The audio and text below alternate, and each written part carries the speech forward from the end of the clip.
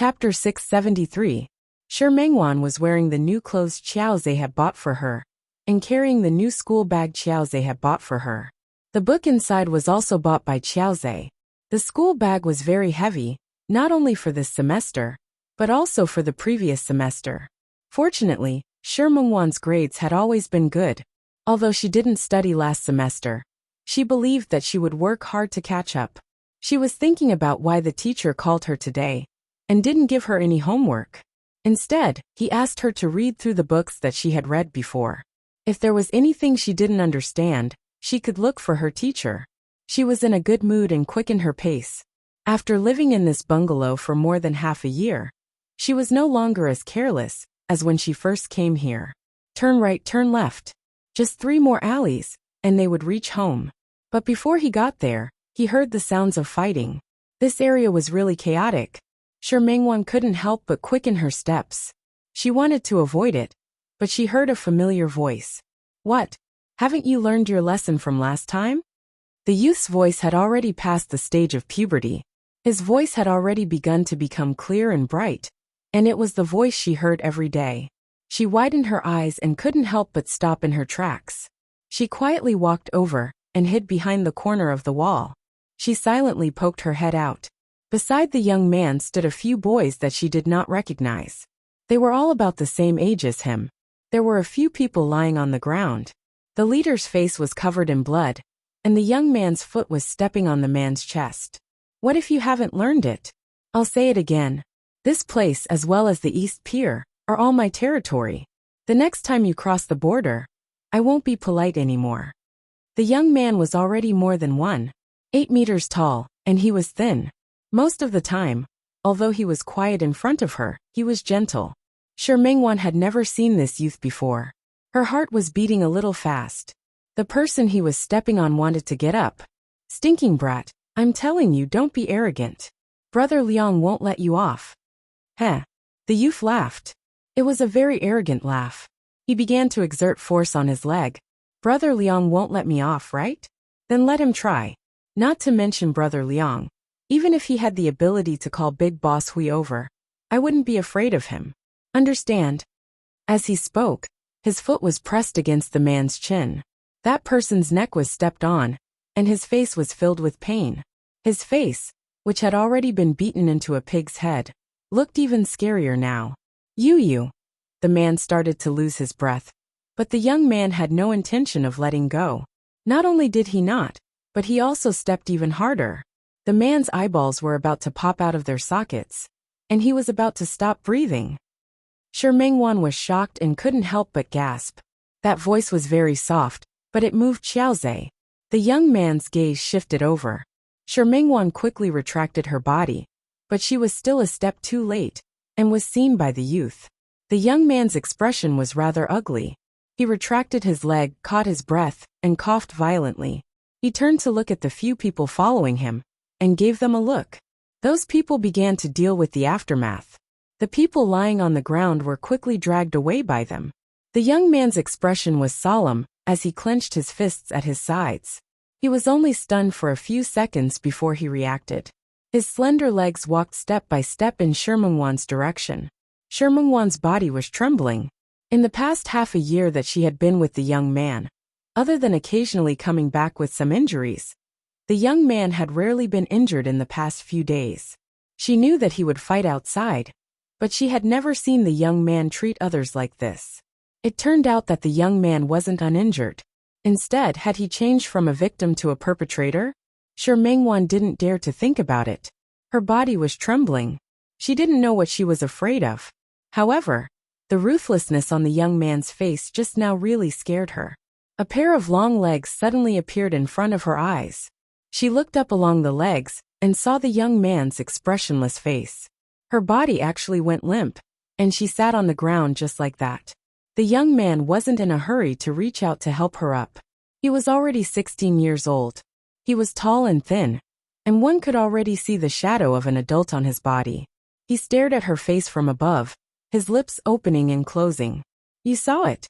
Mengwan instinctively wanted to shake her head, but her body was cold, and she couldn't say a word. However, there was a hint of fear in her eyes as she looked at him. The young man looked at her and reached out his hand to her. Shi Mengwan's body trembled. Thinking about the scene just now, she instinctively retreated, wanting to avoid the young man's hand. Xiao Zhe narrowed his eyes, and there was a hint of danger in them. He had asked someone to think of a way to get Shi Mengwan a place to go to school, because he didn't want her to stay at home every day, and he didn't want her to see him like this today. However, he didn't expect her to still see it.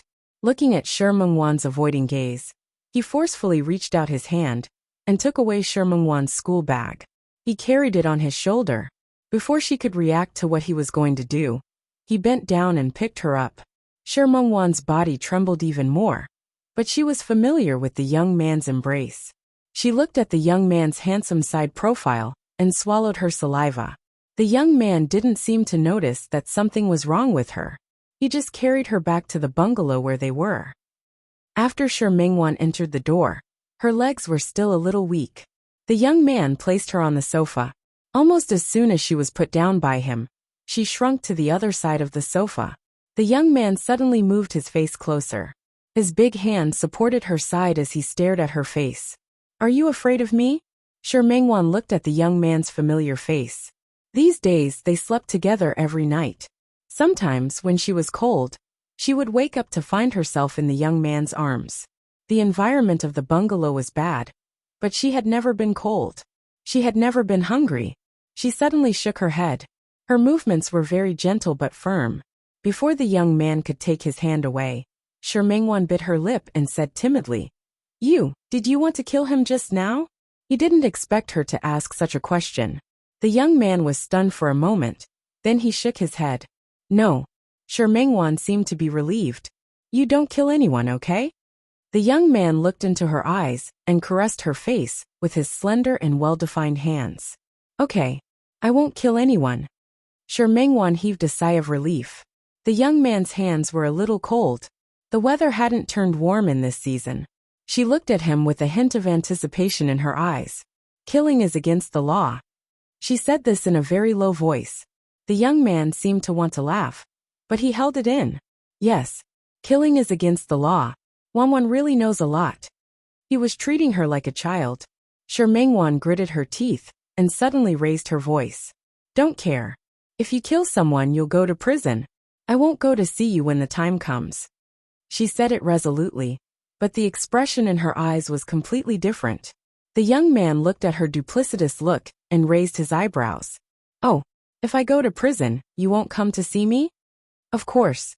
Shi Mengwan nodded and emphasized. "If you go to prison, I'll go home and let you be alone in the future." Her face was young and childish. The young man suddenly reached out and hugged her in his arms. "Okay, I'll listen to you." His embrace made Shi Mengwan relax. She wasn't as afraid as before, and she was no longer trembling. "Dear brother, don't do anything dangerous, okay?" The young man didn't answer her question. He just tightened his arms. Shi Mengwan had a little difficulty breathing, but she still had to say, "If you do something dangerous, what will I do?" She reached out to push him away and moved away from his arms a little. "Dear brother, if you're really locked up, or if something else happens, what will I do?" After such a long time, she had run away from home. But she had never felt lonely because of him. His care and love for her made her forget the loneliness of being alone. More importantly, she realized that her dear brother was different in her heart. "Dear brother, I don't want anything to happen to you, and I don't want to be separated from you, so you have to take care of yourself, okay?" The young man looked into her eyes. Her lips opened and closed as she said words that she was worried about him. Today, she saw his dark side, but she wasn't afraid, nor did she run away. He couldn't tell what he felt in his heart. Something was surging in his heart. He hugged her tightly again and buried his face in the crook of her neck. His voice was very soft as he smelled the faint fragrance of a young girl on her body. "Okay, I promise you. I'll take care of myself and won't be separated from you." "Really? Really?" Shi Mengwan raised her head and looked into the young man's eyes. Her heart had already calmed down. She bit her lip. "Dear brother, we'll always be together, right?" "Yes." The young man nodded and looked into Shi Mengwan's eyes with a focused expression. "We'll always be together." He would be with her, protect her, and not let anyone hurt her. Dear brother. Shi Mengwan reached out and hugged the young man's waist. No matter how her dear brother treated others, as long as they could be like this forever, it would be fine.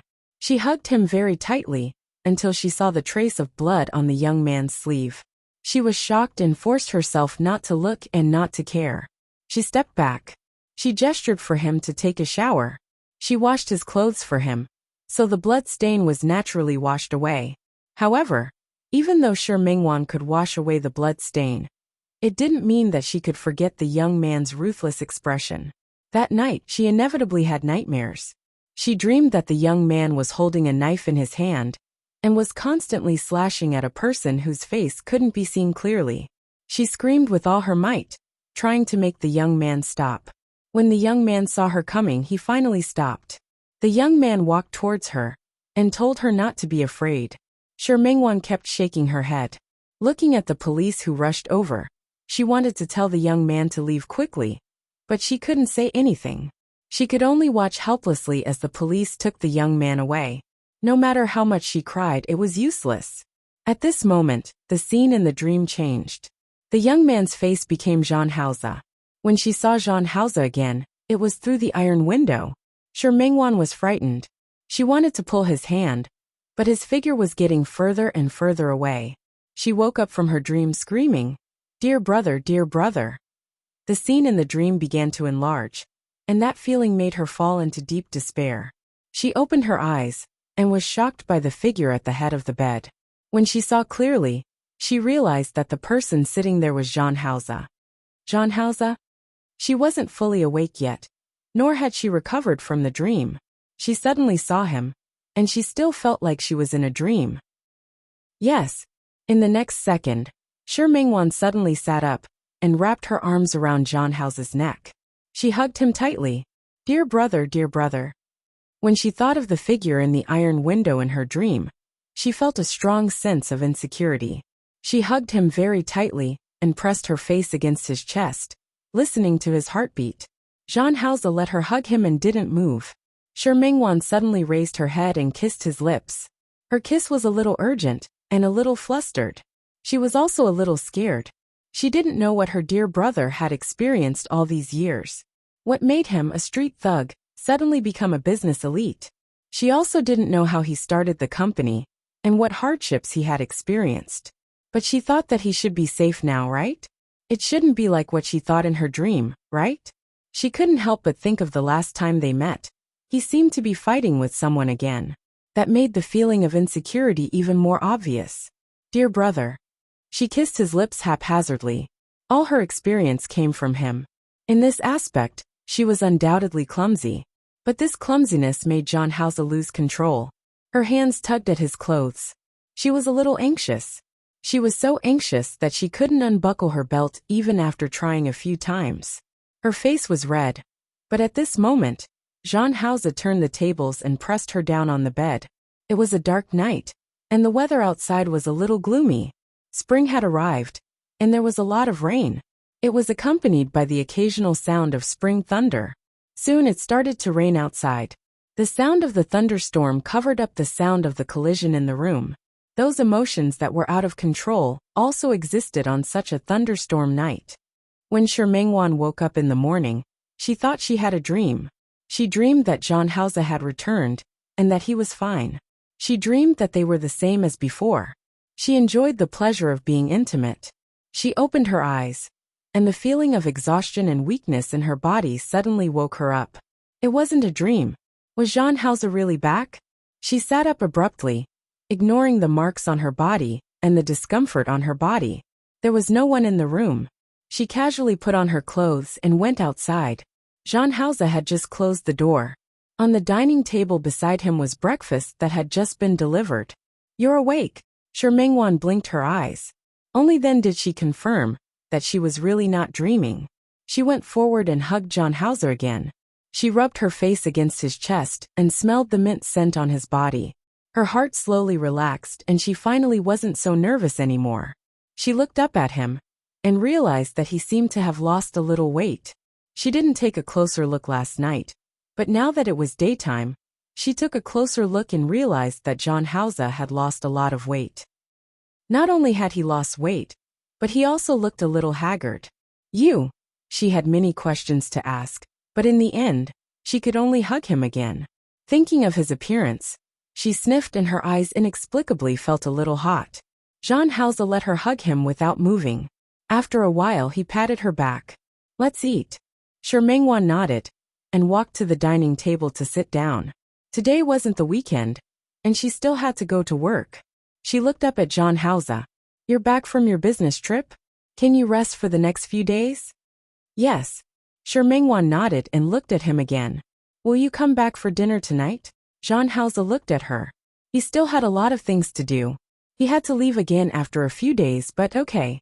She wanted to refuse, but the words that came out of her mouth became affirmative. Shi Mengwan smiled and seemed to be relieved. After dinner, Shi Mengwan went to the company. She had spent a few days to draw the work that she was going to compete in. She had named it Blue Mystery. To her, John Hausa was that mystery. But she wasn't in a hurry. She had the patience to slowly solve this mystery. John Hausa got into the car, and Tang Hua looked at him worriedly. "Boss, are you okay?" John Hausa shook his head. The car accident had caused John Hausa to suffer some minor injuries. However, he refused to rest for long. Instead, after he finished his matters in Qing City, he came here. He roughly knew that the person upstairs was his boss's favorite. "But, boss, I'm afraid we'll have a lot of things to do in the future. Moreover, the situation is getting more and more chaotic. It's not appropriate for you to be like this now." Tang Hua had followed John Hausa for a long time. In the past 10 years, what hadn't they experienced? But in the past, those undercurrents were still calm on the surface, but now it was different. John Hausa's appearance in Qing City was equivalent to turning everything over to the surface. Although that car accident didn't cause much damage, it was definitely a warning. Zhang Kuan wasn't dead yet, and those people below weren't honest. Not to mention that there were countless people who didn't like John Hausa and wanted to get rid of him. "Boss, why don't you stay away from Miss Shi for now?" With their current abilities, even if they could protect Shi Mengwan, it wouldn't be good for such a big weakness to be known by others. John Hausa leaned against the back of the chair with his eyes half closed. His face was gloomy, and no one knew what he was thinking. He didn't say anything, so Tang Hua couldn't say much. The car drove towards the Chen Corporation's building. Just as they were about to reach the Chen Corporation's building, John Hausa finally spoke. "From tomorrow onwards, I'll move back to the Chen family." "Boss, you've been living in the Chen family all this time. Do you think those people don't know?" The problem now wasn't where he lived, but he didn't finish his sentence, but John Hausa understood what he meant. His face was gloomy, and his expression looked quite solemn. "Boss, just listen to me." Tang Hua had told him long ago, but John Hausa had always refused. Was he still hesitating at this time? "Stop talking." "Boss, what will happen if you get engaged to Miss Chun? It's not like you're getting married. This period of time is just right to divert their attention. It's good for you and sister-in-law Shi." John Hausa pursed his lips into a straight line, and his gaze kept looking out of the window. Seeing this, Tang Hua called out again. Chapter 674. There was silence in the car. John Hausa did not respond to Tang Hua's words. He knew that Tang Hua was right. At this stage, it was best and most suitable for him to get engaged to Chen Feifei. Putting aside the fact that it could divert the attention of that group of people, the Chen family had some influence in Xi province. Chen Feifei's maternal family also had a certain background. Although Chen Yongchang was a despicable person, he truly loved his daughter. Chen Feifei wasn't Shi Mengwan. Moreover, it was just an engagement. It wouldn't affect anything. If he was rational, he would have agreed. Lowering his eyes, he rubbed his temples. "Let's not talk about this anymore. Let's solve the problem in front of us first." "Boss." Tang Hua felt that it was a pity. This was a really good opportunity. All right. John Hausa was not only thinking about the matter in front of him, but also other things. Tell old 6 and old 7 to hurry up. He was really impatient from waiting. Understood. Tang Hua looked at John Hausa's expression and felt a little uncomfortable. "Boss, don't worry. It's all temporary. When our troubles are resolved, you can be with sister-in-law. It was just that the troubles in front of them were not easy to solve. He knew, and so did Jean Hausa. The carriage fell into silence. After a long time, Jean Hausa turned his face and looked out of the window. They had already arrived at the Chun Corporation building. Thinking of Chun Yongchang, that old fox, his face darkened. During this period of time, Chun Yongchang's movements are also very big. Be on guard. I know. Tang Hua thought of Chun Yongchang, and there was a hint of disdain on his lips. However, when the car stopped, all traces of those emotions disappeared. Jean Hausa hadn't been in Lin City for a while, so there was a pile of work that he hadn't finished dealing with. For the whole morning, he was basically dealing with all kinds of official matters. Apart from the Chun Corporation's business, he was also responsible for several companies under his name. When it was almost lunchtime, Chen Feifei arrived. Brother Hao. Chen Feifei looked at Jean Hausa and felt very wronged. Where have you been all this time? Why aren't you back yet? I went on a business trip. Jean Hausa's voice was very soft. Chen Feifei found that it was very rare for Jean Hausa to not smile at her for a long time. But his attitude today could be considered gentle. She was happy in her heart, and the pout on her face lessened a little. Brother Hao, do you know how much I miss you? You're always busy when I call you, and you don't reply to my messages. I almost thought something happened to you. Didn't I tell you? I'm on a business trip. Jean Hausa looked at her. What's the matter? Can't I look for you if I have nothing to do? Chen Feifei stood in front of him. Brother Hao, you haven't eaten with me for a long time. No matter what, you have to eat with me today. I still have work here. Work, all you know is work. Chen Feifei pouted her lips. Work will never be finished. I want you to accompany me. She looked at the time and stepped forward to hold Jean Hausa's hand. Let's go. It's almost time for dinner. You still have time to eat, right? Feifei, let's go. Chen Feifei pulled Jean Hausa up. Jean Hausa originally wanted to pull her hand away, but he didn't know what he thought of. But he let her pull him up and go outside. When he passed by the assistant's office, he happened to see Tang Hua. When Tang Hua saw his actions, he obviously heaved a sigh of relief. President Jean. Yes. Jean Hausa nodded. I'm going out to eat with Feifei. You keep an eye on the company. Yes. Tang Hua nodded and gave Jean Hausa a look. President Jean, be careful on the road. I'm afraid there will be a traffic jam at this time. I know. Chen Feifei looked at Tang Hua, and then at Jean Hausa. There will be a traffic jam at this time? It can't be, right? Let's go. Jean Hausa brought Tang Hua downstairs. They went downstairs and got into the car. As expected, they saw a few tails behind them. Jean Hausa narrowed his eyes. He didn't move. When Chen Feifei's face approached his arm, he didn't push her away. When they arrived at the restaurant, it was Chen Feifei's favorite restaurant. After entering the door, Jean Hausa looked behind him from the corner of his eye. The car that was following them had already stopped on the opposite side of the road. There was a trace of mockery in Jean Hausa's eyes. Brother Hao, what do you want to eat? Anything is fine. Jean Hausa turned to look at Chen Feifei. It was rare that he didn't give her a cold face like before. Sure, Mingwan went to the studio today. After a while, she would go to France to participate in the fashion design competition. Before that, she had to arrange the content of the studio. However, today, she was obviously a little absent-minded. She was thinking about what to eat tonight. She hadn't seen Jean Hausa for so long. Should she make it more grand today? With this thought in mind, Sure Mingwan couldn't help but turn on her phone. Here, she downloaded an app that specialized in teaching people how to cook. Looking at the menu inside, Sure Mingwan left the company early to buy ingredients. When she got home, she started preparing dinner. She sent a message to Jean Hausa, asking him to remember to come back for dinner. When Jean Hausa received his message, he had just driven out of the Chun Corporation's building. In the Chun Corporation's building, Jean Hausa had already gotten into the car. He was about to head in the direction of Sure Mingwan's house, when he saw the people who had helped him shake off at noon following him again. Jean Hausa's face darkened. Thinking about his apartment near the company, he turned the car around and drove in the direction of the apartment. During the rush hour, the traffic was very heavy. It wasn't easy for him to shake off those 3 cars. The car drove to the apartment. Because this was a high-end residential area, cars outside couldn't enter. So Jean Hauser didn't have to worry about those people following him. After entering the underground parking lot, he went upstairs and changed his clothes. He disguised himself before going downstairs again. He changed his car and left from another exit. As expected, there were people guarding the other exit. He drove the car on the road, but the car behind him didn't move. When Jean Hauser arrived at Shi Mengwan's apartment, she had already waited for him for nearly 2 hours.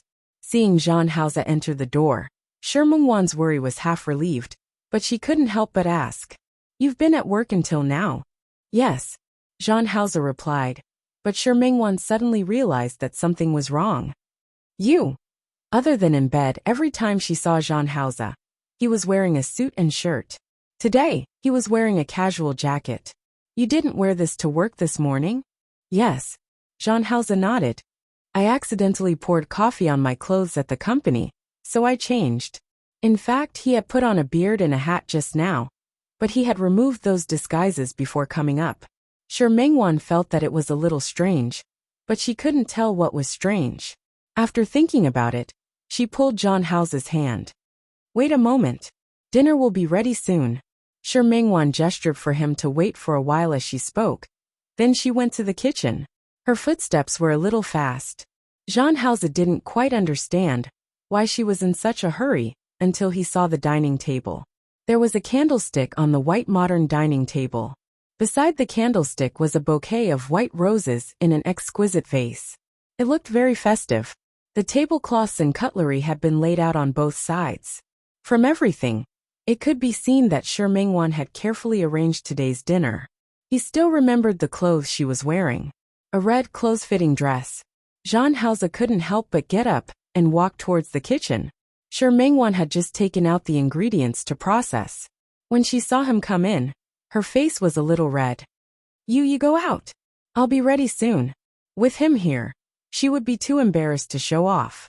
Jean Hauser stood at the door and didn't move. He just stared at his face. Shi Mengwan felt more and more uncomfortable under his gaze. She reached out to push him. "Go out. Hurry up, go out." Jean Hauser pulled her hand over, lowered his head, and kissed her lips hard. He didn't go deeper, and stopped after a brief kiss. "I'll wait for you." He finally left the kitchen. Shi Mengwan's face was a little red and a little hot. She patted her face to let her breathing and heartbeat return to normal. She turned around, looked at the ingredients on the cooking table, and began to work. She had tried frying steak before, but the taste was really only average. She only hoped that Jean Hauser wouldn't mind. Half an hour later, Shi Mengwan brought out the fried steak, the pasta she had made, and a salad. "It's ready to eat."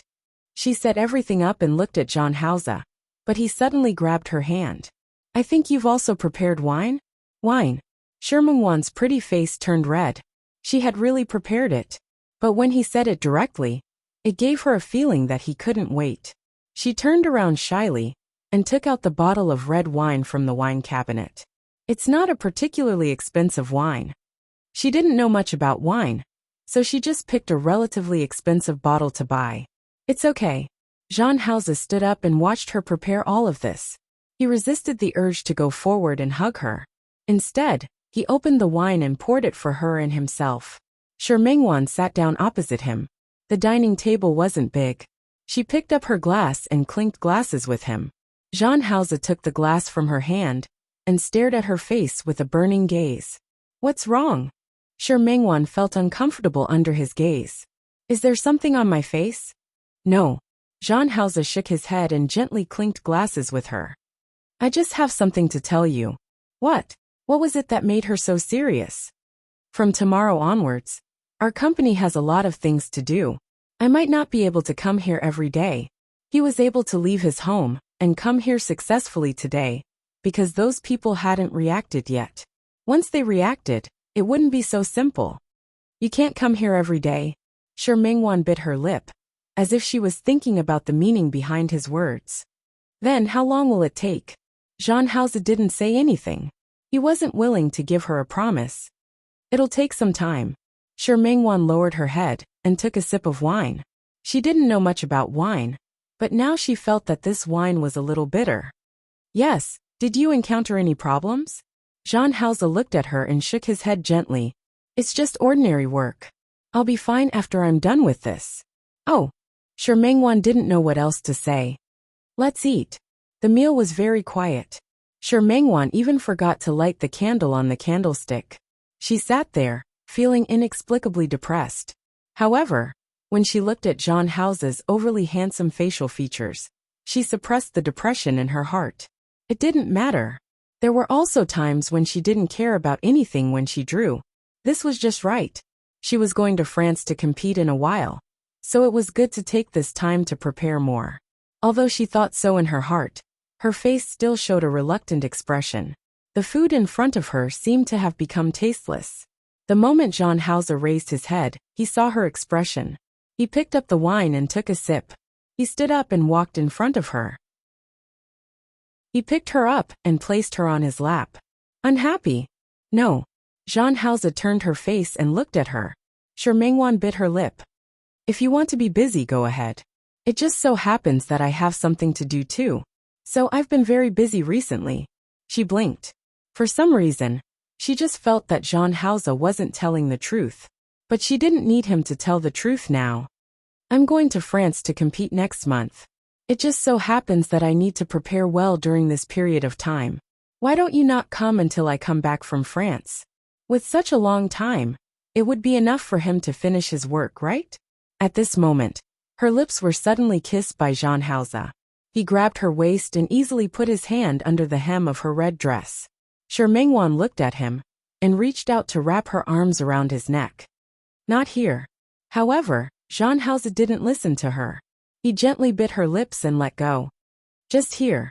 His lips moved bit by bit to her ear. Not just here. There's also the kitchen, the living room, and the bathroom. Today, we'll do it in every place. Shi Mengwan felt her face burning.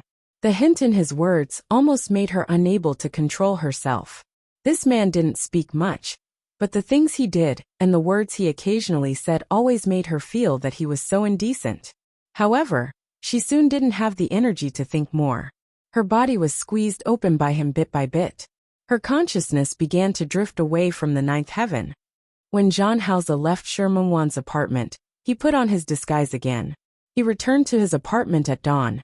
When he entered the apartment, he was not surprised to see the few cars waiting for him at the entrance of the neighborhood last night. There was a flash of darkness in his eyes. After entering the door, he removed his disguise and took out his phone to make a call. The other party only asked someone to follow him, but he didn't ask anyone to make a move. What did that mean? Was he looking for an opportunity, or did he want to play a bigger game? No matter which it was, he would accompany him to the end. The moment the call was connected, he walked to the balcony and looked down at the few cars below. Help me do something. After hanging up the phone, his fingertips accidentally touched the photo album. There was a photo on it that had just been taken today. The faint light of the morning shone on Shi Mengwan's face. She was sleeping on the bed, her entire person peaceful and quiet. After staring at the photo for a while, Jean Hauser saved the photo into an encrypted document. He put the phone aside. Shi Mengwan didn't expect Jean Hauser to really not appear. When she woke up, he was already gone. There was still the dinner left by the two of them yesterday on the table. However, there was no trace of Jean Hauser in the room. He didn't even buy her breakfast like usual. Her body was a little sore and uncomfortable. She sat on the sofa, curled her legs and hugged her knees. She looked at the messy dining table for a long time and suddenly smiled. It wasn't like they hadn't been separated before. Why did she make it seem like they were separated forever this time? Shi Mengwan, don't be so pretentious. After a while, when Jean Hauser is done with his work, he will come to find you. In the next half a month, she didn't see Jean Hauser. He really didn't appear. Shi Mengwan's entry was almost ready. In a week she would fly to France. Before that, Shi Mengwan went to Rong City to see Su Qingsang. Su Qingsang had been asking her to play since she went to Rong City in January. But Shi Mengwan wasn't free before. When she went to Rong City, Su Qingsang put down her work to play with her. In the evening, She also took her to meet Hu Jinyao's group of childhood friends. Unexpectedly, Zhang Hao's childhood friend, Wan Xianying, seemed to be interested in her. Before the party ended, he kept asking for her contact information. For Su Qingsang's sake, she didn't want to refuse too obviously. She had no choice but to give him her WeChat. In the next 2 days, Wan Xianying contacted her time and time again, saying that he wanted to be her director.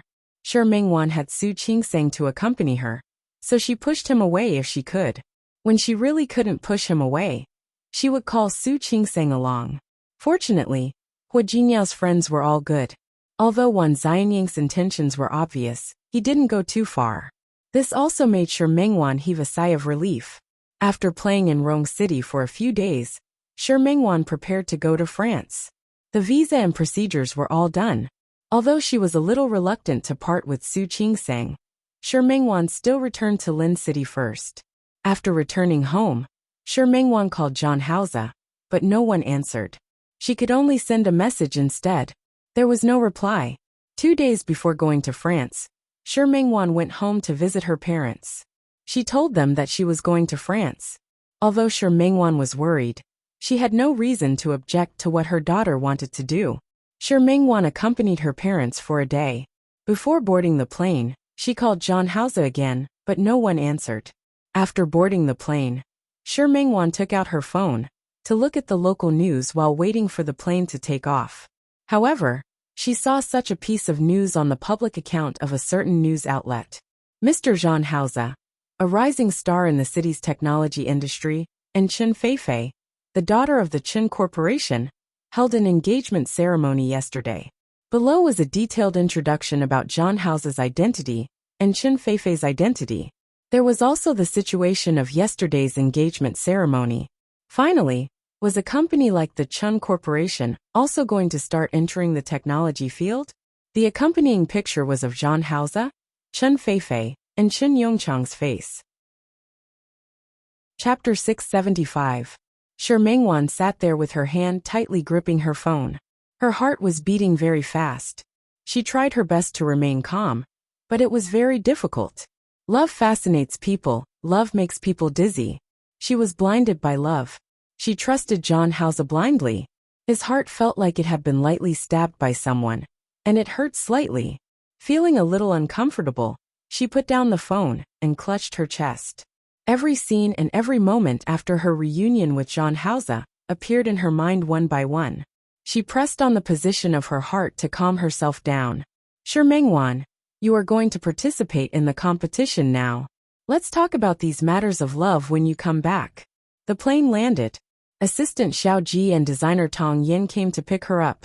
This time, she was participating in the competition in the name of her studio. Apart from herself, she let little Ji and Tong Yin come over first to play the vanguard. Sister Sure, are you too tired from the flight? Xiao Ji had arrived the day before. She had come in advance and arranged a car. Now that he saw Sure Mengwan's expression wasn't good, he thought that she was too tired from the long flight. Not bad. How have you been these 2 days? Not bad. The one who spoke was Tong Yin. She had been here for 2 days and looked around. This is indeed the fashion capital. It's quite rewarding. Well, it's good that we got something. Let's go back to the hotel first. Sure Mengwan sorted out her emotions in just a few sentences. She wasn't alone. She had more important things to do right now. After getting into the car, Sure Mengwan and Tong Yin talked about the competition again. The fashion design competition was held in Paris, the fashion capital. When Tong Yin arrived, there were already quite a number of participants. It was a gathering of designers from more than a dozen countries around the world. Among the people who came, there were already those who had passed the preliminary round. Next was the semi-finals and the finals. Every match had a theme. In order to complete the work, it had to fit the theme of the competition. Then, from these works that fit the theme, the judges would pick out the 10 that they felt were the best. Then the finals would be held among these 10 people. The semi-finals and finals would last for half a month. In other words, they had to stay in France for half a month. Sure Mengwan knew about this before. Although she didn't know what the next 2 topics were, she was confident in herself. Little G was booked into a hotel near the competition venue. Little G shared a room with Tong Yen. Shi Mengwan's room was right next to theirs. After entering the door, she motioned for them to rest for a while. She wanted to take a shower and change her clothes.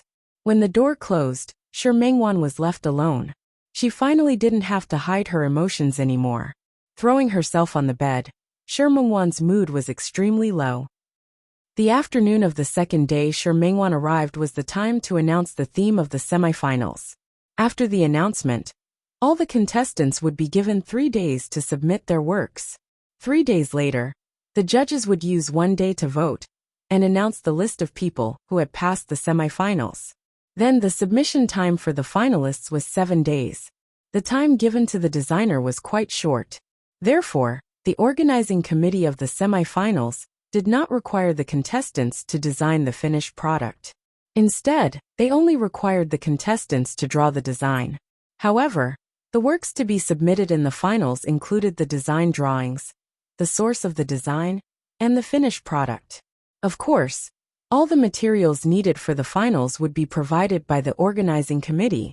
When Shi Mengwan appeared in front of Xiaoji and Tong Yen again, she looked radiant again.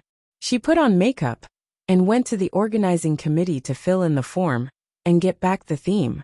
The theme of this season is sweet. When she saw this theme, Shi Mengwan felt a little dizzy. She couldn't be sweet at all now. After she came to France, it wasn't that she hadn't thought of calling Jean Hausa. She wanted to ask him what was going on. How could he be engaged to another woman? But her dignity didn't allow her to ask. She retracted her thoughts and looked at the requirements on the design theme. Shi Mengwan bit her lip. Was it sweet? 3 o'clock was very tight. It was so tight that Shi Mengwan didn't have time to think about why Jean Hausa was engaged to another woman. In the past 3 days, she had hardly left her room. Every day she had been drawing and drawing. After 3 days, Shi Mengwan submitted the design draft. Before the judges voted, Shi Mengwan, who was extremely tired, told Tong Yen and Xiaoji not to disturb her and slept for the whole day.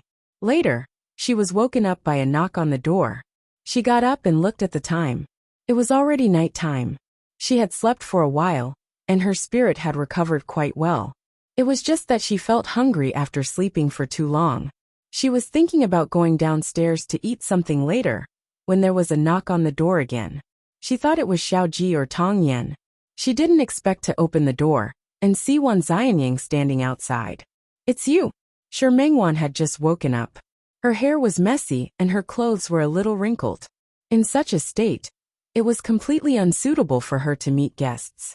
She resisted the urge to close the door and took a small step back. "Good evening, Mengwan." "Hello."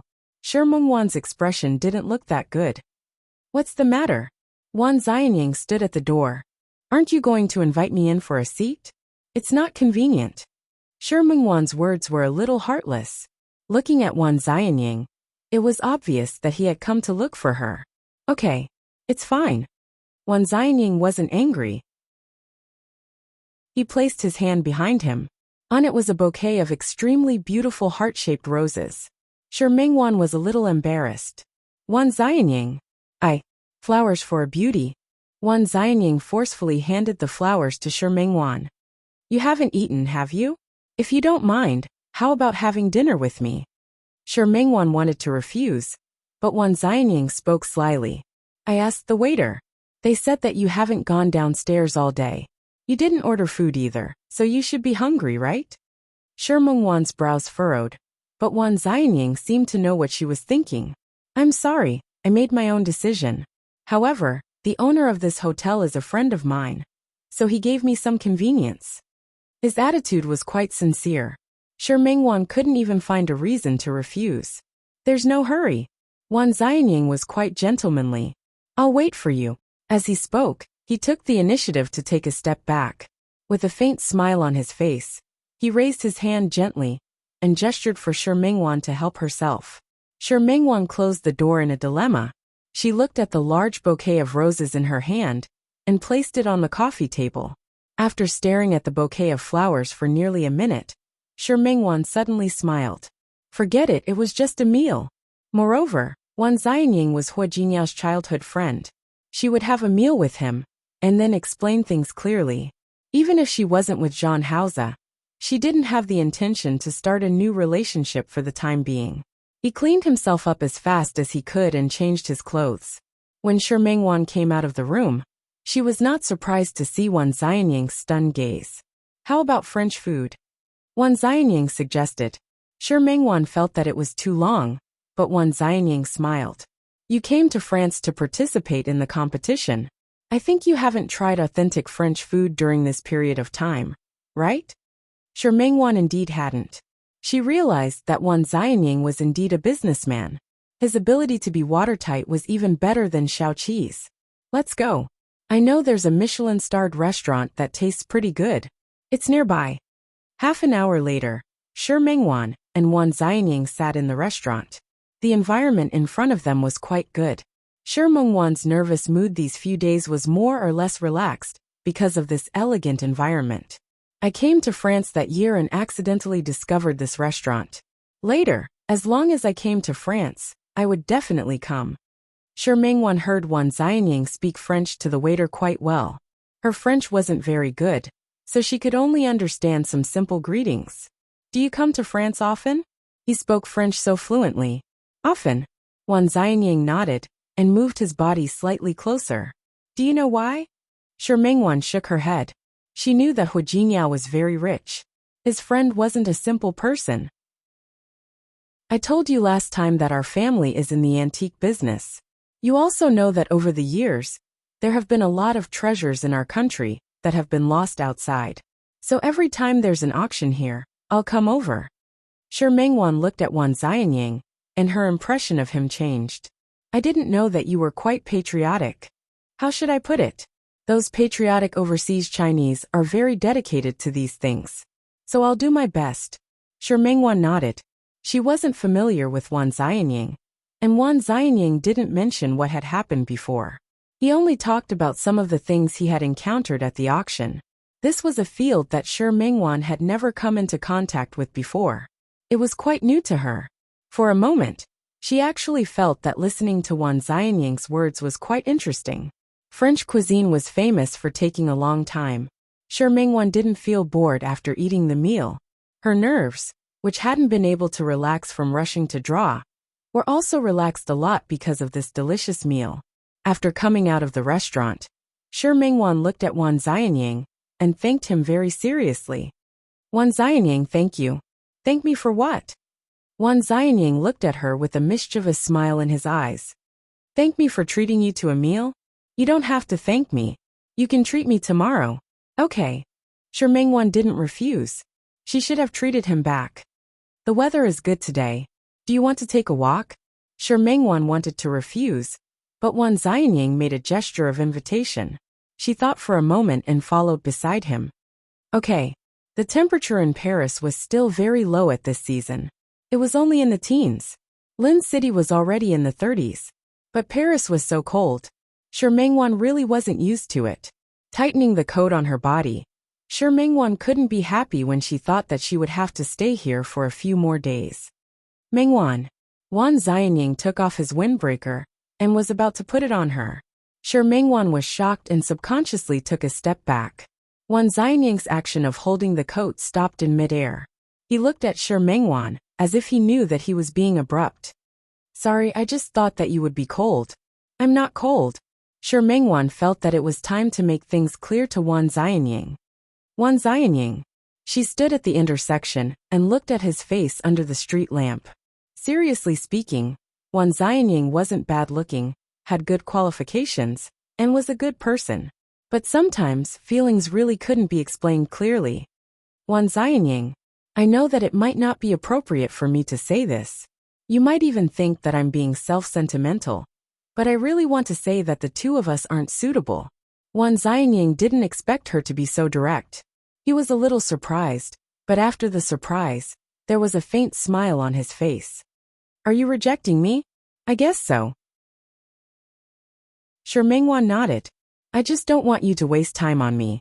You're not me. How do you know that I'm wasting time? But I don't like you. Shi Mengwan was very direct. Her personality was like this. If she liked him, then she liked him. If she didn't like him, then she didn't like him. Wan Xianying took a step forward and looked at Shi Mengwan's face. Before he came, he specially asked Su Qingsang to do his homework and asked a lot of people. Everything that happened today, whether it was what flowers to send or where to eat, he had carefully arranged everything. However, he didn't expect such a result. You don't like me, but I like you. I think that's enough. Maybe one day you'll like me? That's impossible.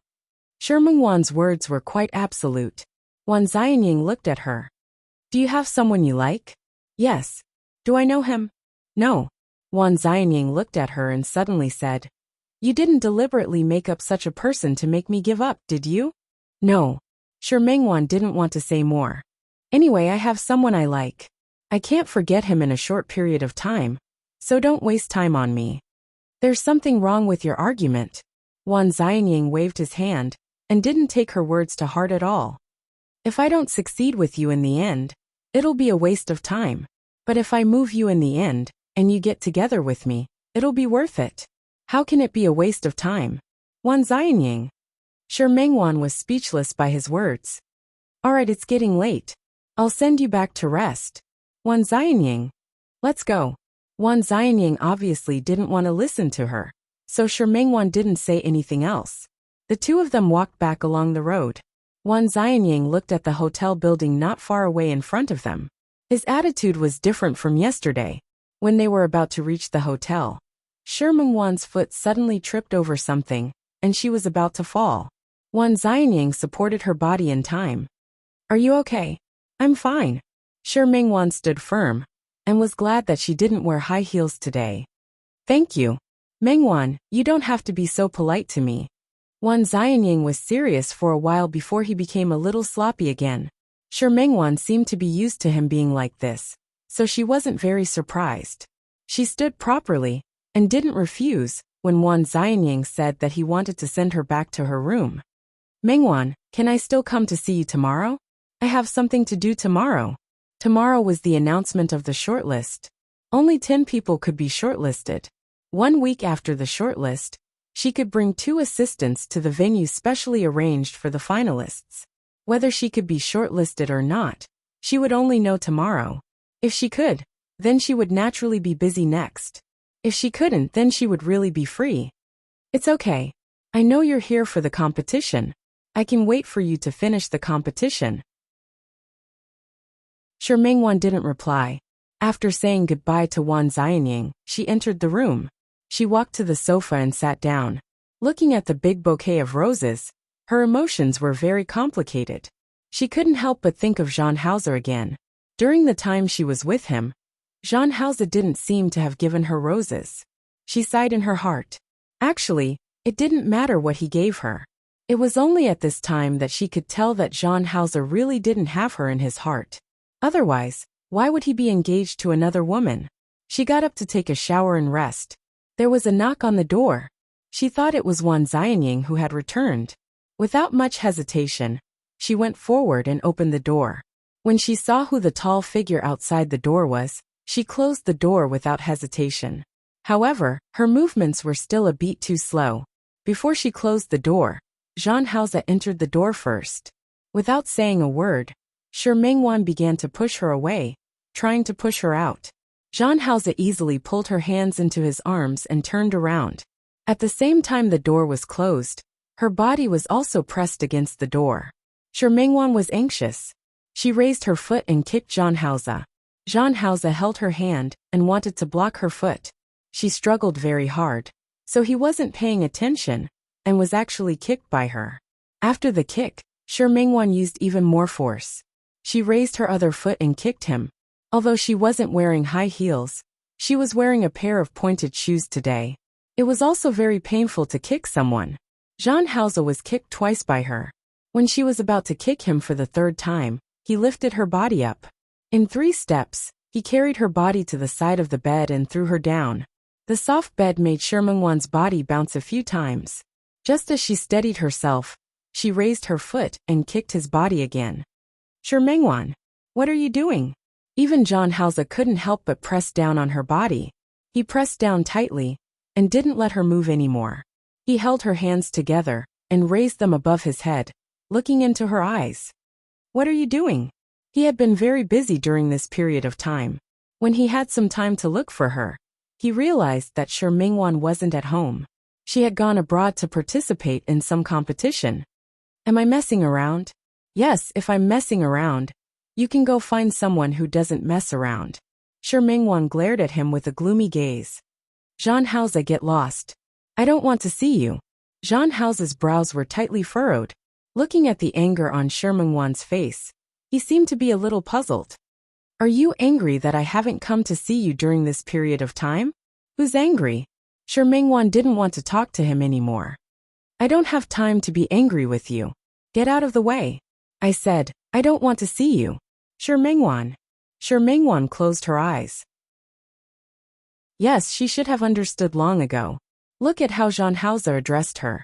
He had always called her by her full name. Did he really have feelings for her? Did he really like her? Did he really love her? I'll say it again. Zhang Haoze, get out. Chapter 676. I do. Zhang Haoze didn't believe her at all. He only felt that Shi Mingwan's actions were because he hadn't come to see her for a long time and was throwing a tantrum. Call me. This person. Really? Shi Mingwan suddenly pressed the 3 numbers. After pressing it, the moment the call was connected, she spoke in fluent English. Hello, I'm at XX Hotel Room 13. Before she could finish her sentence, the phone was snatched away by Zhang Haoze. He looked at her and couldn't believe that she was serious. Shi Mingwan, do you know what you're doing? Of course I know what I'm doing. It's someone who doesn't know what I'm doing. It's you. She glared at Zhang Haoze. She had been suppressing her uncomfortable emotions for the past few days. At this moment, she didn't want to suppress them anymore. Zhang Haoze, is it fun to be two-timing? Is it fun to bully me like this? As she spoke, the great anger from when she knew that he was engaged surged in her heart. Without thinking, she raised her foot and kicked him again. Zhang Haoze, who was shocked by Shi Mingwan's words just now, was still thinking about her words. He didn't pay attention and actually let Shi Mingwan kick him. Zhang Haoze was kicked and had no choice but to leave her body. Shi Mingwan took this opportunity to quickly get up from the bed and dodged to the side. She sat up and looked at Zhang Haoze with a defensive expression and resentment. Zhang Haoze, you can't bully me like this. Perhaps because she had suppressed it for too long, Shi Mingwan's tone was filled with grievance. But very quickly, she suppressed this grievance. Let bygones be bygones. But now, she didn't want to continue like this. Leave. I don't want to see you. As she spoke, she pointed at the door, wanting Zhang Haoze to get lost. Zhang Haoze sat on the bed and didn't move. His brows furrowed slightly, as if he had thought of something. Two-timing? Who? At this time, he was still playing dumb. Shi Mingwan nodded and went forward to take the phone. After taking the phone, she quickly retreated, as if she wasn't afraid that Zhang Haoze would pounce on her. She turned on the phone and found yesterday's news. She directly placed it in front of Zhang Haoze. On the phone screen, Zhang Haoze stood with Chen Feifei, while Chen Yongchang stood beside Chen Feifei. The 3 of them smiled brightly. The accompanying article was the news of their engagement. Shi Mingwan's gaze was slightly cold as she stared straight at Zhang Haoze. Now that things had come to this, what else could he say? He said that there was nothing between him and Chen Feifei. He asked her to give him time. She believed him, gave him time, and the result? Zhang Haoze's eyes darkened when he saw the photo. He knew about this photo. He also knew about this news, but he didn't expect Shi Mingwan to see it. Nothing to say. If you have nothing else to say, then leave. She didn't want to hear it from him either. It was true that she longed for love and wanted to be with him, but she didn't want to be looked down upon. She didn't want to be a shameful mistress. Even if according to the chronological order, she should have arrived first. She casually threw her phone aside. Shi Mingwan still had things to do tomorrow, so she didn't want to waste her time with Zhang Haoze. Leave. Zhang Haoze got up and got out of bed. Shi Mingwan thought that he was going to leave, but he walked to her side and hugged her. Zhang Haoze. He didn't want to use this trick all the time. Shi Mingwan struggled up and raised her foot to kick Zhang Haoze again. He dodged this kick and Shi Mingwan used her elbow to hit his abdomen. She heard a muffled groan. She didn't stop. She didn't use much strength. What was he doing? However, when she saw Zhang Haoze bend down, she thought he was pretending. Zhang Haoze, go out. I don't want to see you. Zhang Haoze didn't say anything. His hand kept covering his abdomen, and his face seemed to be in pain. Shi Mingwan was still calm at first, but when she saw that he was really in pain, she couldn't hold back the coldness on her face anymore. Stop pretending. If you're fine, go out. I don't want to see you. Zhang Haoze shook his head. He reached out to hug her. Only then did Shi Mingwan remember the situation in front of her, and pushed him hard again. He was pushed back a step by her, and his back hit the edge of the table in the hotel room. Shi Mingwan's lips moved. She wanted to say that she should be careful, but she thought that she didn't have much strength at all. He must be pretending. But when she saw the blood flowing out from between Zhang Haoze's fingers, she was shocked and went forward without thinking. Are you hurt? Zhang Haoze raised his head and looked at her. Ignoring the blood on his body, he reached out and hugged her. Zhang Haoze, you? What was he doing at a time like this? I'm not engaged to her. Although everyone thought that way, this engagement was the wishful thinking of the Chen father and daughter. In the past half a month, there had been frequent movements. Some were aimed at him, and some were aimed at Chen Feifei. It was fine to target Chen Feifei, but there was only one. After all, Chen Feifei's uncle was quite powerful in Xi province. However, there were many movements aimed at him. Before he decided to come to France, half of it was because he did it on purpose, and the other half was because he wanted to divert the other party's attention. Therefore, when the other party came looking for him, he didn't avoid it. Instead, he directly accepted the other party's provocation. He deliberately took the knife in his stomach. The strength and direction were calculated accurately. It wouldn't be fatal, but he would suffer a little. Sure enough, after he was injured, the other party's movements immediately stopped. He probably didn't expect him to be so weak, that he would be injured so easily. It was also because he was injured that the other party's movements stopped. That was why he had the time to come to France to look for Shi Mingwan. However, he didn't expect Shi Mingwan to have such a reaction when he came. Where are you hurt? Shi Mingwan didn't want to care about whether he was engaged or not. She remembered that he was very skilled. Ordinary people shouldn't be able to hurt him. So how did he get injured? It's a small injury. Since it's a small injury, let's go. Shi Mingwan retreated from his arms and didn't look at him at all. Get out. Zhang Haoze let go of his hand and looked at his abdomen. He came to France and was wearing a casual suit. Inside was a beige shirt.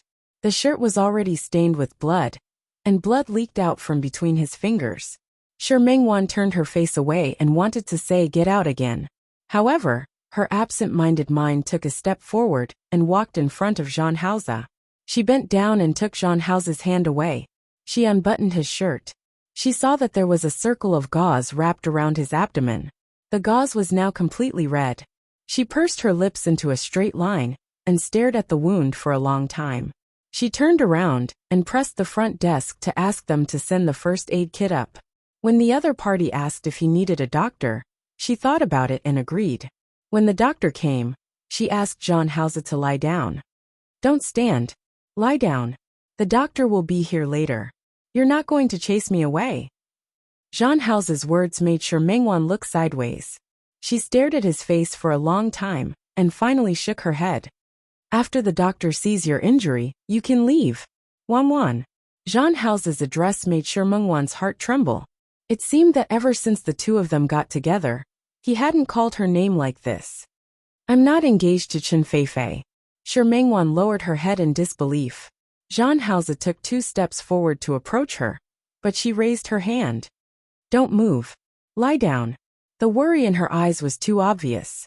Zhang Haoze looked at her for a while, then finally listened to her and lay down on the bed. His hand was still pressed on the wound. It was no longer bleeding. Soon, the hotel waiter brought a doctor up. Shi Mingwan was worried that Zhang Haoze's injury was too serious, and that she wouldn't be able to handle it well. When the doctor arrived, she heaved a sigh of relief. The doctor untied the gauze on Zhang Haoze's waist.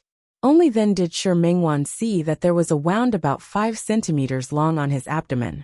The wound had already been stitched up, but it was still bleeding faintly. She wasn't sure if it was because she had pushed him just now or something else. At this moment, her eyes were a little red. The doctor treated John House's wound again and bandaged it. Finally, he gave some instructions on what to take note of.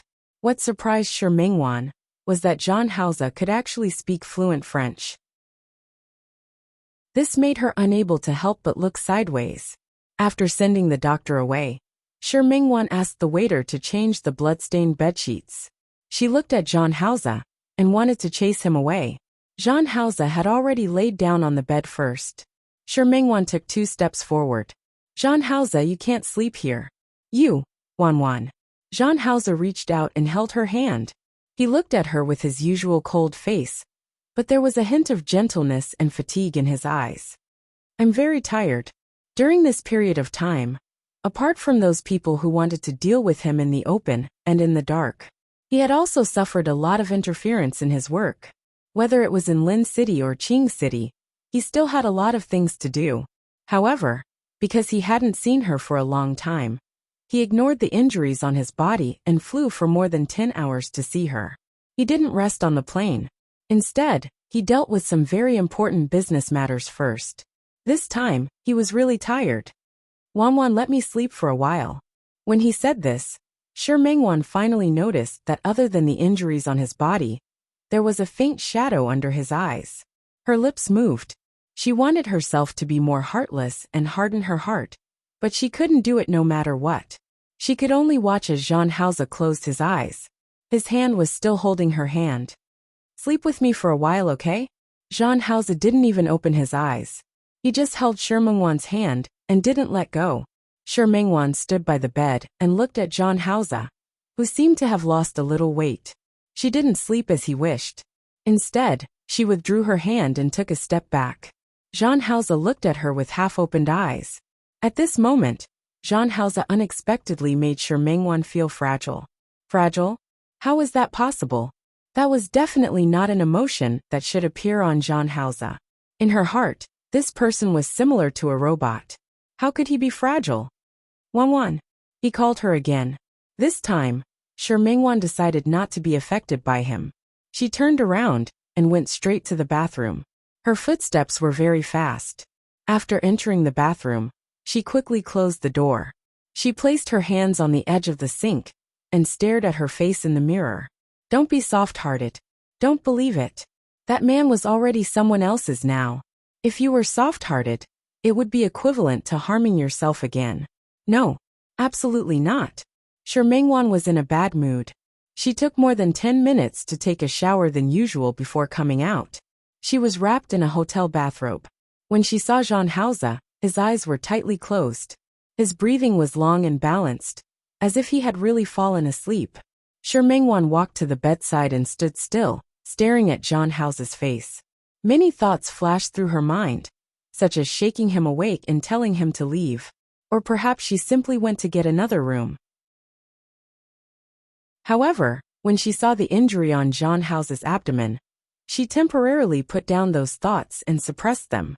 She closed her eyes and finally lay down beside him helplessly. She stared at the side of John House's face, unable to calm down. Shi Mingwan thought that she wouldn't be able to sleep, and she also thought that she would toss and turn for the whole night. But in reality, she slept very soundly. No matter how much she didn't want to deny it, she couldn't escape the reality in her heart. Where John House was, she could always sleep more peacefully. Early morning, Shi Mingwan woke up. When she opened her eyes, she saw John House's enlarged face in front of her. He was staring at her. At the same time that she woke up, he lowered his head and kissed her lips. Shi Mingwan subconsciously avoided him. She looked at him and moved her body to the side. John House supported himself with one hand on the bed. He looked at her movements and moved a little in her direction. Shi Mingwan quickly got up and sat 2 arms away from him. Her gaze shifted slightly to prevent herself from looking at him. Your injury should be fine now. You can leave. Shi Mingwan didn't plan to continue like this. Her body moved, but before she could leave, she was already pressed down by John House. In the next second, She was pressed down by him. Wan, I'm not engaged. He looked into her eyes and said very seriously. His eyes were deep and focused. To her, they were fatally attractive. She knew that what he said might not be the truth, and she didn't intend to believe him. She wanted to struggle, but when she thought that John Hauser was injured, she could only stop. Really? Does it have anything to do with me? Shi Mengwan forced herself to turn her face away. Who are you to me? Whether you're engaged or not, and which woman you're with, you don't need to tell me. Zhang Hao's brows furrowed slightly. Wan, don't call me. Shi Mengwan seemed to have made up her mind. She turned around and looked at him. Zhang Hauser, you said that you're not engaged? Yes. You said that you have nothing to do with Chen Feifei? Yes. Then tell me, who am I to you? Zhang Hauser paused for a moment and looked at Shi Mengwan's delicate and beautiful face. He said 3 words very slowly. Girlfriend.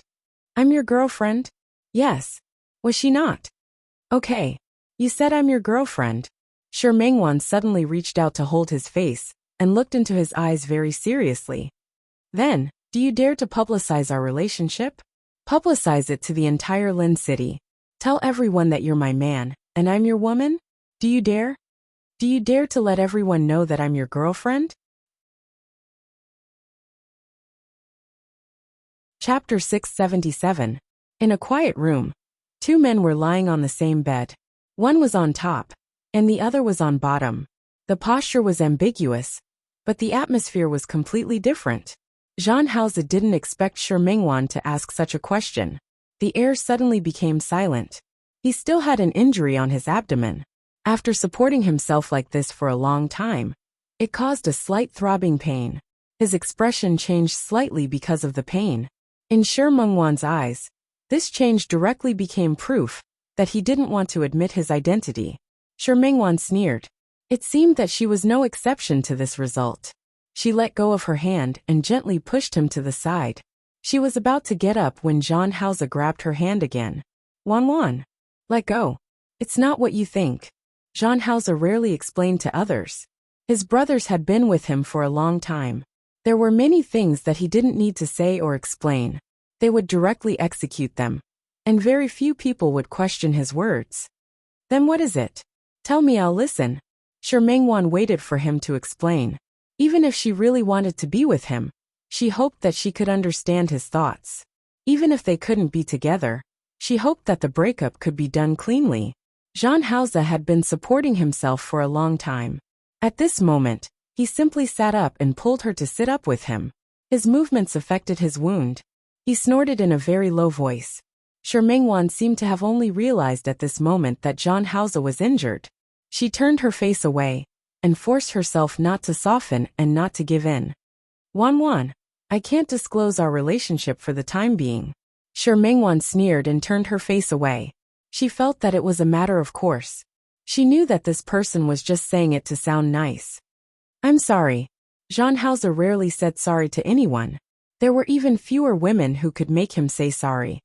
Zhang Hauser thought of Zhang Kuan, the Zhang family in Qing City, and his current situation. He closed his eyes. Chen Feifei has heart disease. She can't stand stimulation. I owe her father a debt of gratitude, so I can't leave the Chen family for the time being. Shi Mengwan turned around and looked at Zhang Hauser. She just stared at him. She has heart disease. She likes you and wants to be engaged to you, so you agreed? I didn't agree. In fact, ever since Chen Feifei had a relapse, Chen Yongchang had been wanting them to get engaged.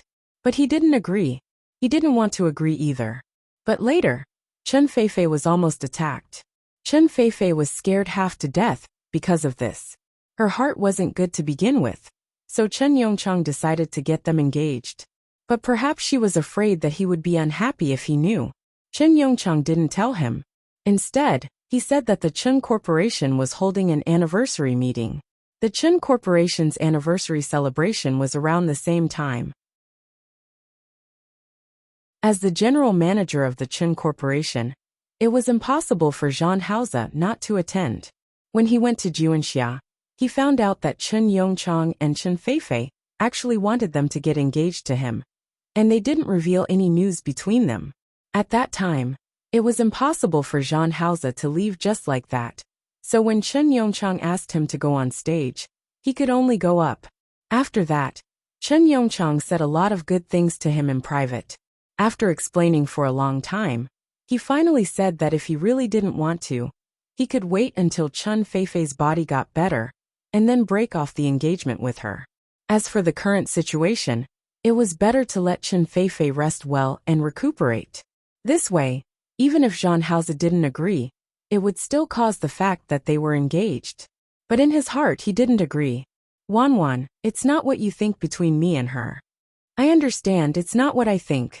It's just that you want to repay her kindness. At this point Shi Mengwan sneered. But Zhang Haoze, the Chen family is kind to you. Chen Feifei has heart disease. What does that have to do with me? Since you pity her so much and can't bear to part with her, then you can go to her side and take good care of her. Why are you looking for me? Wan, do you know what your behavior is called? Shi Mengwan said bluntly. A scumbag. Shi Mengwan. Zhang Haoze looked at her, his face full of disapproval. Shi Mengwan smiled, but that smile didn't reach her eyes at all. Aren't you a scumbag? You're afraid of hurting Chen Feifei, but you're still hanging on to me? Do I owe you? Why should I swallow my anger like this? Or is it that in your heart, I'm so easy to deceive, that I can let you do whatever you want? I didn't mean that. But you've already done it. Shi Mengwan's face was full of mockery, and she didn't give in at all. Aren't you afraid of hurting Chen Feifei while hanging on to me? Zhang Haoze looked at Shi Mengwan and didn't explain. In fact, he couldn't explain. Because of the real reason he couldn't let her know at all. I'm not afraid of hurting Chen Feifei. I just don't want to be an ungrateful person. The Chen family is kind to me. Although I don't like Chen Feifei, I don't want anything to happen to her. Yes, you can't let anything happen to her. So you can let something happen to me. Shi Mengwan couldn't take it anymore. She turned around and was about to get off the bed when Zhang Haoze held her hand. Don't do this. Then what do you want me to do? Shi Mengwan shook his hand off. Accept the truth? Accept the fact that you have to take care of another woman's emotions when you're with me? I didn't. Don't say you didn't mean that. Just tell me directly. How long do you plan to take care of her? How long do you plan to hide our relationship? Zhang Haoze didn't avoid this question. Instead, he looked at Shi Mengwan very seriously. It won't be too long. Give me some time, I'll solve it. Unfortunately, I don't believe you. Zhang Haoze's face darkened because of her words. Shi Mengwan didn't want to continue. She left the bed and stood on the other side of the bed. All right, that's it. Zhang Haoze, you go your own way, and I'll go my own way. He liked to take care of Chen Feifei, so he would take care of her. She wasn't going to accompany him anymore. She still had to go to the organizing committee to see the results of the semifinals today, so she didn't have time to waste with Zhang Haoze here. After entering the bathroom, she washed up and changed her clothes. Shi Mengwan came out and prepared to leave. Zhang Haoze stood up at this moment. Wan, all right, Zhang Haoze. He had already said a lot today. Don't say any more. Either you break up with me, and we won't have anything to do with each other, or you stay away from Chen Feifei. Go back to Lin City and announce that you're not engaged. Everything is a misunderstanding. How about that? Zhang Haoze's face darkened. At this time he couldn't do that. While he was silent and hesitant, Shi Mengwan had already picked up her bag and walked to the door. When she was about to leave, Zhang Haoze stood in front of her again. Wan. Zhang Haoze, I'll say it again. Either you do what you promised me, or you leave this place. There is no third option. Her hand rose, and she thought about pushing him away. The moment she raised her hand, she thought of the tattoo on his body. Gritting her teeth, she walked right past him and left. This time, Zhang Haoze didn't stop her. When she got out of the door, she was relieved, but at the same time, she felt a sense of loss. She believed what Zhang Haoze said was true. He was such a proud person that he disdained to lie. But so what if what he said was true? What could it change? Chen Feifei had heart disease and needed him to take care of her. She was not in good health. Did he have to take care of her all the time? Take care of him one day at a time, and 1 year at a time. He really valued relationships. Unfortunately, she didn't want to waste her time with him. Sister Shi, you're up so early? Just as she went out, Xiaoji and Tong Yin had already woken up and were here. Sister Shi, are you very nervous? I'm not nervous. Shi Mengwan shook her head. Compared to what she was worried about, there was really nothing to be nervous about. If we can pass, then we'll pass. If we can't, then we'll just play for a few days as a vacation. Thinking about it this way, there's nothing bad about it. Sister Shi, your mentality is really good. Xiaoji almost wanted to worship her. Shi Mengwan smiled, and her depressed mood was suppressed again. Let's go. What surprised Shi Mengwan was that she actually passed the semifinals. Among the 10 finalists, she was in the 9th place, as it was said that the rankings were not separated. This was really great news for her. Xiaoji and Tong Yin were extremely happy. The two of them hugged her and congratulated her repeatedly. Shi Mengwan smiled. This was what they meant by frustrated in love, but successful in career. Right? She passed the semifinals. Next, the 10 people who passed were ready to participate in the finals. We've already prepared the venue for the finals. For the next 7 days, you need to stay in the place we've prepared. You'll draw here, make the finished product, and walk until you've finished your work. Because the venue is a little far, you can go back and pack your things now. Gather here in the afternoon. We'll have a car to send you to the venue. The people from the organizing committee explained the rules again. Shi Mengwan, Xiaoji, and the others all memorized it very seriously. After memorizing it, they decided to go back to the hotel to pack their luggage first, and then come over to gather in the afternoon. Shi Mengwan, Xiaoji, and the others returned to the hotel. Xiaoji stood at the door of the room and looked at Shi Mengwan. Sister Shi, do you want us to help you pack? No need. Shi Mengwan shook her head. You guys go pack your things. We'll go out for a meal later. Okay, Sister Shi. It's still early anyway. We can come back after dinner and rest for a while. Shi Mengwan nodded. Now, she just didn't know where the organizing committee would arrange for them.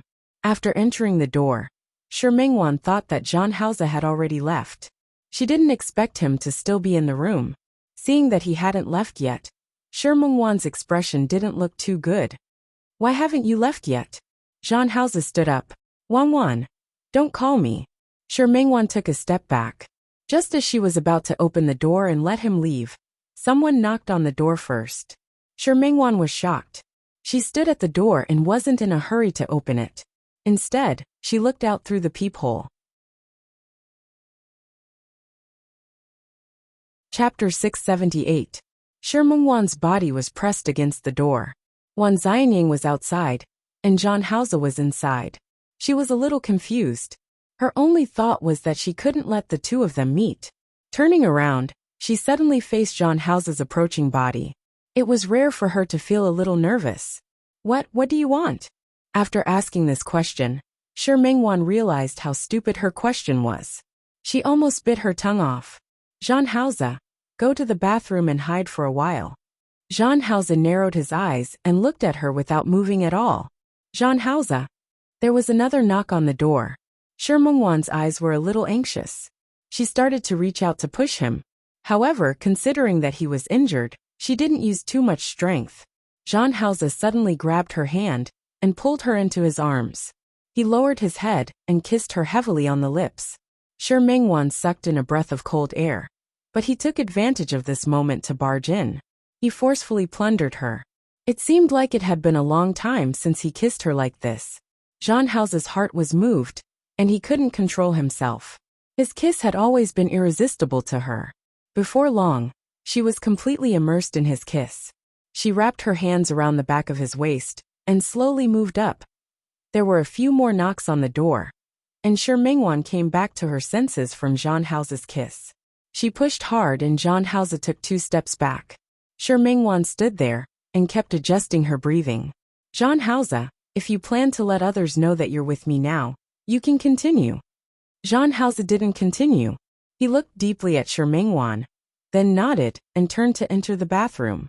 Shi Mengwan heaved a sigh of relief. She was really afraid that John Hauser would continue regardless. After all, not many people knew them in this foreign country. Taking a deep breath, she turned to open the door. Wan Xianying, who was outside the door, smiled when he saw her. He handed a bouquet of flowers to her with a faint smile on his face. Congratulations. You. Shi Mengwan looked at the bouquet of flowers and wasn't in a hurry to take it. Wan Xianying took a step forward and gestured for her to accept the flowers. Why? You passed the semifinals and entered the finals.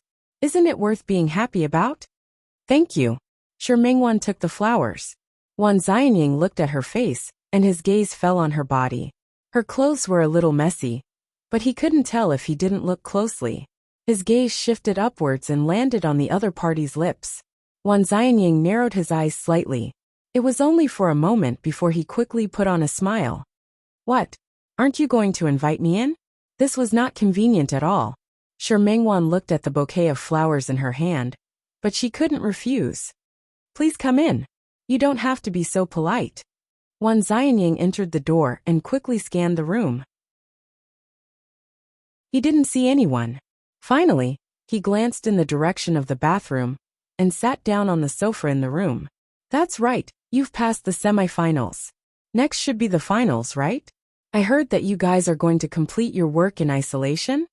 You even know this? Shi Mengwan was indeed a little surprised. I have a friend in the committee. So, one more question. Wan Xianying looked at her with a cautious expression. You won't be angry, right? I won't. This competition was no secret. In order to ensure fairness, the officials had already announced the process. Are you guys going in the afternoon? Why don't I send you there? There's no need. Shi Mengwan refused without thinking. I brought my assistant over. She has arranged a car. We'll go together when the time comes. All right then. Wan Xianying looked at her. How many days are you going? I'll pick you guys up and celebrate for you. Is that okay? We still don't know how the results are. It's too early to celebrate. In such a competition with so many experts, Shi Mengwan didn't dare to think that she could get into the top 3. She was already very happy to be able to enter the semifinals. I have confidence in you. You'll definitely get a very good ranking. Wan Xianying was much more confident in her. Maybe you can even get first place. Don't joke around. Shi Mengwan looked at the list of people who came to participate this time, especially those who made it into the top 10. She even paid attention today. Masters wouldn't come to such a competition, but there were many newcomers with good results. She was just a small studio. It was already her luck to be able to make it into the top 10. Don't think that way. In my heart, you're number 1. Wan Xianying's words were equivalent to saying sweet nothings. Shi Mengwan didn't reply. Do you have anything else? Are you asking me to leave? No, I still have to pack my things. Xiaoji and the others will come to find me later. Then you're still chasing me away. Wan Xianying. All right, I'll leave, okay? Wan Xianying stood up as he spoke. When he passed by Shi Mengwan, he stopped. If you need to pack your things, I won't disturb you anymore. However, I still hope that I can celebrate with you if I have the chance. Thank you. Wan Xianying continued to walk out. When he passed by the bathroom door, he glanced there seemingly unintentionally. Shi Mengwan's heart instantly skipped a beat. She took a few steps and opened the door first. Wan Xianying had already walked to the door. When he saw her actions, he smiled helplessly. You really can't wait to chase me away. I'm really hurt when you're like this. Shi Mengwan was stunned for a moment, but Wan Xianying moved his body forward a little. In order to calm my hurt heart, why don't you give me a comforting kiss? Shi Mengwan was shocked by his actions, but Wan Xianying suddenly smiled. All right, I won't tease you anymore. Come on. Compete well. I wish you a good ranking. Okay. Thank you. Shi Mengwan's expression wasn't as casual as before. Even though Wan Xianying had expressed his intention to leave, her eyes were still a little guarded. That look made Wan Xianying sigh in his heart. Sister-in-law's best friend was really not easy to get close to. However, when he stepped out of the room, he unintentionally glanced in the direction of the bathroom again. Why did he feel that the door seemed to have moved just now? However, before he could see clearly, Shi Mengwan had already quickly closed the door. After Wan Xianying left, Shi Mengwan heaved a sigh of relief. However, just as she turned around, she saw Zhang Haoze coming out of the bathroom. With a cold face, he stood there expressionlessly and looked at her. Under his gaze, Shi Mingwan actually felt a sense of guilt. But it was only for a moment, and she quickly ignored it. Based on what? He could be engaged to another woman, and be affectionate with her. She only had a suitor, and yet she felt guilty? She walked past Zhang Haoze, and planned to continue packing her luggage, but her arm was grabbed by Zhang Haoze. Her body was turned around by him, and then she was pressed against the wall behind her. Zhang Haoze, she cried out. Zhang Haoze didn't give her a chance to speak again. He lowered his head to kiss her. It was a fierce and rough kiss. Shi Mingwan's lips were in pain from being crushed by him. She pushed him, but he didn't move at all. In a hurry, she placed her hand on his abdomen and wanted to attack his wound. But when she really touched that area, she put her hand down again. This pause undoubtedly gave Zhang Haoze another chance. He easily lifted her body and put her in a position where he was. Once again, he sealed her lips and nibbled on those two soft lips. Shi Mingwan was in pain and bit him instead. She used even more strength than Zhang Haoze. She bit down just like that. And she bit him so hard that his lips were bitten open just like that. The two of them tasted blood at the same time. The scene in front of them was so similar. Shi Mingwan thought of the last time she went on a blind date with Xiao Qi. And Zhang Haoze was also like this. She felt hatred in her heart, and pushed him hard without caring about anything else. Zhang Haoze's abdomen was pushed by her. He snorted in pain, and took a step back. Shi Mingwan used this opportunity to retreat from his arms, and stand on the other side. Her chest was heaving violently, and her lips were still stained with blood. Her hair was a little messy, and the front of her clothes was mostly crooked. She looked like she was in a sorry state, but there was also a kind of beauty in her. Zhang Haoze narrowed his eyes, and subconsciously took a step forward. Shi Mingwan took a step back. She looked at the person in front of her with a burning gaze. Zhang Haoze, you can't be like this every time. Her heart was beating a little fast. She bit her lip, and the expression on her face was a little reproachful and bitter at the same time. I'm your girlfriend, right? If not, what right do you have to treat me like this? If you're your girlfriend, what right do you have to treat me like this? She closed her eyes and forced herself not to admit defeat in front of Zhang Haoze. Zhang Haoze, can you respect me? Or is it that in your heart, I'm just that kind of casual woman, that you can do whatever you want? Zhang Haoze was a little stunned by her righteous words, but Shi Mingwan didn't want to care about him anymore. Zhang Haoze, I'm going to the venue prepared by the organizing committee this afternoon for the competition. I won't be here for the next few days. Help yourself. She turned around to pack her luggage, and stopped after taking 2 steps. Zhang Haoze, I don't think you like me that much, right? It's just a possessive desire. If it's not me, it can be other women. To you, there's no difference. To him, she was just an embellishment in his life. But to her, he was everything. Not treating her feelings seriously meant that she was at a disadvantage in this relationship. Her silhouette looked lonely from behind, which was rare for her to be like that. No matter when, she always gave people the feeling that she was optimistic and cheerful. Zhang Haoze stared at her back. Finally, when her hand touched the suitcase, he went forward and pulled her back into his arms. I didn't. Zhang Haoze looked at her and instinctively wanted to explain. In his heart, he had never seen her as a casual woman. Nothing. I'm not, Zhang Haoze said again. This time, he sounded even more serious than before.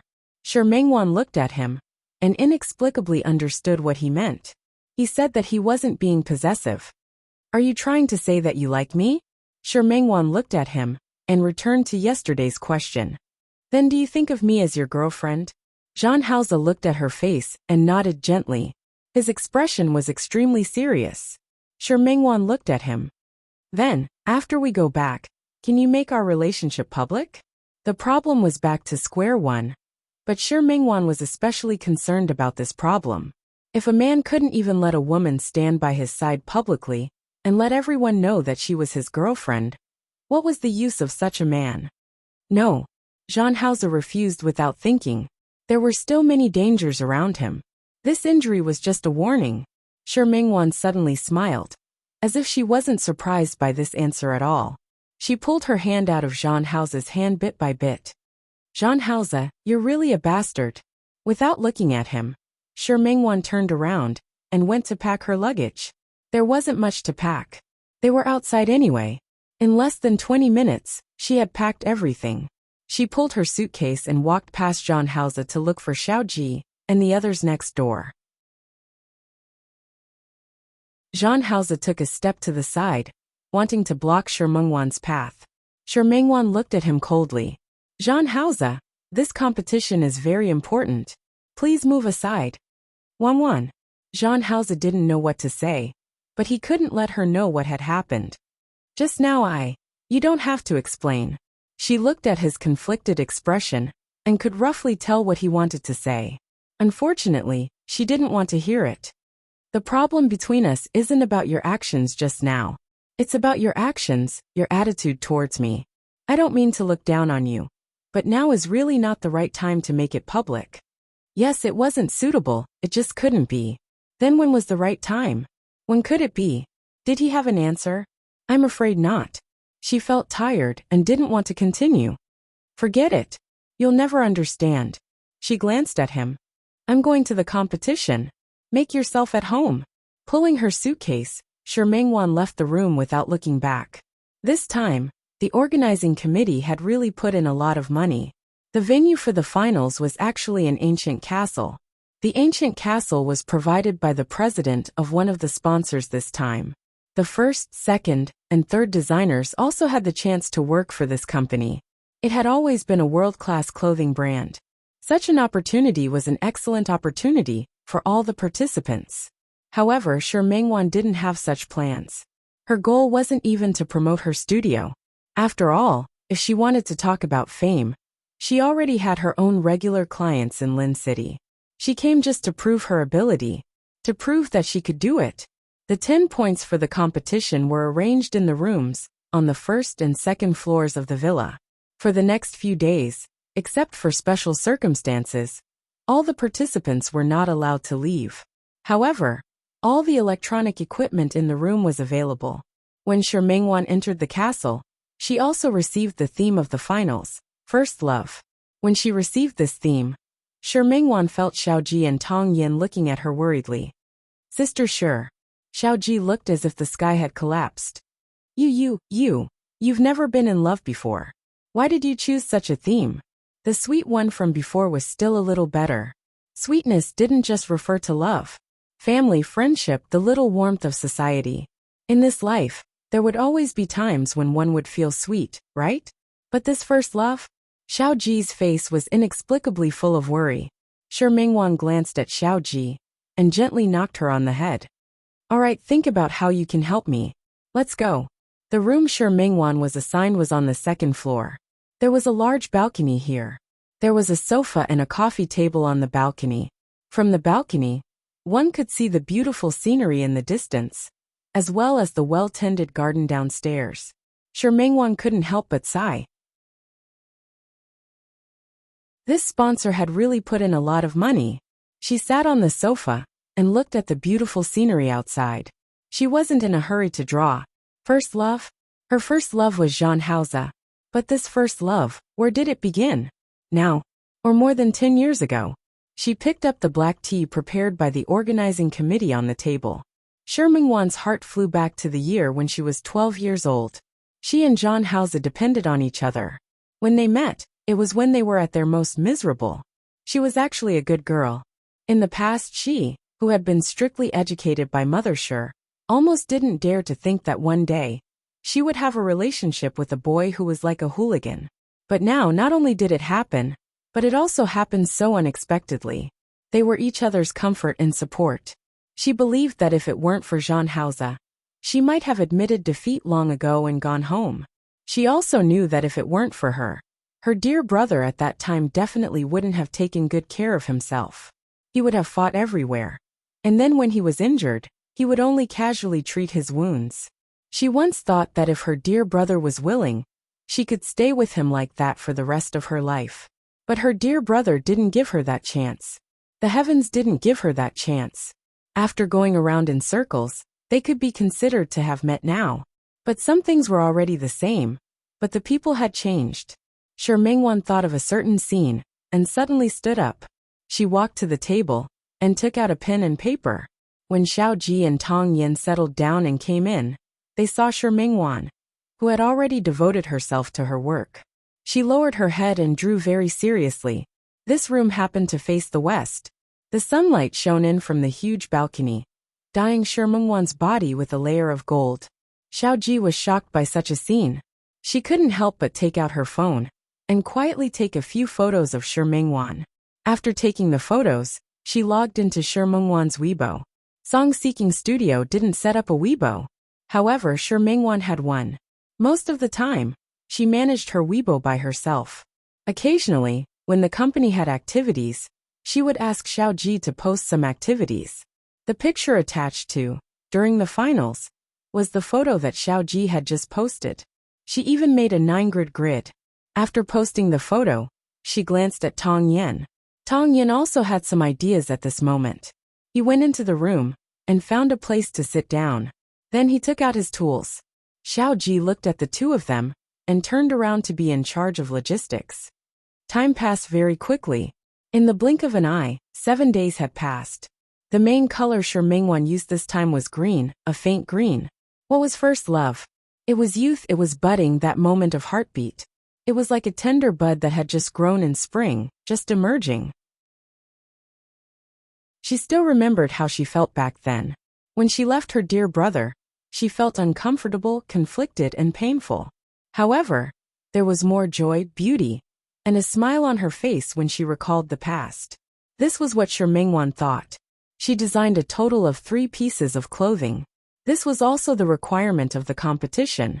Every designer decided to submit at least 2 pieces of work. Shi Mingwan, on the other hand, drew 3 pieces in one go. The main piece was a dress. She used ogan yarn as the main fabric. It was a little hard, because they didn't understand love. The feelings of young men and women were a little stiff. However, there were also some lighter green leaves dotted among them. First love was beautiful, but there were too many things that could distract a person. First love couldn't be the only one. If the two of them wanted to be together, there were too many misgivings. If they broke up, there would be too many external reasons. Shi Mingwan was very satisfied with this set of works. She poured all of her feelings into it. After the finished product was made, Shi Mingwan submitted the work and the design drawings together. The rest was out of her control. All those who had submitted their works could play around the castle for the rest of the time. She told herself to relax and played seriously with Tong Yin and Xiao Ji in the castle for a day. Finally, it was time to announce the results. The 10 people who participated in the finals were all experts. Shi Mingwan saw the other 9 works on the day of the announcement. She had to admit that the standards of the competition were indeed amazing. When the final rankings were announced, a pink dress designed by a local French designer won first place. The second place was an Italian designer, and the third place was a designer from Hong Kong. The colors used by the other party were quite bold. The design theme was like first love, brave and fearless. When Shi Mingwan saw those works, she knew that she probably wouldn't be in the top 3. After all, she had something on her mind and had too many worries. But to her surprise, she actually won the most special design award. She was 4th place. Shi Mingwan was satisfied. After the award ceremony, the other designers came to congratulate her. That night, the organizers and the organizing committee held a celebration dinner in the castle. All the designers who came to participate had to wear the themed clothes they had designed. Shi Mingwan put on the green dress. She looked like an elf in the forest. When she entered the banquet hall, she attracted a lot of attention. At this banquet, there were many local fashion brands from Paris. There were clothes, bags, jewelry, and perfume. It was Shi Mingwan's first time seeing so many legendary figures. She was fine. No matter what, she had been to the Su family and Hui Jinyao's company a few times. It was the first time Xiao Ji and Tong Yin had been to such a place. The 2 girls didn't know where to put their hands and feet. Shi Mingwan couldn't help but laugh. Just as she was about to comfort them, the person in charge of the sponsor, Dixon, waved at her from the other side and asked her to go over. Shi Mingwan had no choice but to ask Xiao Ji and Tong Yin to find a place to stay and not run around. She went in Dixon's direction. Sure. Sure, Mingwan didn't come over with an English name. They all called her by her surname. Dixon looked at Sure Mingwan with a faint smile on his face. Chapter 679. Was he also from China? Sure Mingwan was a little interested. Up until now, she was the only one from the mainland who had participated in the competition. She had chatted with the third-place Hong Kong beauty for a long time, and the other party kept asking her to go to Hong Kong to play. She was already very happy to be able to meet a Chinese person, but there was actually a Chinese person now? Was it also a manufacturer from China? Or, as he spoke, Dixon took half a step to the side and looked behind him. Jean, let me introduce you. This is Miss Sure, also from Lin City. Her work this time is very good. It's very spiritual. Sure, this is Jean. He's also from Lin City, China. In your words, he's a fellow villager. Dixon smiled brightly, but Sure Mingwan's expression instantly stiffened. Sure Mingwan looked at Jean Hausa, who suddenly appeared in front of her. For a moment, she thought there was something wrong with her eyes. Why was he here? Seeing that she didn't say anything, Dixon thought that she didn't know Jean Hausa's identity, so he explained further. Sure, although Jean is from China, he also has his own business in France, including some fashion brands. Dixon said 2 names, and Sure Mingwan looked at Jean Hausa in surprise. He was wearing a white suit with a dark red pattern stitched from the collar to the shoulders. The close-fitting tailoring, and such a design, made him look a little more noble. She could even feel Jean Hausa's gaze landing on him when he stood up. However, she wasn't just paying attention to Jean Hausa's current appearance. Her mind was filled with the 2 names that Dixon had mentioned. They were 2 new fashion brands. Although the design was considered niche, it was already quite well known in the country, and in Europe and the United States. Were these 2 clothing brands Jean Hausa's business? She lowered her eyes and thought of something from a long time ago. It was not long after she went to school. It was the day after she found out that her dear brother would still fight with others outside and get injured. She suddenly had an inspiration, and drew a design that was still considered immature at that time. At that time, she took the design, and ran to show it to Qiao Zhe. The young man looked at her with gentleness in his eyes. Dear brother, what do you think of this dress? Not bad. It's very beautiful. The youth wasn't stingy with his compliments. If Wanwan wore it, it would be even more beautiful. Really? Big brother, you're not lying to me, right? Nope. I'm serious. As the young man spoke, he pulled her to his side and sat her down. His gaze fell on the painting in the young lady's hand, but he put his arm around her shoulder and pulled her closer to him. He liked her being close to him, and he liked being close to her. Sure Mingwan took the opportunity to lean on his shoulder and also look at the design drawing. Finally, she turned to look at the young man. Big brother, can you help me in the future? Help you? Yeah, I'll draw and design clothes and you'll make clothes. You'll open a big factory and sell the clothes I designed to more people. The young man looked into her eyes. He didn't think that it would be a difficult goal for them to achieve now. Instead, he nodded lightly and said, all right. What Sure Mingwan didn't say was that at that time, dear brother would have something to do and wouldn't fight outside anymore. She knew that even though he was very good at fighting and rarely got hurt, he was still very good at fighting. However, she was still very worried about him, and didn't want him to be like that in the future. Big brother.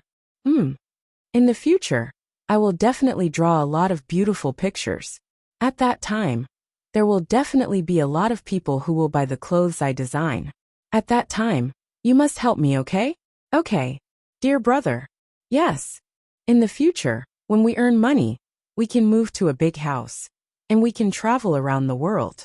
We don't have to stay here anymore. At that time, can you stop fighting with others? Okay.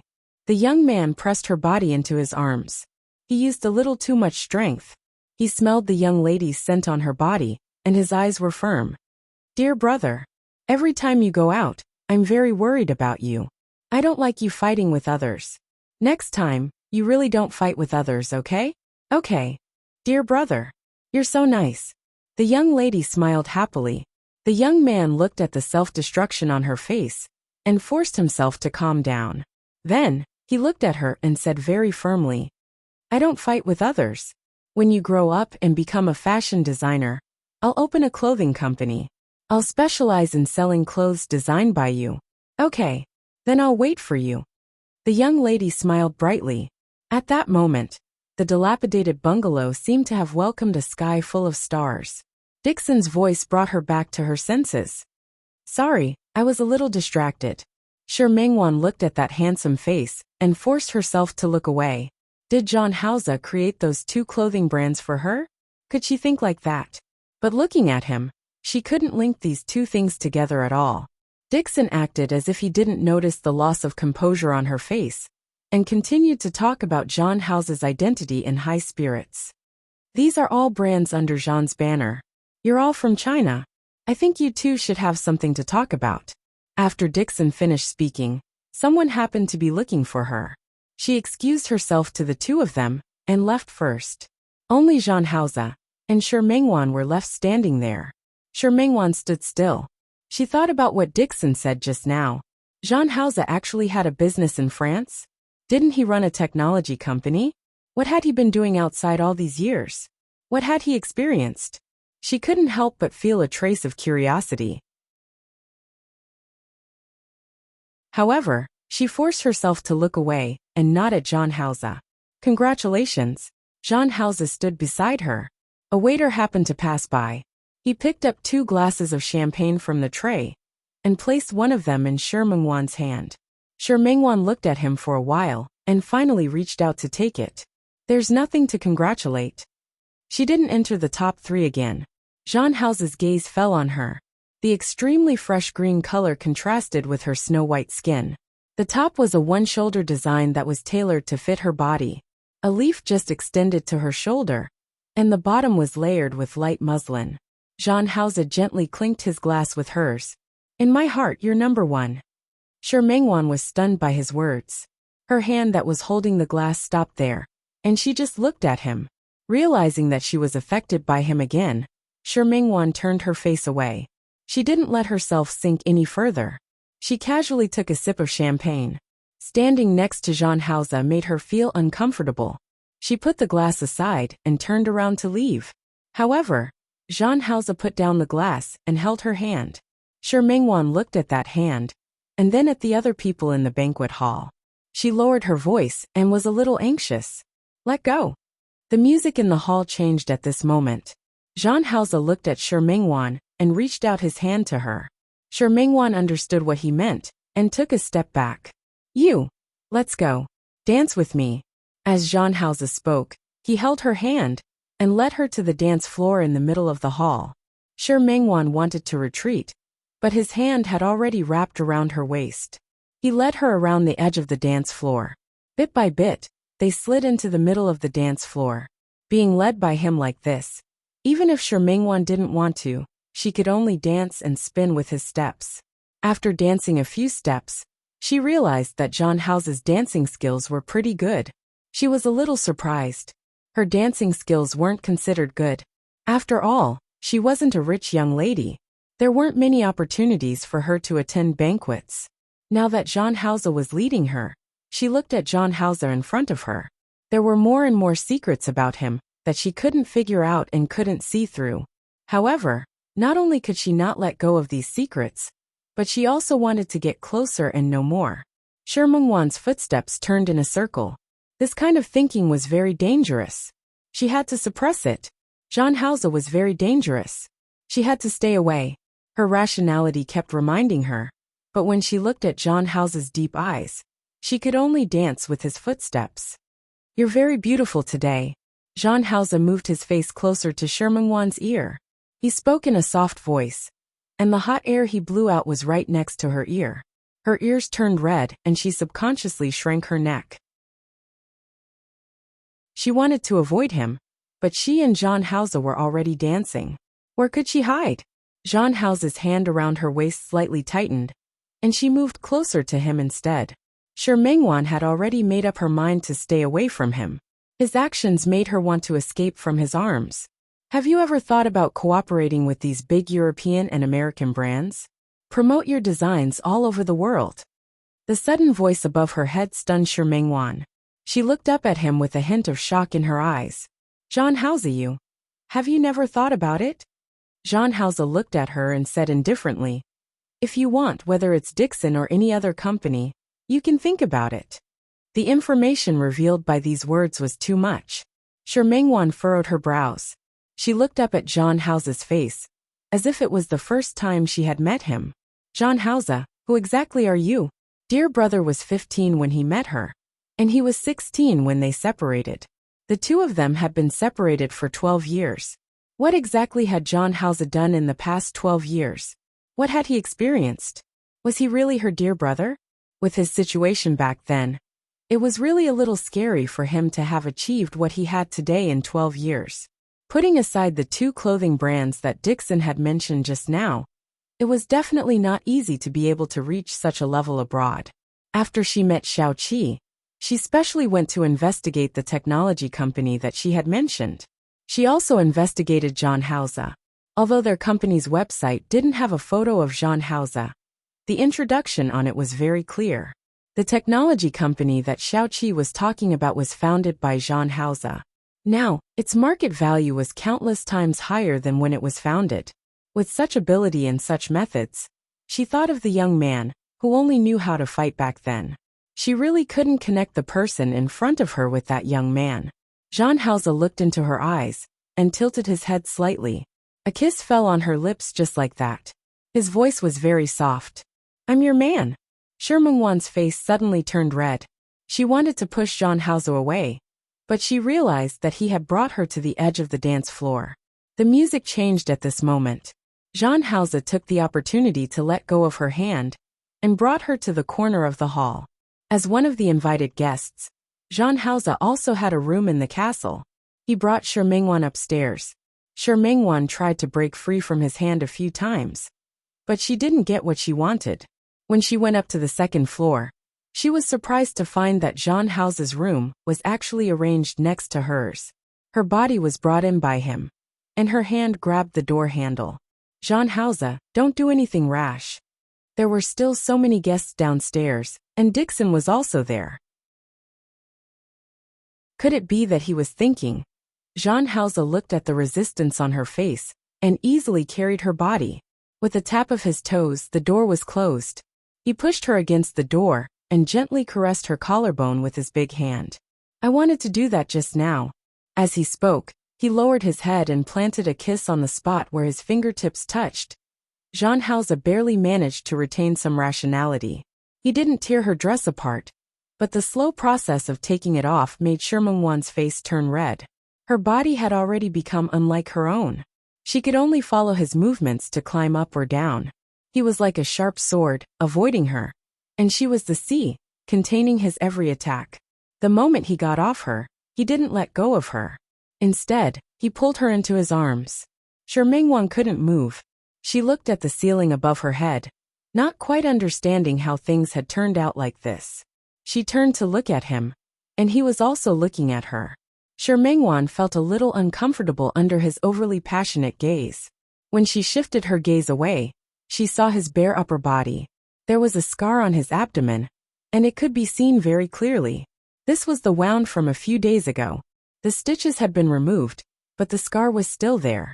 Previously, because of his engagement with Chen Feifei, Shi Mengwan had always forced herself not to care about him, and not to care about him. Now that she saw this wound, she couldn't help but reach out and caress it. How did you get it? It was so long, and she didn't know if it was deep. It must have been very painful at that time, right? Are you concerned about me? Zhang Haozi's voice sounded like there was a hint of a smile in it. No. Shi Mengwan wanted to retract her hand, but Zhang Haozi grabbed her hand and pressed it against the wound. She couldn't pull her hand back, so he grabbed it and caressed it bit by bit along the lines of the wound. The feeling there wasn't smooth. After Shi Mengwan felt it from beginning to end, she suddenly retracted her hand. She flipped over and turned around. There was no way she wouldn't look at him. Zhang Haozi didn't understand what was wrong with her. He wanted to turn her body right, but she stubbornly refused. He was very strong, but in the end she was turned around by him.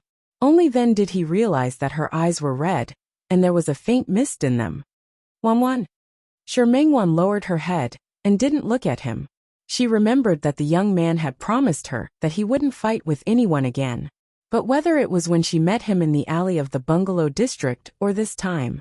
In short, he went back on his word. He forgot his promise, just like how he forgot that he had promised himself that he would take care of her and protect her for the rest of her life. Wan. Zhang Haozi called her again. Compared to the rudeness and fierceness he had when he was entangled with her on the bed just now, the way he called her name was extremely gentle. Shi Mengwan had the urge to cry, but she didn't want him to see her like this. She pushed him and got up to leave. However, she forgot that her body was still weak from the strenuous exercise. Just as she wanted to sit up, she fell back again. This time, she happened to fall into his arms. He just wanted to stop her, so her chin hit the top of his head. Shi Mengwan was in pain. The tears that she had been holding back just now fell uncontrollably. Her tears stimulated Zhang Haozi. He got up and wrapped her in his arms. Wan. Shi Mengwan rarely felt so vulnerable. Now she suddenly wanted to cry and felt uncomfortable. The emotions that she had been suppressing since her reunion with Zhang Haozi seemed to finally be able to be vented. She raised her hand and suddenly punched Zhang Haozi's chest. Bastard, you bastard. As she spoke, she punched him a few more times. Her strength was nothing more than scratching an itch to him. Zhang Haozi didn't stop her and let her punch him. Shi Mengwan punched him many times until her hands were out of strength. She finally stopped and leaned her face against Zhang Haozi. Her voice was very soft. Zhang Haozi, you're a bastard. He only knew how to bully her. He had always been like this. Zhang Haozi, you're a liar. He had clearly promised her something, but he couldn't do anything. If he wasn't a liar, then what was he? Zhang Haozi, you're still a thief. He stole her heart, but he didn't want to take responsibility. He was really a thief. You bastard, you liar, you thief. Shi Mengwan wouldn't scold him anymore. She only said these 3 words back and forth. In the end, she was tired of fighting and scolding. In addition, she had been mentally and physically exhausted for the finals these few days. By the time Zhang Haozi realized it, she had already closed her eyes and fell asleep on his chest. Even though she was asleep, her lips still seemed to be moving. He got closer and listened carefully. He heard the word bastard. Zhang Haozi gently picked her up and laid her flat on the bed. He looked at her and gently caressed her cheek. There were still traces of tears there. He wiped away those tears one by one. Finally, he planted a kiss on her forehead. He wanted to lie down with her. Ever since Shi Mengwan left that day, he hadn't been idle for the past few days. He had a lot of things to do, but now he just wanted to hug this woman and sleep for a while. However, as soon as he lay down, his phone rang. Before waking Shi Mengwan up, Zhang Haozi quickly turned off the sound of his phone. Then he got up and went to the bathroom to answer the phone. The news from the other side made his expression solemn. He seemed to have thought of something and spoke extremely calmly. I'll be right back. Prepare the plane. Walking out of the bathroom, Shi Mengwan was sleeping soundly. Zhang Haozi put on his clothes and stared at her sleeping face by the bed for a long time. Finally, he turned around and left resolutely. After Shi Mengwan returned from France, the workload of the studio increased a lot. Although she didn't get the top 3, the most special design award, and the 4th place in the competition were still very good. Especially the Weibo post that Xiao Ji posted on her phone that day. She was called the most beautiful female designer. Now, in addition to the high order, many clothing companies came to ask her if she was interested in mass production. Shi Mengwan was too busy, so she rejected them for the time being. Most importantly, she remembered what Zhang Haozi said that day. Speaking of Zhang Haozi, it wasn't strange that she didn't see Zhang Haozi when she woke up the next day. He seemed to have always been like this. He came and went as he pleased. What was she to him? Did they break up like this? She didn't go back to her room for the whole night, and her phone was left with Xiao Ji. The next day, Xiao Ji and Tong Yin were looking for her like crazy. Shi Mengwan could only say that she was drunk yesterday and found a room to sleep. If it weren't for the fact that this was Dixon's castle, Xiao Ji and Tong Yin wouldn't have believed her so easily. After returning to Lin City, Shi Mingwan had been paying attention to the news of the Chun family in Lin City. She found that other than the news of the engagement last time, there was no other news. Shi Mingwan couldn't tell what she felt. She really wanted to look for Zhang Haoze, but she also wanted to use this opportunity to break it off. Soon, she wasn't in the mood to worry about Zhang Haoze. When Su Qingsang went to be an exchange doctor, there was an earthquake. Then, Su Qingsang lost contact. Shi Mingwan couldn't sit still anymore. She went to the Su family to look for Li Qianxue. It was only after she went to Rong City that she found out that Su Qingsang wasn't Xiang Siping's daughter, but Li Qianxue's daughter. She really couldn't have imagined such a thing. Now that Su Qingsang was in trouble, she definitely couldn't go to the disaster area. But the Su family would have a way, right?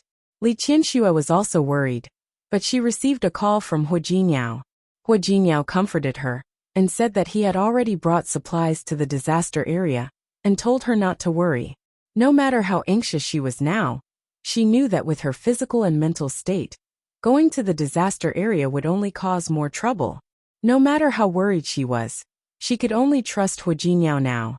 Shi Mingwan couldn't be as calm as Li Qianxue. She and Su Qingsang had known each other for so many years. To her, Su Qingsang was like a sister. She also wanted to go to the disaster area to look for Su Qingsang. However, not everyone could go to the disaster area now. If Hu Jinyao hadn't donated a large amount of supplies and followed them to the disaster area, it wouldn't have been so easy for him. She thought about it, but she didn't know how to go to the disaster area and participate in the search for Su Qingsang. Finally, she thought of Zhang Haoze. She took out her phone and called Zhang Haoze, but no one answered. After staring at the phone for a long time, she decided to make a trip herself. The car stopped downstairs of the technology company where Zhang Haoze was. Shi Mingwan wasn't sure if she could find him if she went upstairs. Maybe he wasn't in the company. She wanted to leave, but her worry for Su Qingsang overwhelmed everything else. After entering the building, she was in no mood to appreciate the ultramodern decoration and some equipment that could only be seen in movies. She walked directly to the front desk and told the front desk that she was looking for Zhang Haoze. "You're looking for President Zhang? I'm sorry. If you don't have an appointment, we can't let you go up. Can you ask?" "I'm sorry, ma'am. I really can't see President Zhang without an appointment." Shi Mingwan gritted her teeth and was still thinking about how to go up and see Zhang Haoze. She heard someone calling her.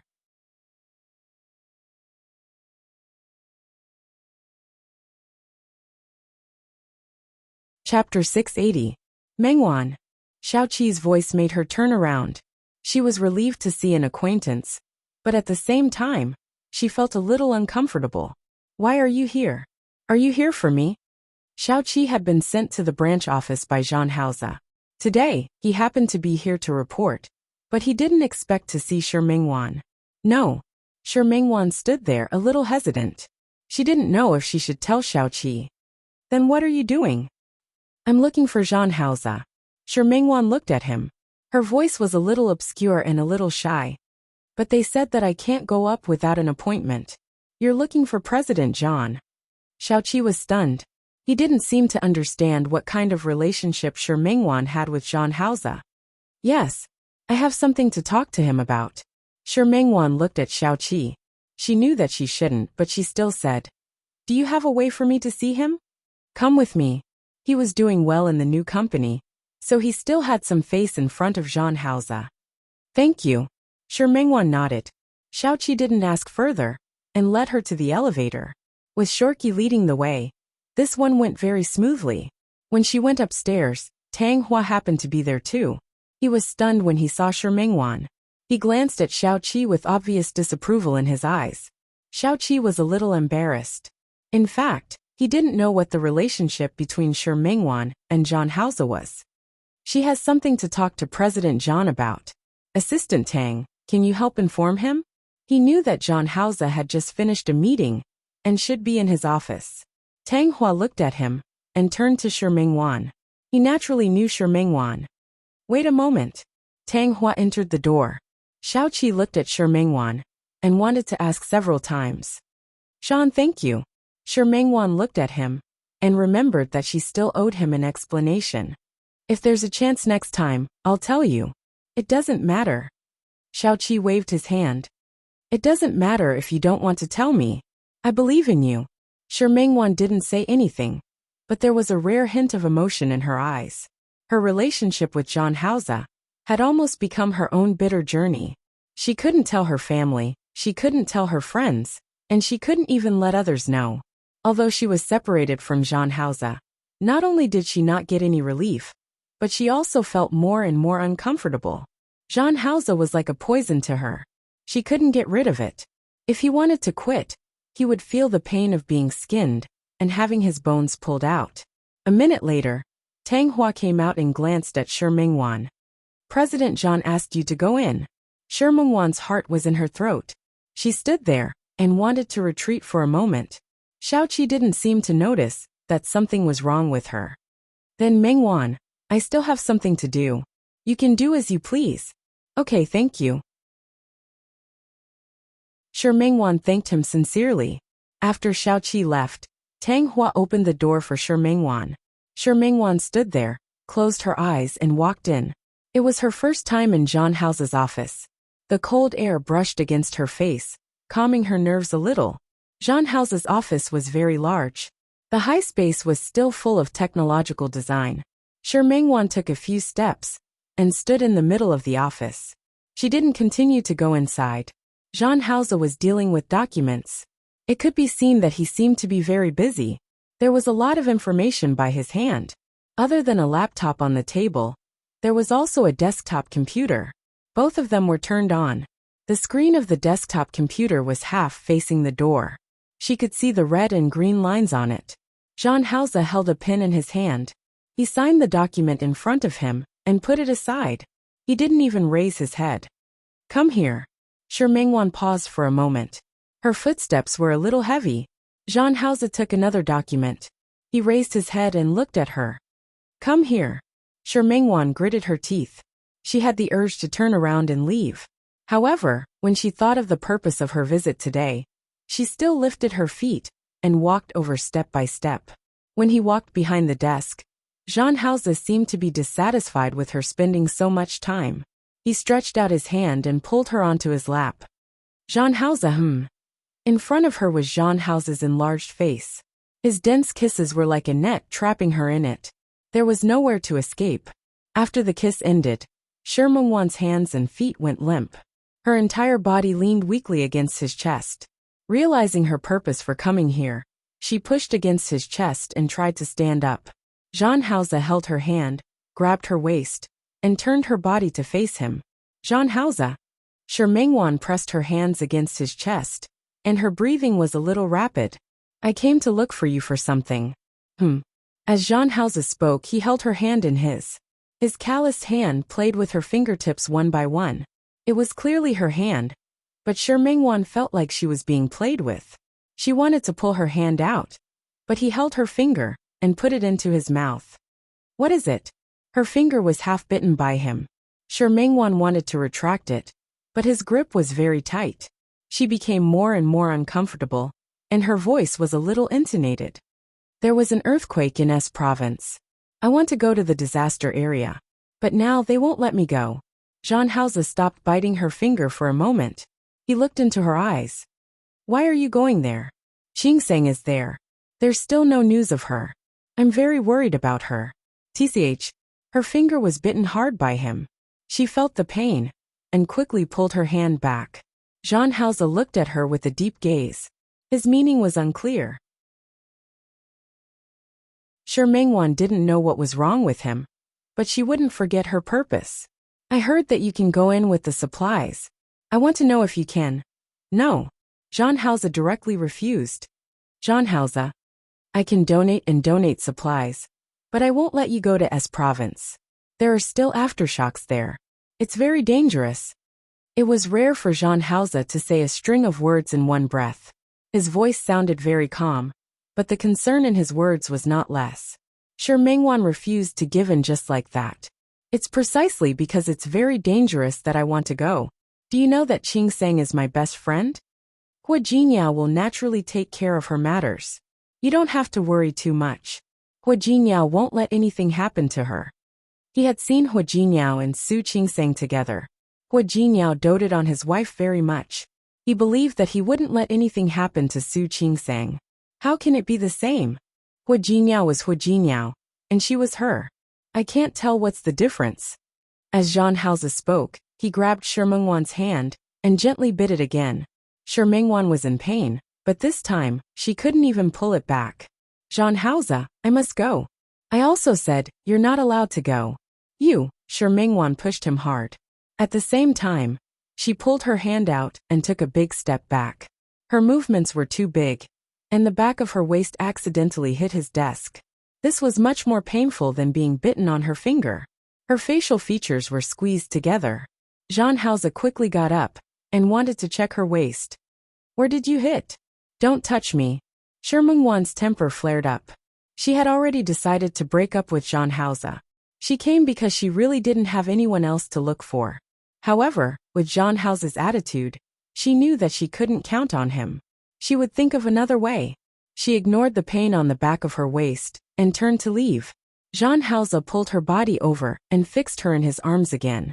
He lifted her clothes and was about to check her injury. Let go of me. She didn't need his concern. Zhang Haozi was a little angry because of her uncooperative actions. She was clearly injured, but she was still so stubborn. He pressed her body down and took a step back. She sat on his lap again. This was much more convenient. He lifted her clothes and found that the back of her waist had already been bruised. Her skin was fair, and such a large bruise looked especially glaring. Zhang Haozi's expression didn't look too good. He pressed the internal line and asked Tang Hua to send the medicine in. No need. He hung up the phone. Shi Mengwan didn't want to accept this favor. It's just a small injury. She still had to think of a way to go to S province to find Su Qingsang. She struggled to remember. Such an uncooperative action made Zhang Haozi narrow his eyes. Looking at Shi Mengwan, who was so disobedient, he raised his hand and patted her crotch twice. Shi Mengwan's eyes widened. She couldn't believe that he actually hit her. You, be obedient. As Zhang Haozi spoke, he patted her again. Shi Mengwan's face was red. Half of it was anger, and the other half was embarrassment. No matter what, she was loved by her parents as she grew up. Other than that rebellious year when she ran away from home, she had always been a good girl. Her parents hadn't even touched a single finger of hers. Who knew that Zhang Haozi, this bastard, would actually hit her butt? Zhang Haozi, let go of me. She wanted to get up again, but Zhang Haozi didn't let her. Tang Hua was very fast. In less than 2 minutes, he brought the medicine in. When he entered the door, he saw Shi Mengwan sitting on Zhang Haozi's lap.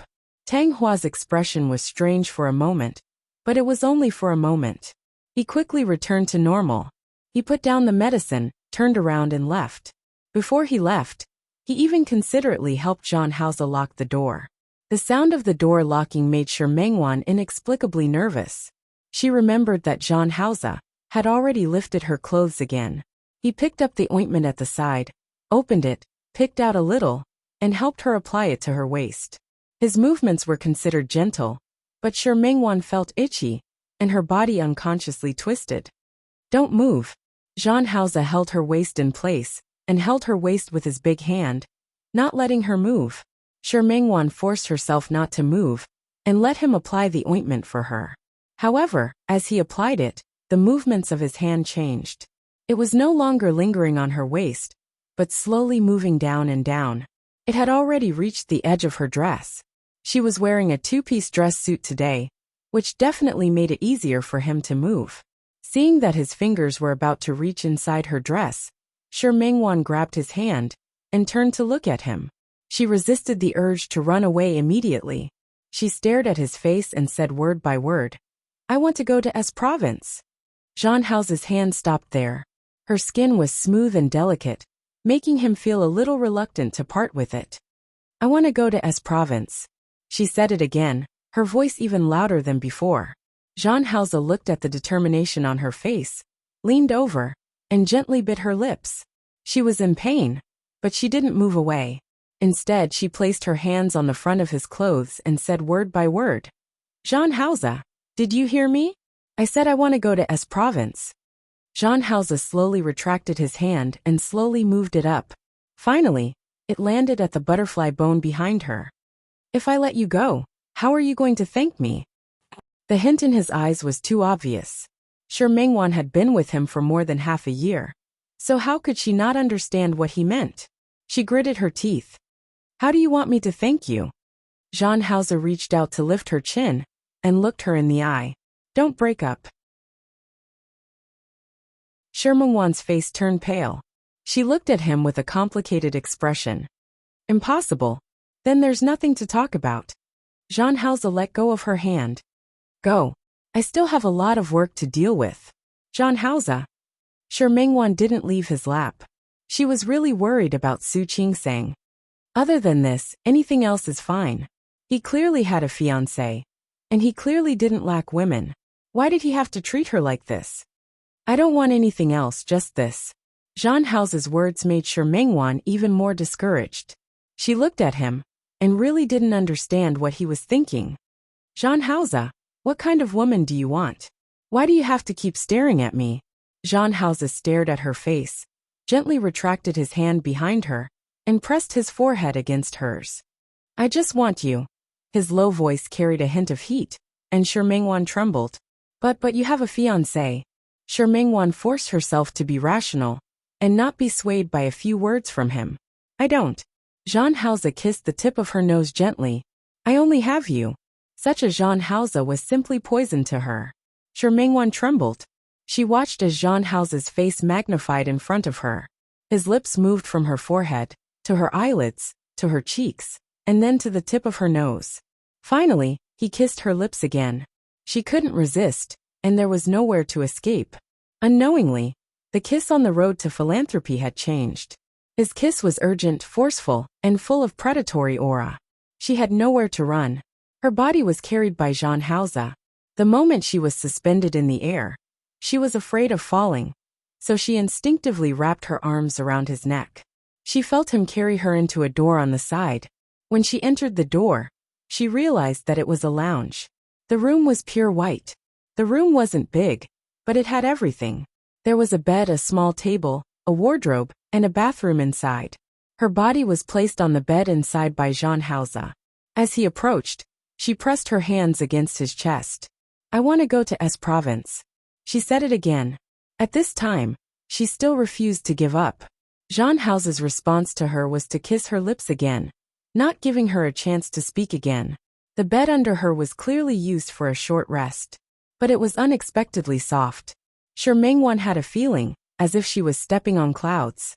She always felt that she was rising higher and higher, and floating further and further with his movements. That kind of floating and unreal feeling made her heart hang in her throat. She was a little afraid that she would fall. That feeling of fear made her cling tightly to him, unwilling to let go. Her actions made his eyes darken. He grabbed her waist and increased the strength of his plunging. She wanted to retreat, but he pulled her forward. There was no other way but to welcome everything he gave her. In the end, she fell into a deep sleep in extreme happiness. Although Sure Mengwan was very tired, she didn't sleep for long because she had something on her mind. She opened her eyes and realized where she was. She got up and quickly put on her clothes. Looking at the messy room, her face was a little red. This feeling was as if she had delivered it to his door. She went into the bathroom to wash her face. Looking at herself in the mirror, there was nothing wrong with her at all. After that, she was about to go out. Just as her hand touched the door handle, she heard a female voice coming from outside. Brother Hao. That title stunned her, and she froze on the spot. Chen Feifei. Brother Hao. Chen Feifei had a hard time catching Jean Hausa today. Why didn't you go to the Chen Corporation today? I've been waiting for you there for a long time. Jean Hausa's gaze fell on the documents in front of him. He signed several documents in a row, but he didn't look at her. Chen Feifei was a little annoyed. She stepped forward and blocked the documents with her hand. Brother Hao, can't you put aside your work first? Didn't you see that I came to look for you today? In order to see her, She specially wore a new set of clothes, and even went to do her hair. She had made so many changes that she thought he would see it. But he didn't see her at all. Jean Hauser finally raised his head and looked at her. I can't go there today. I told Uncle. In fact, the Chen Corporation's business had long stabilized. Other than some particularly important cooperation, and some planning meetings, he participated in the daily work. Whether or not he was there in the daily work didn't affect the results. But I want to see you. Chen Feifei's voice became more and more aggrieved. You've seen me now. Jean Hauser's voice didn't have much impatience, but if one listened carefully, they could hear the coldness in his voice. Chen Feifei bit her lip. She stood there, looking extremely aggrieved. Brother Hao, what did I do wrong? Chen Feifei bit her lip and looked pitiful. Why are you treating me like this? She leaned forward and forced him to look at her. Look at you. You've been ignoring me. Chen Feifei was really aggrieved. I've been here for so long, but you only have work in your eyes. Can't you put down your work and accompany me? She had known Jean Hauser for so many years. For so many years, she only had eyes for him. She treated him as her future husband. Everything was centered around him, and she was happy with his happiness. But after doing so much, Jean Hauser always treated her like a brother treating his sister. He was taking care of her, but he wasn't gentle. He was good to her, but he wasn't considerate. He still didn't know what she liked or didn't like, and he still didn't know what he wanted. No, or perhaps he knew, but he deliberately pretended not to know. Ever since she had confirmed her feelings, no matter how many men had expressed their goodwill over the years, she had turned a blind eye to all of them. She only had him in her eyes, and she hoped that he only had her in his eyes. But Jean Hauser didn't have her in his eyes at all. I'm busy with work. Jean Hauser's voice was very soft. If you feel bored, you can ask Xiaoli to go shopping with you. You can travel outside and play. Anyway, you have a lot of time. Chen Feifei stood there as if she had suddenly reacted. Brother Hao, do you dislike me? Do you? You dislike me for not working. And you dislike me for idling around, don't you? Chen Feifei was actually also a highly educated person. She used to study at the most famous university in Lin City. Back then, in order to catch up with Jean Hauser and be worthy of him, who was a top student, she had put in a lot of effort. However, her health wasn't good. After graduation, Chen Yongchang didn't let her find a job, so she stayed at home. Now that she looked at Jean Hauser, she suddenly realized that the gap between her and Jean Hauser might be getting bigger and bigger. He might really not like herself like this. Brother Hao, I'll go to work at the company too. I'll work hard too. What do you think? Jean Hauser didn't answer. With Chen Feifei's personality, how could she stand the 9-to-5 life of an office worker? Feifei, stop fooling around. Go home. How am I fooling around? No matter what, I graduated from a university. Chen Feifei was angered by Jean Hauser's attitude. Why can't I enter the company? Brother Hao, do you not believe me at all? You don't believe that I can do it well, right? Jean Hauser didn't answer her question, but his attitude was tacit agreement. Brother Hao, you really don't love me. In your heart, do you think that I'm not worthy of you at all? Do you think that I'm useless? Do you think that I'm just a social bug? I didn't say that.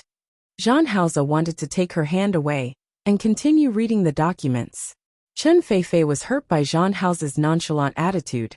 She felt despair. After so many years, why didn't Jean Hauser have her in his eyes?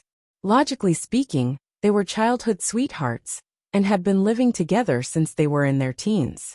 This kind of relationship was naturally not something that those women outside could compare to. But he was so cold to her. She couldn't stand it anymore. She looked at Jean Hauser's face. He was undoubtedly handsome. More importantly, there was an enchanting aura on his body that made her unable to stop even if she wanted to. She looked at him for a long time.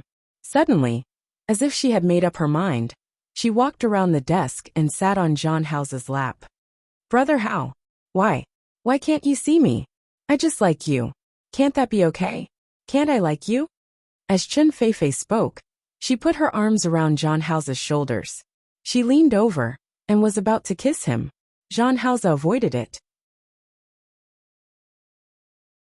He pushed Chen Feifei's body away and looked in the direction of the lounge. Chen Feifei didn't notice his gaze. She wanted to kiss him again, but Zhang Haoze pushed her away again. Feifei, stop fooling around. Fooling around? It was that word again. Chen Feifei completely flared up. She stubbornly hugged Zhang Haoze and refused to let go. How did I fool around? Brother Hao, how did I fool around? I love you so much. I only love you, but what about you? Why can't you love me? Why can't you look at me? Brother Hao, tell me, what else do you want me to do? She was so emotional that Zhang Haoze couldn't pull her away for a moment. She hugged him and kissed him all over the face without any pattern.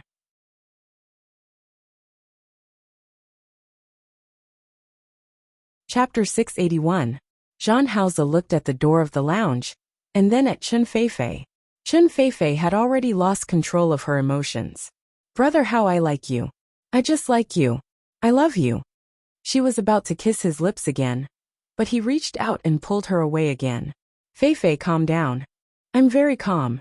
Chen Feifei held Zhang Haoze's face with both hands. I'm your fiancé, but why do you never see me in your eyes? Why? Brother Hao. She couldn't kiss him, and he wouldn't let her kiss him. Chen Feifei was in despair. She reached out and grabbed the front of his shirt. The hurt look on her face and the tears in her eyes made her look even more pitiful. I really love you, Brother Hao. Can't you love me? Do you love me, okay? Zhang Haoze looked at Chen Feifei's face and finally lost his patience.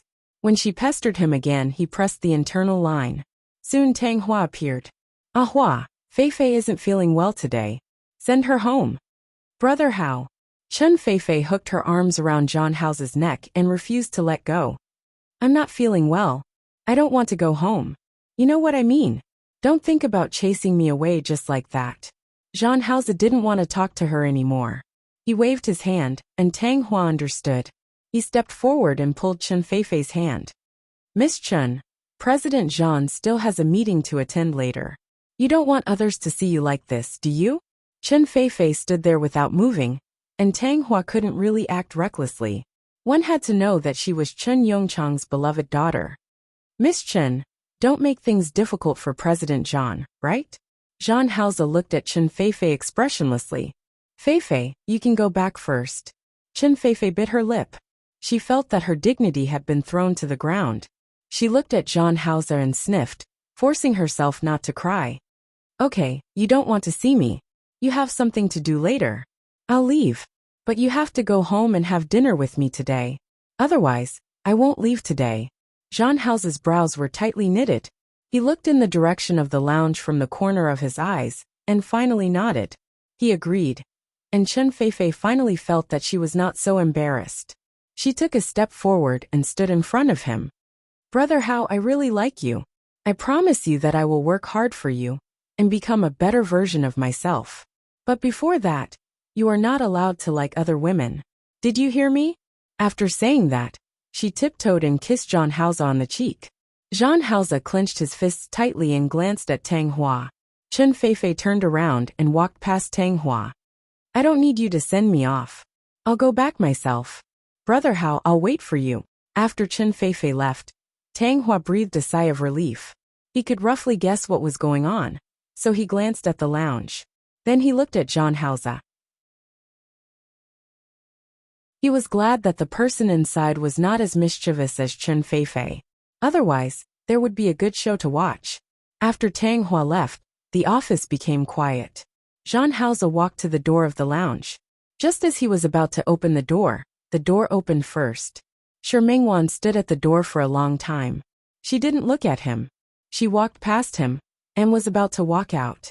Zhang Haoze stopped her. Where are you going? Shi Mingwan looked at him and realized one thing. It was a mistake for her to look for Zhang Haoze today. No, it wasn't just today. Every time she got involved with him, it was a mistake.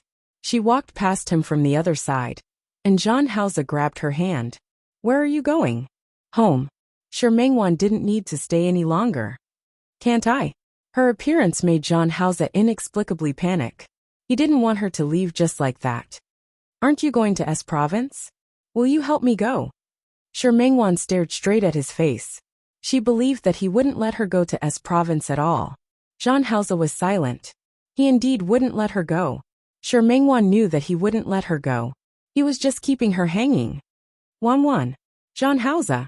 Sure Mengwan looked into his eyes and bit the tip of her tongue hard, forcing herself not to indulge in his deep eyes.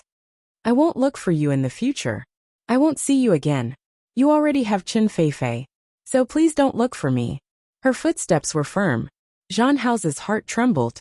He had a feeling that he was about to lose Sure Mengwan. He hugged her from behind and hugged her tightly. Don't go. Sure Mengwan stopped for a while. Then she pulled Zhang Haoze's fingers one by one. Zhang Haoze, don't be like this. Wan, give me time. Zhang Haoze. Sure Mengwan suddenly raised her voice and struggled out of his arms. She stood in front of him and stared at his face with a burning gaze. Give you time? Tell me, how much time do I give you? A month? Half a year? A year? How much time do you need? How long do I have to wait before I can stand in front of you openly? Can you answer? She thought of Chen Feifei, whom she couldn't help but open a crack in the door. She didn't have the pride and confidence she had when she went to her studio. That Chen Feifei was a little woman trapped by love. What about her? How much better was she than Chen Feifei? For Zhang Haoze, she also had no dignity and no bottom line. Zhang Haoze was silent. His expression was very solemn. His lips moved, but he didn't say a word. Sure Mengwan already knew this would be the result. You can't answer. You can't answer at all. So let it be. Zhang Haoze, I don't want to look like I have no dignity, and I don't want to become a lowly woman for love. If you still have a trace of pity for me, please let me go. The coldness and determination in her eyes made Zhang Haoze's eyes flash with gloominess and complexity. He raised his hand and finally lowered it, clenching it into a fist. Wan. Goodbye. Sure Mengwan turned around and left. Every step she took was very firm. The moment the door opened, she heard Zhang Haoze finally speak behind her. Don't go to S province. It's really not safe. Sure Mengwan's footsteps didn't stop. She left as if she didn't hear anything. She left. Zhang Haoze punched the wall beside him. Tang Hua quickly came in again. Boss. He looked at Zhang Haoze worriedly. Zhang Haoze's back was facing him as he looked at the blue sky outside. After a while, he heard Zhang Haoze's voice. Make the arrangements. Go to Qing City tomorrow. Tang Hua didn't ask further. Yes, I'll make the arrangements now. In the end, Sure Mengwan couldn't go to S province. It was the most tense time for the disaster relief. How could she go there so easily? She went to the Li family's villa a few times, and Li Qianxue was also very worried. However, she also knew that she would only cause trouble if she went. At the critical moment, she could only force herself to calm down. Fortunately, after waiting for 2 days, she finally received news that Su Qingsang was fine. Only then did Sure Mengwan's heart completely relax. Su Qingsang knew that her family in Lin City would be worried about her. So she called them one by one to tell them that she was safe, and told them that Hu Jiniao was taking care of her now. Sure Mengwan knew Hu Jiniao's ability.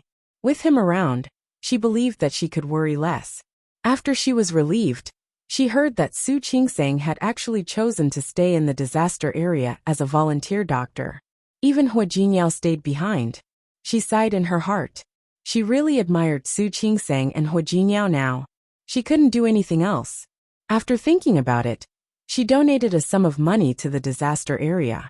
It could be considered as doing something for herself. Nearly a month later, Su Qingsang finally returned from the disaster area. Although she could contact her these days, Sure Mengwan had never been at ease. Fortunately, she had returned safely. Su Qingsang didn't stay in Lin City for long. After staying for a few days, she returned to Rong City. She could tell that after this time, Su Qingsang and Hu Jiniao seemed to have become closer. They had suddenly decided to get married. For a long time after they got married, Sure Mengwan was worried that Su Qingsang wouldn't have a good life. Now, it seemed that she could rest assured. She couldn't help but think of herself again. Zhang Haoze seemed to have lost contact with her for more than a month. She was relieved that he didn't come. However, she couldn't hide the disappointment in her heart. She was the one who broke up with him, and she was the one who said that they wouldn't meet again. It was actually good that things were like this now. Shi Mengwan told herself that if she was given some time, she would eventually forget about it. Even though she knew very well that it was very difficult. Time passed by for more than a month. Today, Shi Mengwan's studio welcomed another old acquaintance. Chen Feifei. She looked very different from the last time they met. Her long hair was still loose behind her head, but she was no longer wearing a dress or a suit. Instead, she was wearing a professional suit. She looked a little more mature and less naive. Miss Chen. Good afternoon. Seeing Chen Feifei like this, Shi Mengwan felt a little emotional. Love could make a woman change. Miss Chen, you look good. Really? Thank you. Chen Feifei was in a good mood today. I started to work, and I found that work is quite fun. Shi Mengwan didn't reply, and Chen Feifei didn't need her to. Help me pick out a dress. I'm going to a cocktail party tonight. Okay. Shi Mengwan nodded and brought Chen Feifei to the costume area. The outermost one was her first love, who had won first place in the competition. It's so beautiful. Chen Feifei looked at the dress. I'll take this one. Shi Mengwan was stunned for a moment. Because this dress was for the competition. She wore it last time, and brought it back after attending Dixon's banquet. After it was dry cleaned, it had been hanging here as a sample. There are still 2 more in this series. Miss Chen, why don't you pick another set? After all, this set is here as a sample. Can't I sell it as a sample? Chen Feifei liked this set. I think this set looks good. I'll take this one. But, Shi Mengwan was a little conflicted. She thought that she had once worn this dress to dance with Zhang Haoze, so she didn't really want to sell it.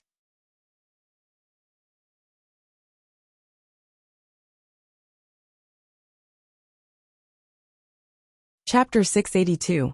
It's not about money. Shi Mengwan smiled appropriately. This is the work I won in the competition in France. I didn't intend to sell it. The work that won the prize? In other words, this is the only one?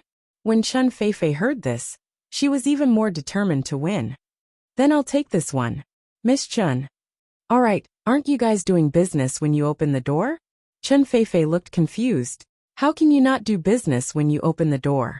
If you don't want to pay double the price, then I'll pay triple. Is that okay? Shi Mengwan didn't respond. Chen Feifei was a little dissatisfied. What's wrong with you? Aren't I advertising for you by wearing your clothes? When the time comes, more people in your studio will know about it, won't they? Do you know how to do business? Shi Mengwan couldn't argue with Chen Feifei, so she could only take off the clothes and ask someone to wrap them up. Chen Feifei swiped the card and glanced at Shi Mengwan. Miss Shi, the clothes you designed are actually quite good, but I don't think you guys know how to advertise. Next time, just advertise it. Shi Mengwan didn't respond. The studio's popularity was actually quite high now. After winning the award, there were still many online orders. She was wondering if she should hire a few more people. By the way, if you have a new model next time, you can call me. As Chen Feifei spoke, she took out a business card. Okay. Shi Mengwan took the business card from Chen Feifei. On it was written the manager of the Chen Corporation's customer service department. After sending Chen Feifei away, Shi Mengwan looked at the empty model and wasn't in the mood to think too much. She asked Xiao Ji to bring a set of clothes for the model to wear. A thought flashed through her mind. If Chen Feifei went to the reception, would Zhang Haoze go? If he did, would he see that dress and think of her? Shi Mengwan, who realized what she was thinking, quickly stopped that thought. You guys have already broken up. She told herself that since that was the case, then it had nothing to do with that person. Not long after she returned to the office, someone came to look for her. To Shi Mengwan's surprise, the person who came was Wan Xianying. Why are you here? In fact, after returning from France, Wan Xianying specially came to Lin City to look for her twice. Other than coming to her house to look for her, the messages and calls never stopped. Last time, he said that he had something to do in Lin City. She thought he was just joking. She didn't expect that he would really come. Can I come? Wan Xianying handed the bouquet of roses to Shi Mengwan. This time, it was a bouquet of pink roses. Every time he came to look for her, he would send her flowers. Shi Mengwan looked at the bouquet of flowers and didn't take it for a long time. Wan Xianying, I told you I know that you don't like me, so it's impossible for you to be with me, right? Wan Zinying spoke first, leaving Shi Mingwan speechless. I'm just giving you a bouquet of flowers. You don't have to be so nervous, right? Shi Mingwan watched as he forcefully placed the bouquet of flowers in her hand. She had no choice but to take it. Thank you. You're welcome. Wan Zinying smiled. You don't have to thank me. If you really want to thank me, why don't you accompany me for a meal? Wan Zinying. No matter what, I flew all the way from Rong City to look for you. Shouldn't you show your hospitality as a host? Shi Mingwan couldn't refuse him at all. In addition, the other party was Hu Jinyao's childhood friend. In the end, she nodded. Okay. Then wait for me. I'll go change. It's okay. Beautiful women have to make people wait. Wan Zinying's words made Shi Mingwan feel uncomfortable again. She changed her clothes and came out. But the way Wan Zinying looked at her was a little strange. His gaze swept across her body, making Shi Mingwan think that there was something wrong with her. She followed his gaze and looked at herself. Very beautiful. His praise made Shi Mingwan feel uncomfortable. Let's go. Let's go. What do you want to eat? Anything is fine. Shi Mingwan wasn't picky about food. Wan Zinying sighed. It's very difficult for me if you're like this. I'm treating people to a meal, and I'm most afraid of hearing anything like that. Just as Shi Mingwan was a little embarrassed, Wan Zinying approached her and added, however, beautiful women have special privileges. Shi Mingwan couldn't help but laugh. This Wan Zinying was a very interesting person most of the time. Wan Zinying brought Shi Mingwan to Chaoan Courtyard. Shi Mingwan had been here a few times, but she didn't expect Wan Zinying to be so familiar with this place. Shi Mingwan thought that it would be awkward for a man and a woman to eat alone, but in fact, it wasn't at all. Wan Zinying was a very humorous person. He talked about some interesting things that happened when he went to Hong Kong to auction antiques. Shi Mingwan wasn't bored listening. He had a good sense of propriety and never said anything too excessive or made any requests. Although he occasionally made a joke or two, it didn't make people feel embarrassed. Shi Mingwan looked at Wan Zinying and had to admit that he was a very good man. Unfortunately, she didn't have any feelings for him. After dinner, when Wan Zinying and Shi Mingwan were about to leave, they met an acquaintance. I'll go say hello. Wait for me. Shi Mingwan wasn't surprised that Wan Zinying had acquaintances in Lin City. However, that person looked a little familiar.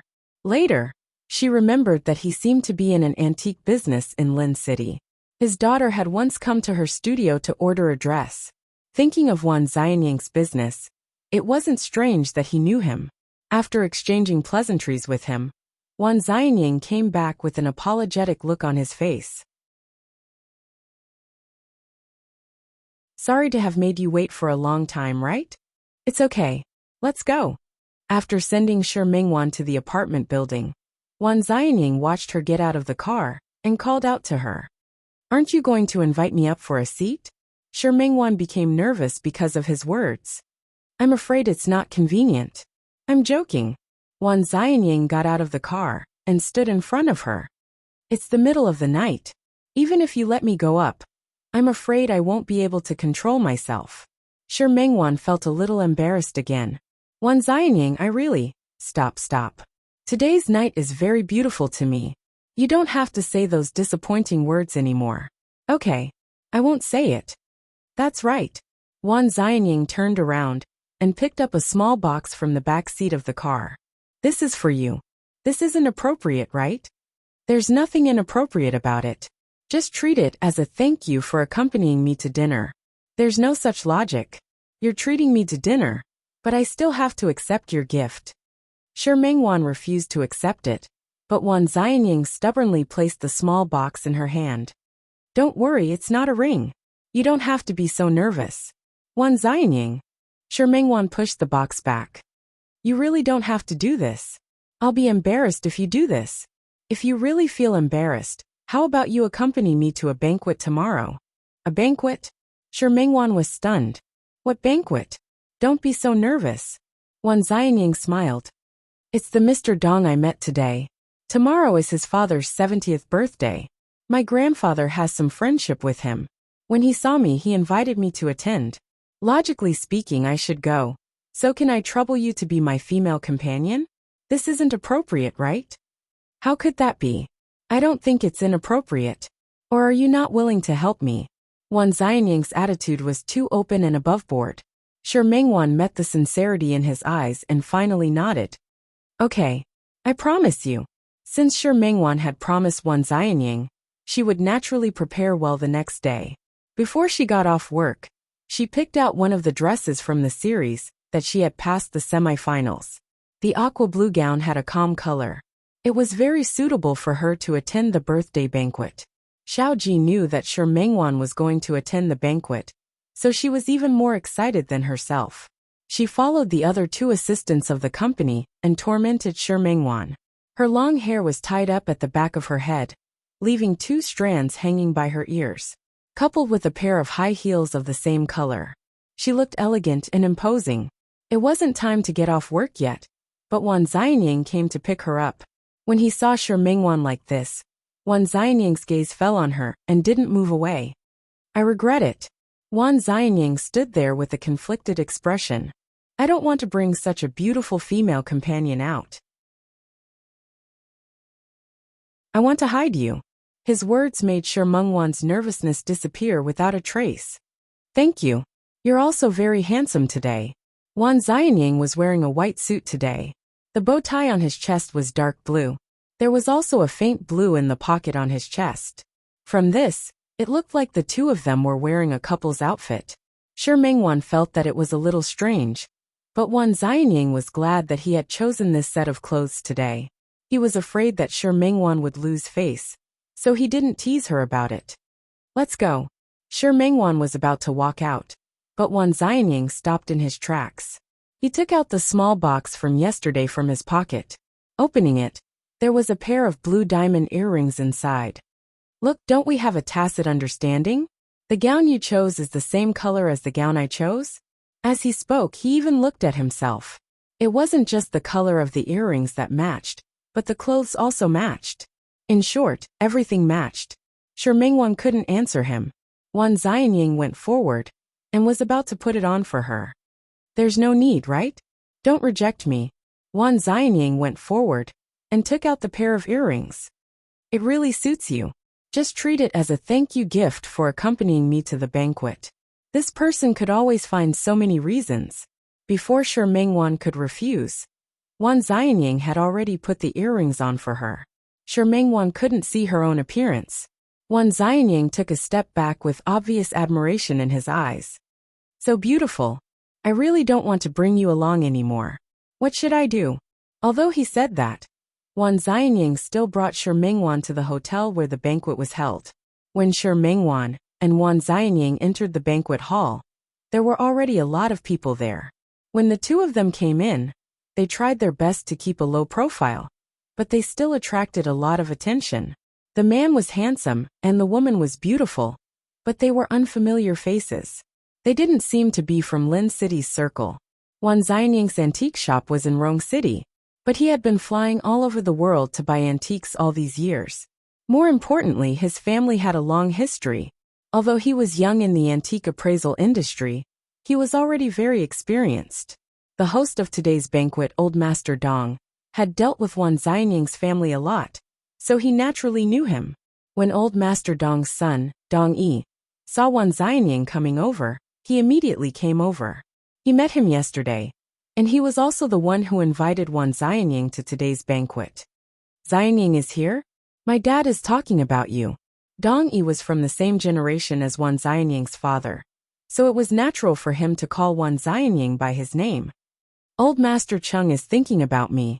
Wan Xianying noticed that Dong Yi's gaze swept over Shi Mengwan. He smiled. Uncle Dong, this is my female companion, Shi Mengwan. Hello, Uncle Dong.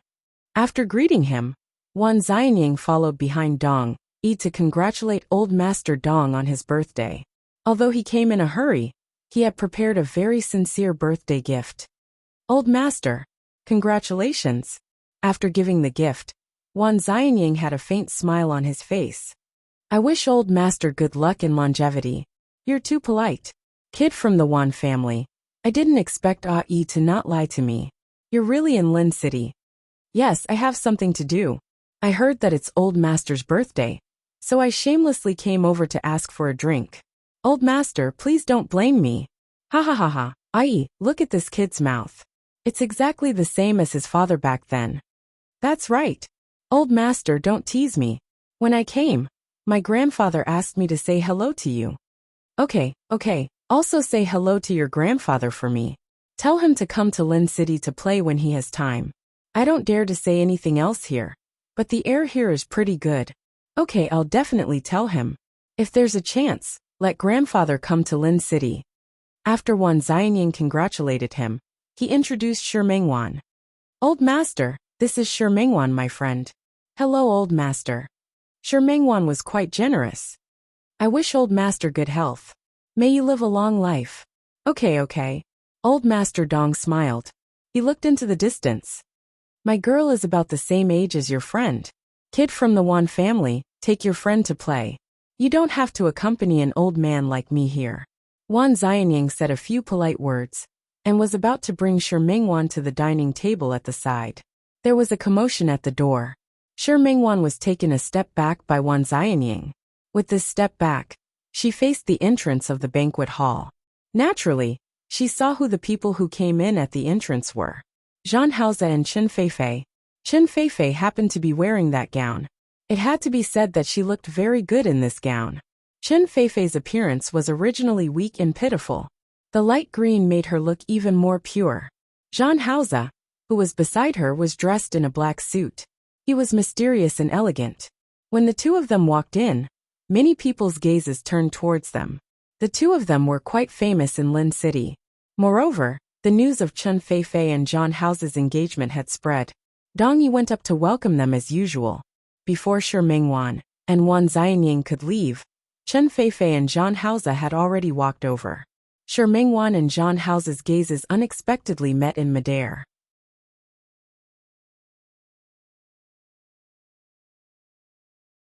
Chapter 683. Shi Mengwan forced herself to look away. Coincidentally, Wan Xianying was also looking at her. He leaned close to her ear and said softly, "Are you bored? It's fine. We'll leave after a while. I'll treat you to a big meal later." Shi Mengwan couldn't help but laugh because of his words. This person was really casual when doing things. He left as soon as he said he would. After being distracted by Wan Xianying, Shi Mengwan wasn't so nervous anymore. She took 2 steps back without leaving a trace, and retreated behind Dong Yi and the others. Wan Xianying smiled and retreated. This way he wouldn't be eye-catching. After all, it was indeed impolite to leave without saying goodbye. Chen Feifei was surprised when she saw Shi Mengwan just now, but it was only for a moment. She was representing the Chen family and Chen Yongchang today. "Hello, Grandpa Dong." As Chen Feifei spoke, she handed over the gift in her hand. "I wish you happiness as vast as the East Sea and longevity as the South Mountain." Good. Old Master Dong nodded repeatedly and looked at Zhang Haoze. He took a step forward. "I wish you good health and a long life." Shi Mengwan was stunned for a moment. Zhang Haoze's congratulatory words were the same as hers. Although the blessings were the same over and over again, this feeling was indeed. Zhang Haoze had prepared another gift for Old Master Dong. He had also interacted with Old Master Dong a few times. It was a form of respect for him. Good. You're very considerate. Old Master Dong liked to interact with the younger generation. Looking at these young people, he felt that he was young. "Since you're here, don't stand on ceremony. You're all young people. Go and play with the young people." As he spoke, he thought of Wan Xianying. He waved his hand and gestured for Wan Xianying to come over. "Kid from the Wan family, let me introduce you. You've been in Rong City all this time, so you might not know him. This is Zhang Haoze. He can be considered one of the outstanding young people in Lin City. Haoze, this is Wan Xianying from Rong City. His Gu Langxian is very famous in the country." "Old master, you're too polite." Wan Xianying smiled and reached out his hand. "Hello, I'm Wan Xianying. Zhang Haoze." Zhang Haoze reached out his hand and shook Wan Xianying's hand. He didn't know if it was Wan Xianying's imagination, but why did he feel that Zhang Hao's hand shake? Wan Xianying felt a little pain in his hand when he let go. Although he knew some kung fu and usually worked out, there was still a difference between him and Zhang Hao, who came from a real fighting background. Seeing that someone had come over to congratulate Grandfather Dong on his birthday, he took Shi Mengwan to the side to avoid them. Zhang Hao and Chen Feifei also stood over. After leaving Elder Dong's side, the group of people inexplicably stood together again. Nice to meet you. What kind of business does President Zhang do? Maybe we can work together if there's a chance. Wan Xianying had always been slick and never offended anyone. Among Hua Jinyao's childhood friends, he was the smoothest. There will be a chance. As Zhang Hao spoke, his gaze inadvertently swept across Shi Mengwan's face. He nodded slightly and said, "Miss Shi, what a coincidence." As soon as these words came out, the other three people present were shocked. Especially Shi Mengwan. She couldn't believe that Zhang Hao actually greeted her. Chen Feifei couldn't help but take another look at him. Then, she went to hold Zhang Hao's arm.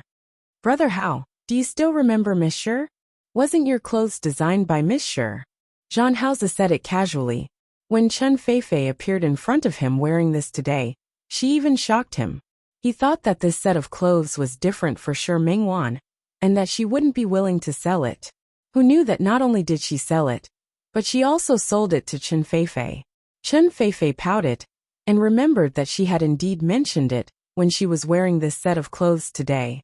She felt a little annoyed. In her heart, all women were her potential rivals in love. She really didn't want Zhang Hao to notice other women, even if it was just a name.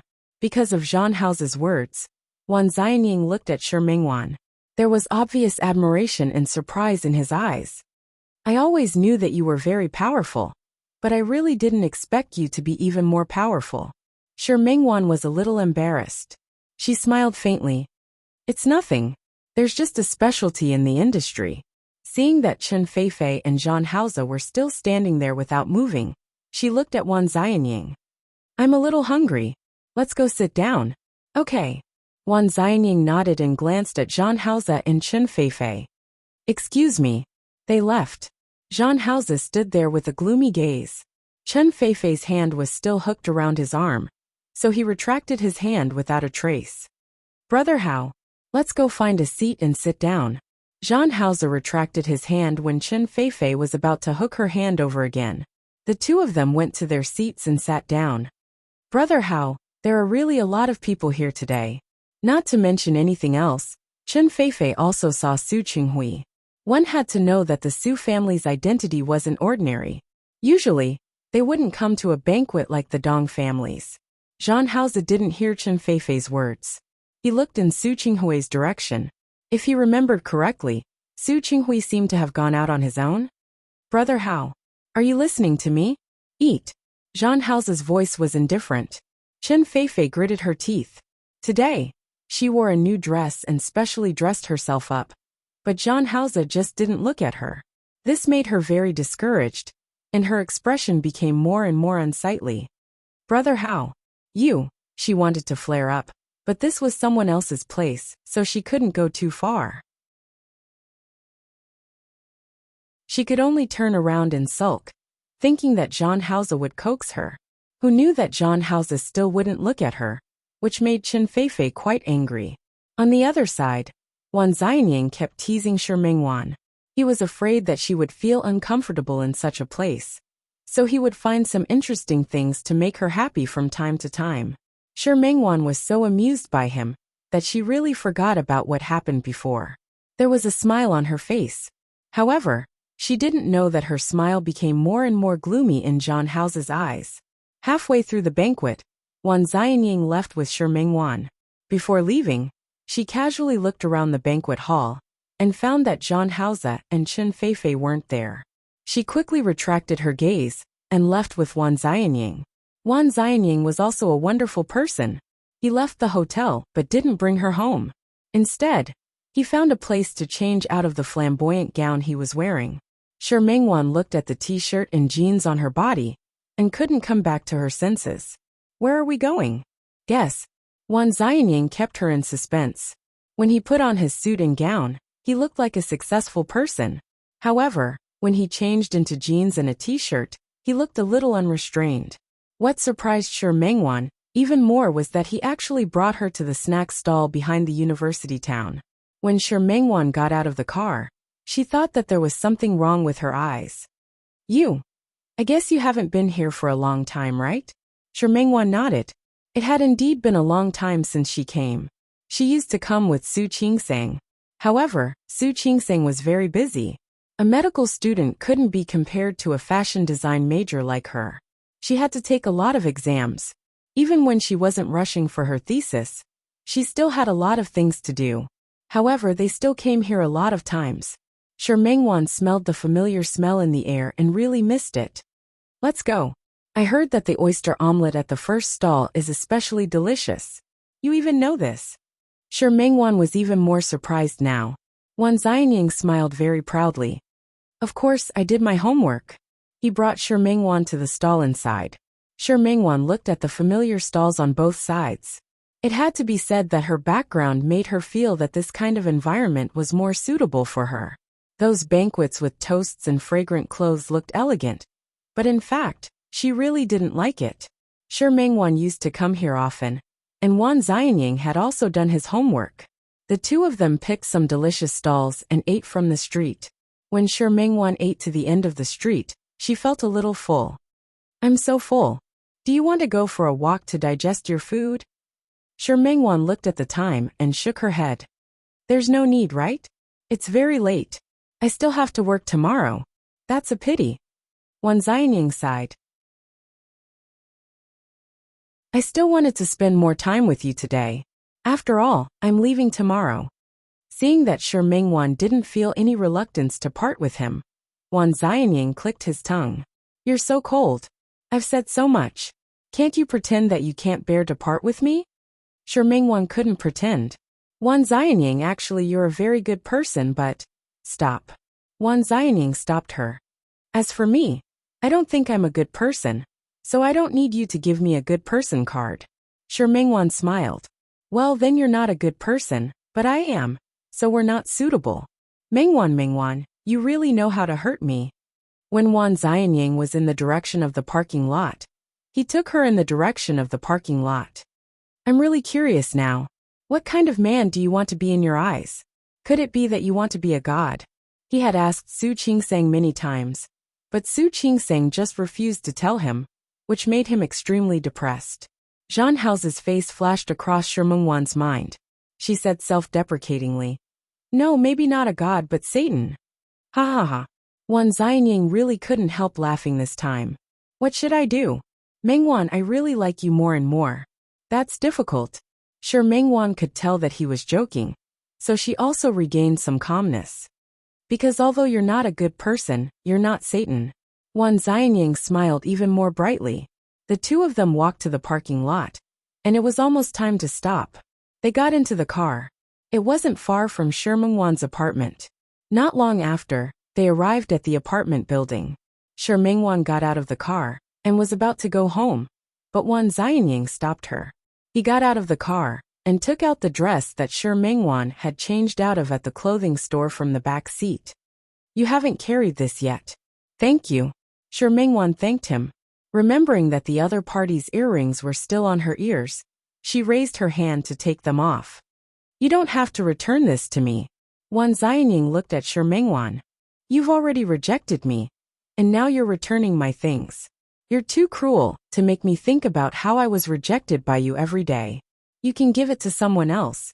Shi Mengwan felt rude after saying that. But this is too expensive. I really can't accept it. Do you really have to be so polite with me? Then I really don't mind turning into Satan tonight. Since he said that, Shi Mengwan couldn't continue. She could only stop. Thank you. I should be the one thanking you. Wan Xianying wasn't being polite. It's not that I haven't been to Lin City before, but I really didn't realize that Lin City was so fun. So you see, I should be thanking you. Wan Xianying. All right, go up. If you continue, I'm afraid I won't be able to resist going upstairs to ask you for a cup of coffee. This person was really. Shi Mingwan took a step back and wanted to leave, but Wan Xianying suddenly called out to her. She stopped in her tracks, but he suddenly reached out and took a leaf from her head. It might have been stained just now. Thank you. All right, do you want to count how many times you've said thank you today? He suddenly moved his face closer with a teasing smile on his face. Maybe you can kiss me as a thank you gift. Shi Mingwan took a big step back because of his action. She didn't say thank you anymore and turned to leave. Wan Xianying looked at her back and let out a long sigh. King Xiang had a dream, and the goddess had no heart. It really made him sad. He got into the car again and left. Naturally, he didn't know that on the balcony of Shi Mingwan's apartment, someone was staring downstairs. He had seen the intimate action between the two of them just now. Shi Mingwan went upstairs. Other than her bag, she was also carrying the clothes. She thought about what Wan Xianying said just now. If she hadn't met Zhang Haoze, Wan Xianying would really be a good man. Unfortunately, but tonight's date was still very pleasant. She had been very busy these days. Especially after Su Qingsang left, there weren't many classmates who could contact her, and she didn't have many friends in Lin City. It had indeed been a long time since she went to the university town. She didn't expect Wan Xianying to know. It was obvious that he came because he asked Su Qingsang, but this was considered attentive. She didn't feel anything for a man who pursued her with so much effort. Shi Mingwan laughed at herself in her heart. She was afraid that she would have to lose her memory one day and completely forget Zhang Haoze before she could accept other men again, right? After entering the door, Shi Mingwan casually threw the dress on the sofa. She didn't notice that there was a figure standing on her balcony. She was tired after a long day. She went home to relax and directly stepped on the ground with her bare feet. She was too full at night, so she stretched, put down her bag, and went into the bathroom to take a shower. Halfway through the shower, she seemed to hear a slight click. She stopped and turned off the water. Just as she was about to go out to take a look, the bathroom door was pushed open. Shi Mingwan was shocked. She reached out to grab the bath towel, but she stayed under the shower. Whether it was the bath towel or the offensive weapon, they were all very far away from her. She took 3 steps to close the door, but the person outside had already come in. Shi Mingwan was shocked. She didn't have time to scream, nor did she have time to find cover. She only wanted to push the person out, but she saw the person's face. Zhang Haoze. She was in a state of shock, and her breathing wasn't smooth. If it weren't for her strong willpower, she might not have been able to control her emotions. She looked at Zhang Haoze, and Zhang Haoze was also looking at her. She was covered in water, and her long hair was wet and draped over her head. Because she had been taking a shower just now, her fair skin was extremely beautiful crimson. He was wearing the suit he had worn at the banquet. It took Shi Mingwan nearly a minute to recover from the frightening environment. She looked at Zhang Haoze, her eyes full of wariness. Why are you here? Get out. Zhang Haoze didn't leave. Instead, he took a step forward. As he moved forward, Shi Mingwan retreated. However, she had just taken a shower, and the ground was covered in water. It was very slippery. She retreated in a hurry, and her feet were unsteady. Her body lost its balance, and she fell backwards. Zhang Haoze quickly supported her waist. Before she could stand firmly, her body was already in his arms. The water droplets on her body wet Zhang Haoze's suit. Shi Mingwan placed her hands on his chest, wanting him to let go of her. Zhang Haoze easily lifted her body and tilted his head. He didn't care that her face and body were covered in water, and kissed her lips just like that. Shi Mingwan's eyes widened, and she quickly struggled. However, it was useless. Zhang Haoze's strength was much greater than hers, and his kiss was extremely fierce. Shi Mingwan's mouth was in pain and numb from his kiss. She was furious, and she opened her mouth to bite back at his lips. Zhang Haoze stepped back, so that she wouldn't succeed. He lowered his head and bit her neck hard. Shi Mingwan was in pain. She wanted to push Zhang Haoze away, but he didn't let go. His teeth went deep into her flesh. Shi Mingwan's tears were about to fall. Zhang Haoze let go of her mouth at this moment, but he didn't let go of her. He lifted her body again, and pressed it against the wall at the side. Shi Mingwan's back hit the wall, and the cold tiles made her feel cold. Jean House's arms in front of her were also cold because of the water. She shrunk her body and glared at him hatefully. Are you crazy? Jean House stared at the teeth mark on her shoulder. His slender fingers stroked it and pressed hard. Tell me, where did he touch you? Sure Mengwan didn't understand what Jean House meant at first. Jean House firmly fixed her body against the wall, lowered his head and bit her cheek. It wasn't heavy, but it hurt. Jean House, tell me, where did he touch you? He saw that Sure Mengwan had already changed her clothes when she came back, and the first thing she did when she came back was to take a shower. He also saw that when they were downstairs, that damned Wan Xianying was kissing and hugging Sure Mengwan. The reason why he thought so was purely because of the angle. He wanted to go crazy, but Sure Mengwan didn't intend to go crazy with him. Crazy, let go of me. You're not going to tell me. Jean House nodded and pulled away her hand that had been covering his chest. Then I'll check it myself. Are you crazy? How could Sure Mengwan let him check? She struggled even more. Jean House, let go of me. What right do you have to do this to me? Jean House acted as if he didn't hear her. He stubbornly checked her body. First her cheek, then her lips. He had already kissed her just now. Now it was her arm. He lifted her arm and checked it one by one. When he saw a red mark on it, he pinched it. What is this? Crazy. Sure Mengwan refused to answer his question. Jean House narrowed his eyes and lowered his head to make a mark on her arm, covering up her original mark. His movements were definitely not gentle.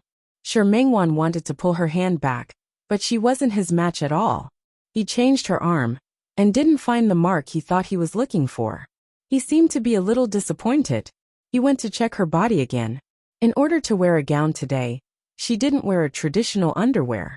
Instead, she used a bra scarf. If she wore that, it would naturally leave some marks. That circle of red almost hurt Jean House's eyes. Sure Mengwan felt that he was really crazy. She felt pain and pushed him with all her might. She even reached out to hit his back. But it was useless. Jean House didn't care about her ticklish strength at all. He was extremely stubborn. The water on Sure Mengwan's body quickly dried up. But the examination wasn't over so easily. She was like Jane Doe on a cross. Not only couldn't she escape, but she also had to let him examine her like this. She felt humiliated, but she couldn't break free. She couldn't get rid of him. After he carefully examined every inch of her body, he didn't seem to be satisfied. In the end, his examination changed. When her body was split open by him, her eyes were filled with tears as she glared at Jean House. You're raping me. Rape? Jean House sneered. He lifted her body up and put it down heavily. If you say so, then so be it. He leaned close to her ear and bit her earlobe. He said word by word. You dared to let that man touch you. I'm already being polite by not killing him. Crazy. Sure Mengwan gritted her teeth. Jean House, you bastard. Change some new words. He increased his strength, and his breathing became heavier. Otherwise, I'll treat this as a love interest. Unable to win against him, Sure Mengwan closed her eyes and turned her face helplessly. Everything seemed to have returned to square one. She was still the Sure Mengwan, who became abnormal the moment she met Jean House. However, Jean House didn't notice. He grabbed her waist and pulled her body tightly into his arms. Stay away from that man. Don't see him again. Domineering, ostentatious and full of declaration. She seemed to be able to feel his emotions and monopolize her. That wasn't love. Thinking of this, she felt even more pain. She felt tears seeping out of the corners of her eyes and falling down her cheeks to the ground. Jean House was still moving.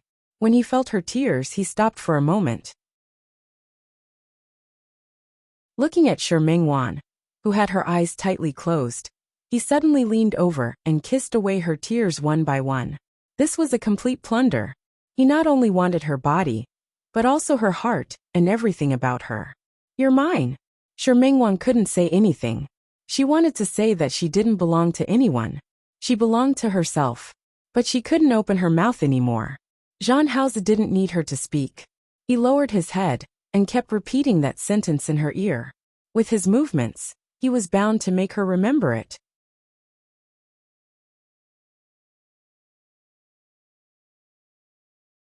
Chapter 684. Shi Mengwan had been living with Qiao Zhe for more than a year. Ever since the last time she saw Qiao Zhe fight with someone, she had never seen Qiao Zhe fight with someone again. She knew that Qiao Zhe was actually hiding something from her. But she also knew that it was his life. Even if she wanted to change it, there was nothing she could do. As long as she told herself that she didn't see it, she could pretend that Qiao Zhe was living a normal life outside. They spent the Mid-Autumn Festival, Spring Festival, Lantern Festival, and Dragon Boat Festival together. After the hottest summer in Lin City, Shi Mengwan's studies had entered the male track. She was smart and willing to work hard. Even if she stopped for half a semester, she wouldn't be unable to keep up. In the blink of an eye, it was the National Day again. After the National Day, it was the Mid-Autumn Festival. After Shi Mengwan started living with the young man, the two of them slowly lived a better life. Shi Mengwan went to school during the day and cleaned the house, and did her homework at night. The young man went out during the day and returned home at night. When Shi Mengwan did her homework, he would read. Shi Mengwan once thought that the youth had always been a gangster outside, so he didn't know much. But what the youth read were history books and biographies of famous people. In the narrow living room, two people sat under the lamp, each with their own things to do. At night, the two of them had been sleeping on the same bed ever since the weather turned cold last year. Even when it was summer, neither of them said that they wanted to change places. Shi Mengwan's sleeping posture was actually very good, but it was very strange. Every time she slept, her back was facing the youth, and the two of them maintained a certain distance. But when she woke up in the morning, she would definitely be in the young man's arms. The young man put his hand on her shoulder and circled her in his arms, forming a protective posture. At first, Shi Mengwan would feel awkward and embarrassed. But as time passed, she no longer felt embarrassed. Especially after a stormy night. That day the weather was especially bad with thunder rumbling. The thunder was accompanied by lightning, plunging the entire Lin City into darkness. In the middle of the night, the electricity went out. Shi Mengwan was afraid. She subconsciously sought the young man's embrace. The young man held her in his arms and covered her ears with his hands. "Sleep, I'm here. Big brother. I'll stay with you." The young man's voice, which had gone through puberty, was a little hoarse. "Don't be afraid." She pressed her face against the young man's chest. For a moment, his heart beat louder than the thunder outside. That steady and powerful heartbeat, beat after beat, made her completely forget the fear and terror in her heart. He had the power to calm people, and she liked being close to him like this. From then on, Shi Mengwan no longer turned her back to the youth to sleep. Imperceptibly, the relationship between the two became even closer. It was almost the National Day, and Shi Mengwan's school was going to give her a 7-day holiday. She wondered if she could go out with Qiao Zhe for 2 days. She had been in Lin City for so long, but other than that time when she went out to watch the fireworks, she had not gone anywhere seriously. The youth did not object to her suggestion. He thought about it, and remembered that there was a Qin mountain in Lin City. It was famous because there was a huge rock on it that looked like a zither. Shi Mengwan had heard of that place. Some of her classmates were from nearby, because this was the first time she went out with the young man, even if it was to the city's scenic spot. Shi Mengwan was also very happy. She asked her classmates in advance how to get there. "I'll take a bus." On National Day, she prepared some snacks and drinks, and went out with the young man. The scenery on Qin Mountain was beautiful. Other than the huge rock that looked like a zither, there were a few other wonders. At that time, the two of them didn't have a camera, so they couldn't take photos. However, Shi Mengwan smiled very happily, and was very satisfied. Her stamina wasn't good, so she was exhausted after climbing the mountain for a short while. When the young man went down the mountain, he looked at the sweat on her forehead. He turned around and bent down, gesturing for her to get on his back. Shi Mengwan wasn't willing. "I'm very heavy. I can walk by myself. Dear brother, let's go." The young man just didn't move. He lowered his body, and insisted on Shi Mengwan getting on. Shi Mengwan had no choice but to get on the young man's back. On National Day, there were many people on the mountain. The young man carried Shi Mengwan on his back, but his footsteps were very steady. After coming down from the mountain, the two of them waited for a long time, but they didn't see a bus. After Shi Mingwan and Qiao Zhe discussed it, they unanimously decided to walk 2 stops to a place where there was a bus. The two of them had just walked 1 stop when they realized that they might have gone the wrong way. They were still a distance away from the real foot of the mountain. By the time they reacted, a few people had already come in front of them and blocked their path. Shi Mingwan was behind Zhang Haozi. Seeing that those people were frightened, she shrunk her body behind the young man. The young man looked at those people and narrowed his eyes. "Kid, your followers aren't by your side today, right? I want to see how you can be so arrogant today." Qiao Zhe blocked Shi Mingwan behind him and looked at the people in front of him. The corners of his lips curled up with a mocking smile. He turned around and looked at Shi Mingwan. "Go over there and hide. I'll be right there." Shi Mingwan was scared and couldn't help but grab the hem of the young man's clothes tightly. Qiao Zhe patted her hand, signaling her not to be afraid. She quickly ran to the side and hid behind a tree. There seemed to be 8 people, but the young man was only 1 person. Shi Mingwan was extremely worried. However, she saw that the young man was fighting 1 against 8. He wasn't afraid of the punches and kicks that were landing on his body at all. He countered every move. Shi Mingwan's heart was in her throat. She watched as the young man fought back. She also suffered a lot of blows. Her eyes were red. The young man's fists had been accumulated in actual combat. His fists hit the flesh and hit the vitals. 3 or 4 people had already been beaten to the ground by him. The remaining people became angrier, and their counterattacks became more and more powerful. The young man didn't notice and suffered a few more blows. Shi Mingwan became more and more worried. At this moment, a few people appeared out of nowhere. Those people were different from the hooligans just now. Each of them was carrying a stick and a steel pipe as thick as a thumb. Shi Mingwan's eyes widened as she watched the group of people rush towards Qiao Zhe and start fighting. At first, Qiao Zhe was still able to withstand 1 or 2 blows. Later, his hands and body were hit several times by the stick, and his figure began to stagger. Shi Mingwan knew that she would only cause trouble if she went over. But when she saw someone swing that long steel pipe at Qiao Zhe's head, she couldn't help but shout, "Dear brother, be careful." Her shout made Qiao Zhe avoid that blow. However, it also made other people notice her direction. Soon, a few hooligans rushed towards her. Qiao Zhe was anxious. Without thinking, he ran in her direction, but there were too many people on the other side. They surrounded him, and he couldn't come over for a while. Shi Mingwan casually picked up the stones on the ground and threw the stones at them when they rushed towards her. However, she was young and didn't have much strength. Other than 1 stone that hit her, the rest of the stones were all empty. The hooligan who was hit by her was enraged. He rushed towards Shi Mingwan and threw a punch. The punch was blocked by Qiao Zhe, who was rushing over. Qiao Zhe protected her behind him. When the other party rushed over, he pushed her and told her to run quickly. Where could Shi Mingwan run to at this time? In her anger, she picked up the wooden stick that had fallen to the ground and waved it around. That kind of disorderly fight didn't have any effect at all. Soon, she was surrounded by a few hooligans. The youth desperately wanted to run in her direction, but it was useless. Shi Mingwan was still beaten in the end.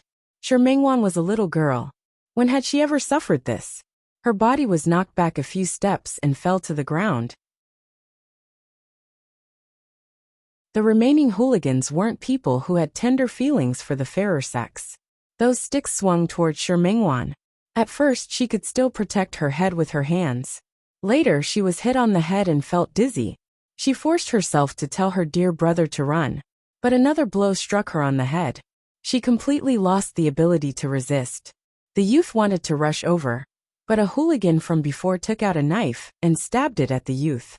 Dear brother, Shi Mingwan's heart was burning with anxiety.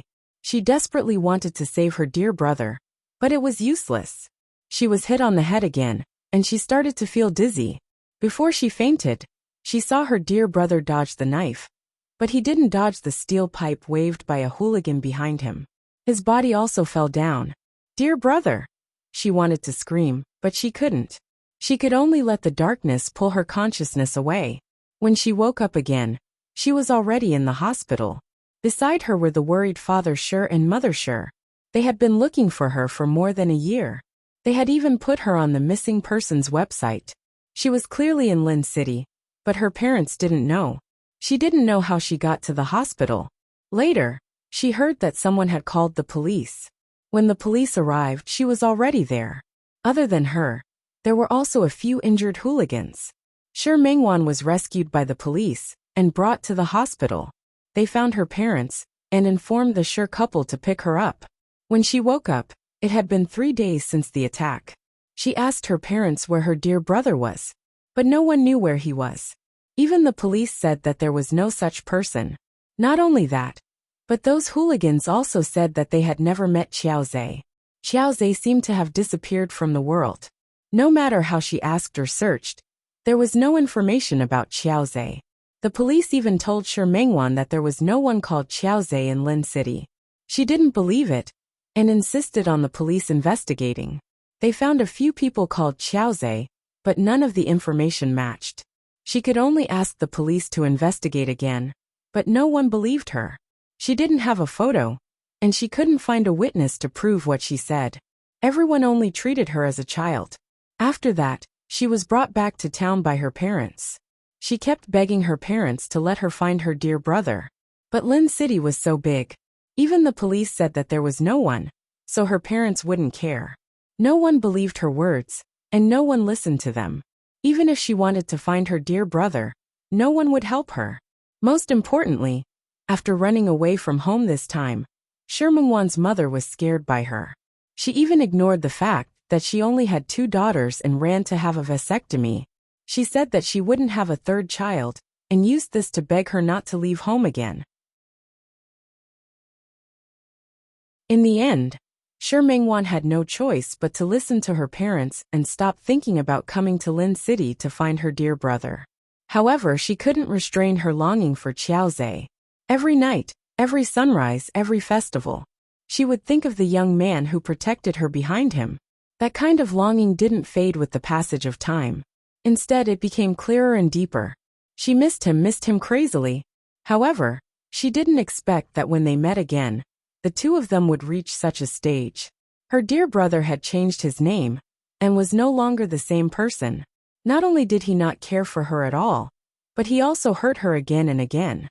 Zhang Haoze looked at Sher Mengwan, who was sleeping on the bed, and a flash of guilt flashed through his eyes. He lost control yesterday, and in the end, Sher Mengwan fell sick. Her body was already wet, and he was so reckless.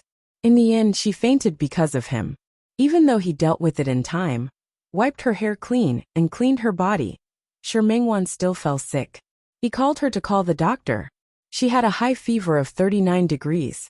The doctor gave her an injection to reduce the fever, but her temperature didn't drop immediately. After the doctor left, Zhang Haoze went to the bathroom and wrung a towel over her head. The towel was wet and dry, cold and hot. However, Sher Mengwan didn't wake up. During this period, Xiao Ji and Xiao Qiu from her studio called to look for her. Zhang Haoze picked up the phone and didn't care how they would react when they heard a man answer Sher Mengwan's call. He directly said that Sher Mengwan was sick and couldn't go to work for the time being. Zhang Haoze called Tang Hua again and asked him to send the work over. After hanging up the phone, he sat down by the bed, and his gaze fell on Sher Mengwan. Her face was abnormally red because of the fever. Her breathing was also a little heavy. Even though she was asleep, her brows were tightly furrowed. "Dear brother." In a daze, he seemed to hear her murmuring. When he got closer, he could hear clearly that she was calling out "dear brother." Zhang Haoze's eyes were deep. He reached out his hand and gently caressed Sher Mengwan's cheek.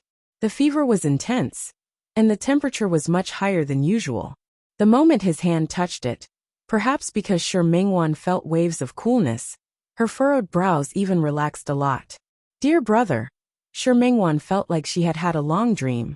In the dream, she wasn't forced to separate from her dear brother.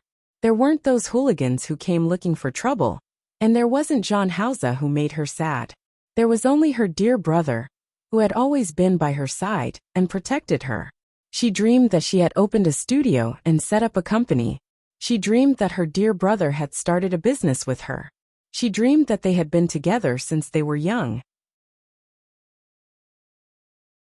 She also dreamed that she and her dear brother had finally gotten married and walked into the auditorium together. But on their wedding day, just when she was about to marry her dear brother, Chen Feifei rushed out of nowhere. "Brother, how is mine, you shameless mistress? You stole my man. You're shameless. You're despicable."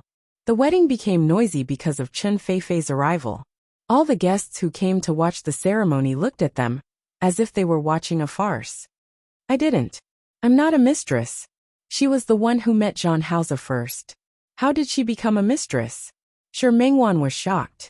She wanted to defend herself, but no one listened to her. She saw her parents' disappointed faces and the shocked expressions of her friends and relatives. Even her best friend Su Qingsang looked at her with pity.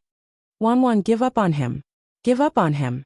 Those voices and those people's gazes were like knives that made her feel a lot of pain. "Don't." She woke up with a scream, but found that her hands and feet were weak.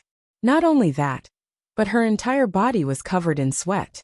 She looked as if she had been fished out of the water. "You're awake." A hoarse male voice sounded. She turned her head and saw Zhang Haoze guarding by the bed. He didn't look very well. There were faint bruises on his chin, and his eyes were bloodshot. Seeing him, Shi Mengwan also recalled why he was here. "You." As soon as she spoke, her voice was very hoarse. Zhang Haoze brought over a cup of warm water at the right time, helped her up, and fed her to drink it. She wanted to refuse, but her body, which had just had a fever, really didn't have much strength. Her throat was uncomfortable, so she couldn't refuse. She drank all the water in the cup. The warm water entering her throat finally made her feel better. She looked up at Zhang Haoze again. "Are you hungry? There's porridge in the kitchen. It's hot. Let me bring it over for you." Zhang Haoze's voice could be considered gentle. Shi Mengwan looked at him. Before she could stop him, he had already gone to bring the porridge. Shi Mengwan was really hungry. She naturally didn't know that she had slept for 2 whole days from the time she woke up from her fever. She didn't usually get sick, so when she got sick, her reaction was very severe. Zhang Haoze brought the porridge in. He helped Shi Mengwan sit up and scooped a spoonful of porridge into Shi Mengwan's mouth.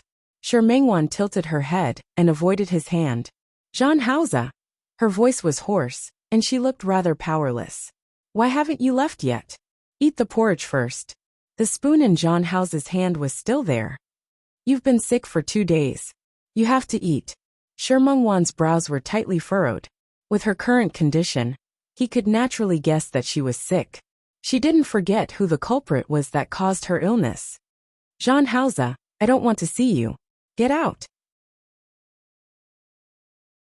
She hadn't recovered from her illness, and her voice and face were all weak. When she said this, she didn't have any aura at all. Zhang Haoze still maintained his previous posture. "Drink the porridge first. We'll talk after you finish. You leave first. I'll naturally drink after you leave." Shi Mengwan turned her face away and stubbornly refused to drink. "You drink first.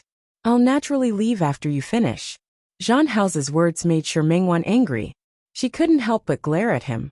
However, even if she was healthy, she definitely wouldn't be able to suppress him in terms of aura. Not to mention that she was sick now. "You." As soon as she opened her mouth, Zhang Haoze fed the spoon in his hand into her mouth. She couldn't say anything. She was forced to swallow the porridge in her mouth. Before she could speak again, the second spoon had already been fed to her. Just like that, Shi Mengwan finished the bowl of porridge under half-forced circumstances. When she saw the bottom of the porridge, she also recovered some energy. "I've finished it. Can you leave now?" Zhang Haoze put down the bowl and wasn't in a hurry to leave. Instead, he took out a tissue from the bedside table to wipe Shi Mengwan's mouth. Shi Mengwan avoided his actions. "Zhang Haoze, I really don't want to see you." Zhang Haoze's hand that was holding the tissue stopped in midair. Shi Mengwan's gaze was fixed on an unknown point in front of her. Her head was still a little dizzy, and her body was also soft. She couldn't exert any strength. However, there were some things that she had to say. "You already have Chen Feifei. Why are you still looking for me?" Not giving him a chance, she smiled bitterly. "Yes, You want to say that you and Chen Feifei aren't that kind of relationship. You want me to believe you and give you time, right? But why should I believe you? Why should I give you time? You and she can appear in front of everyone. You and she can stand under the sun and receive everyone's blessings. But what about me and you? Jean Hausa, what can I do with you? For example, on an occasion like yesterday, do you dare to introduce me as your girlfriend to everyone? Do you dare? She finally looked at him. Her voice was slightly hoarse and her eyes were dim. You don't dare. Jean Hausa's brows were tightly furrowed. He opened his mouth to speak, but Shi Mengwan didn't give him a chance. You don't dare to let people know that I'm your girlfriend. You don't dare to let people know that there's a relationship between us. You can go out with Chen Feifei, but you can't see me go out with other men. You humiliated me and hurt me. Jean Hausa, I'm a human being, not a doll. After saying so much in one breath, Shi Mengwan's breathing was a little ragged. She placed one hand on her chest and kept calming herself down. Jean Hausa, the past. I can treat it as my mistake. It's my mistake. I gave you the chance to hurt me again and again, but I've already paid the price. Jean Hausa, can you let me go? Her face was pale, and she looked pitiful and weak.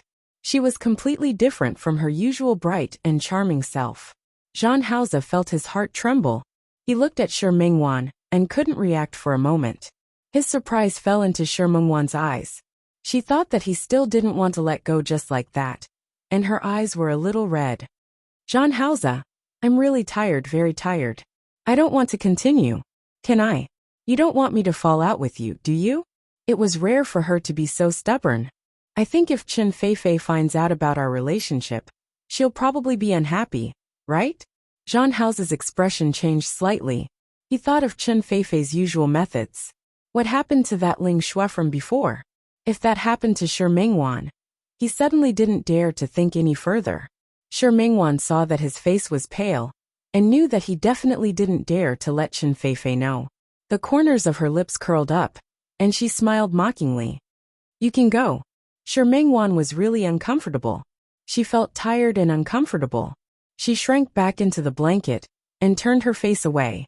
She didn't look at Jean Hausa. I'm very tired. I want to rest. She closed her eyes. In fact, after sleeping for 2 days, she didn't want to sleep now, but she didn't want to see him even more. The room was very quiet.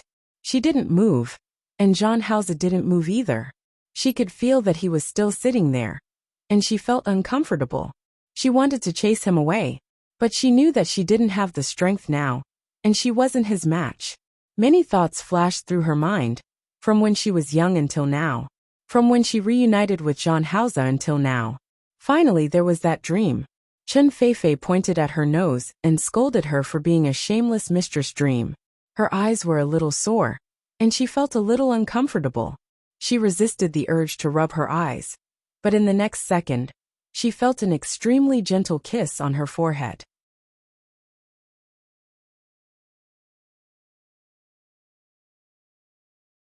Chapter 685. Her body immediately stiffened to the extreme, and she didn't dare to move at all. How could someone like Jean Hausa say something like sorry? For a moment, she thought there was something wrong with her ears. How was that possible? She must have heard wrongly. It must have been. While her thoughts were running wild, her hand was wrapped by a thick and warm palm.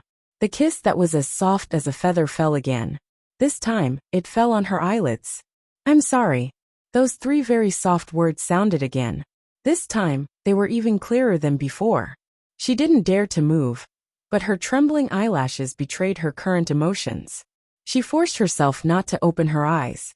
The excessive restraint made her hands clench into fists by her side, and her eyes were a little sore. But it was only for a moment. After thinking for a while, she suddenly opened her eyes and met Jean Hausa's. Their eyes met, and Shi Mengwan's almond-shaped eyes were cold. Jean Hausa, I don't need you to say sorry. I just want you to leave this place. Her voice was very soft, but her gaze was very firm. She really didn't want to continue being entangled with him like this. Wan, you can go. Shi Mengwan said those 3 extremely calm words. Half of it was because she was sick, and the other half was because she was tired. She should have ended this entanglement long ago. It was just that she really missed it too much, and she was too greedy for the warmth and care that her dear brother had brought her. Jean Hauser didn't answer her. He pulled the blanket higher for her. You're still sick. Rest first. Jean Hauser, don't you understand? Shi Mengwan looked at him with a look of resistance. With you here, I can't rest well at all. Jean Hauser's brows furrowed again. Just as he was about to speak, his phone rang. He picked it up without thinking much. Shi Mengwan was so sick that she was in a daze. She didn't react at first when she heard the familiar ringtone. It wasn't until the word auntie rang in her ears that her eyes widened like thunder.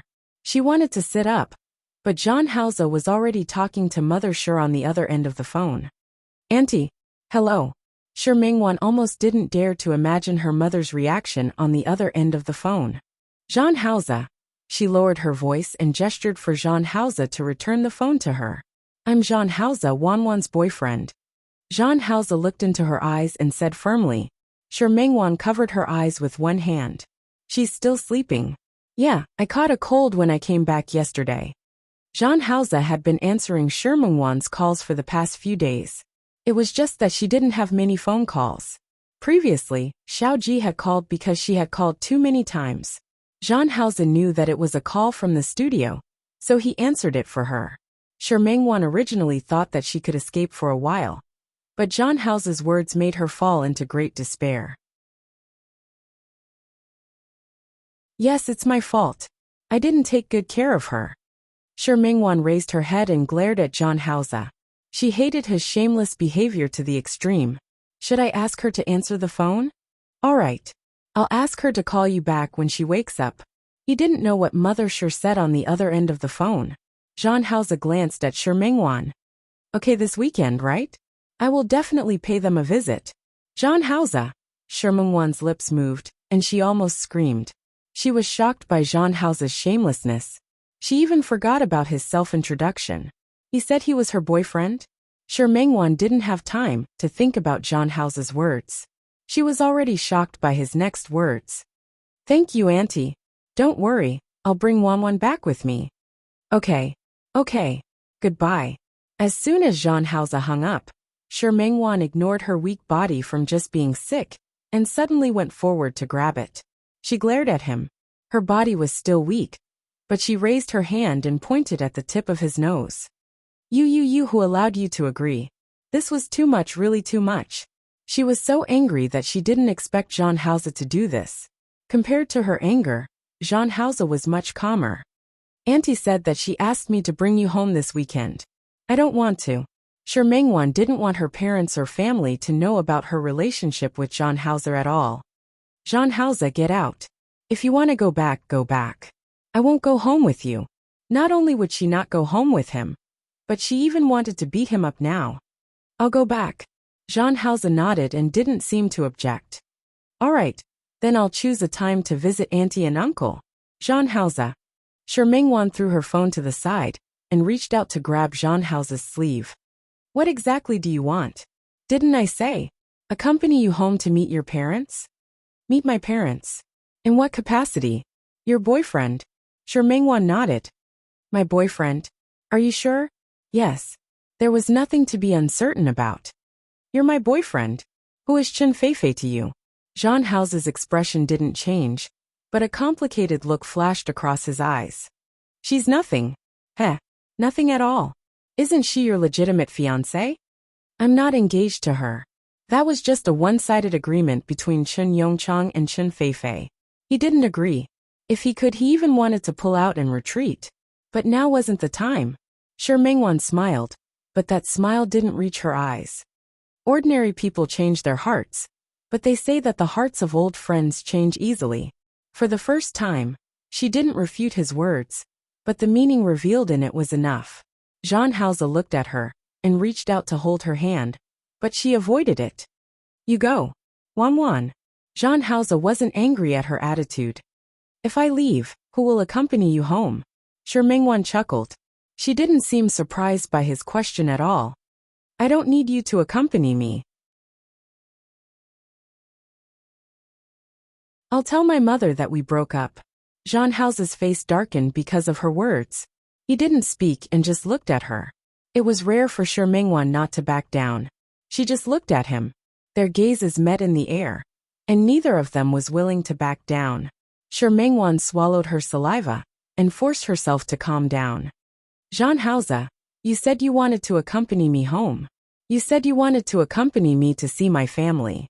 Do you know what it means for you to go home with me? Shi Mingwan's voice was a little hoarse. Her head was still a little dizzy, and her body was also soft. She couldn't exert any strength. If you go home with me, it means that you're willing to separate our identities. It means that you're willing to marry me and marry me. Jean Hao. She stared into his eyes, and the mockery on her lips was hard to hide. Are you sure? She didn't believe him at all. He knew. Jean Hao suddenly reached out and held her hand. Your body hasn't fully recovered yet. You should rest first. Jean Hao. If there's anything, we'll talk about it after you recover. Don't avoid the topic. I won't let you accompany me back to see my parents. You should sleep first. As Jean Hao spoke, he touched her forehead with his hand. There's still a little fever. I might need another injection. Jean Hao. You rest first. I still have some business to deal with. When I'm done, I'll come and accompany you. Jean Hao. No matter what Shi Mingwan said, Jean Hao just didn't answer her question. She felt that all her strength was like hitting cotton, and it didn't have any effect.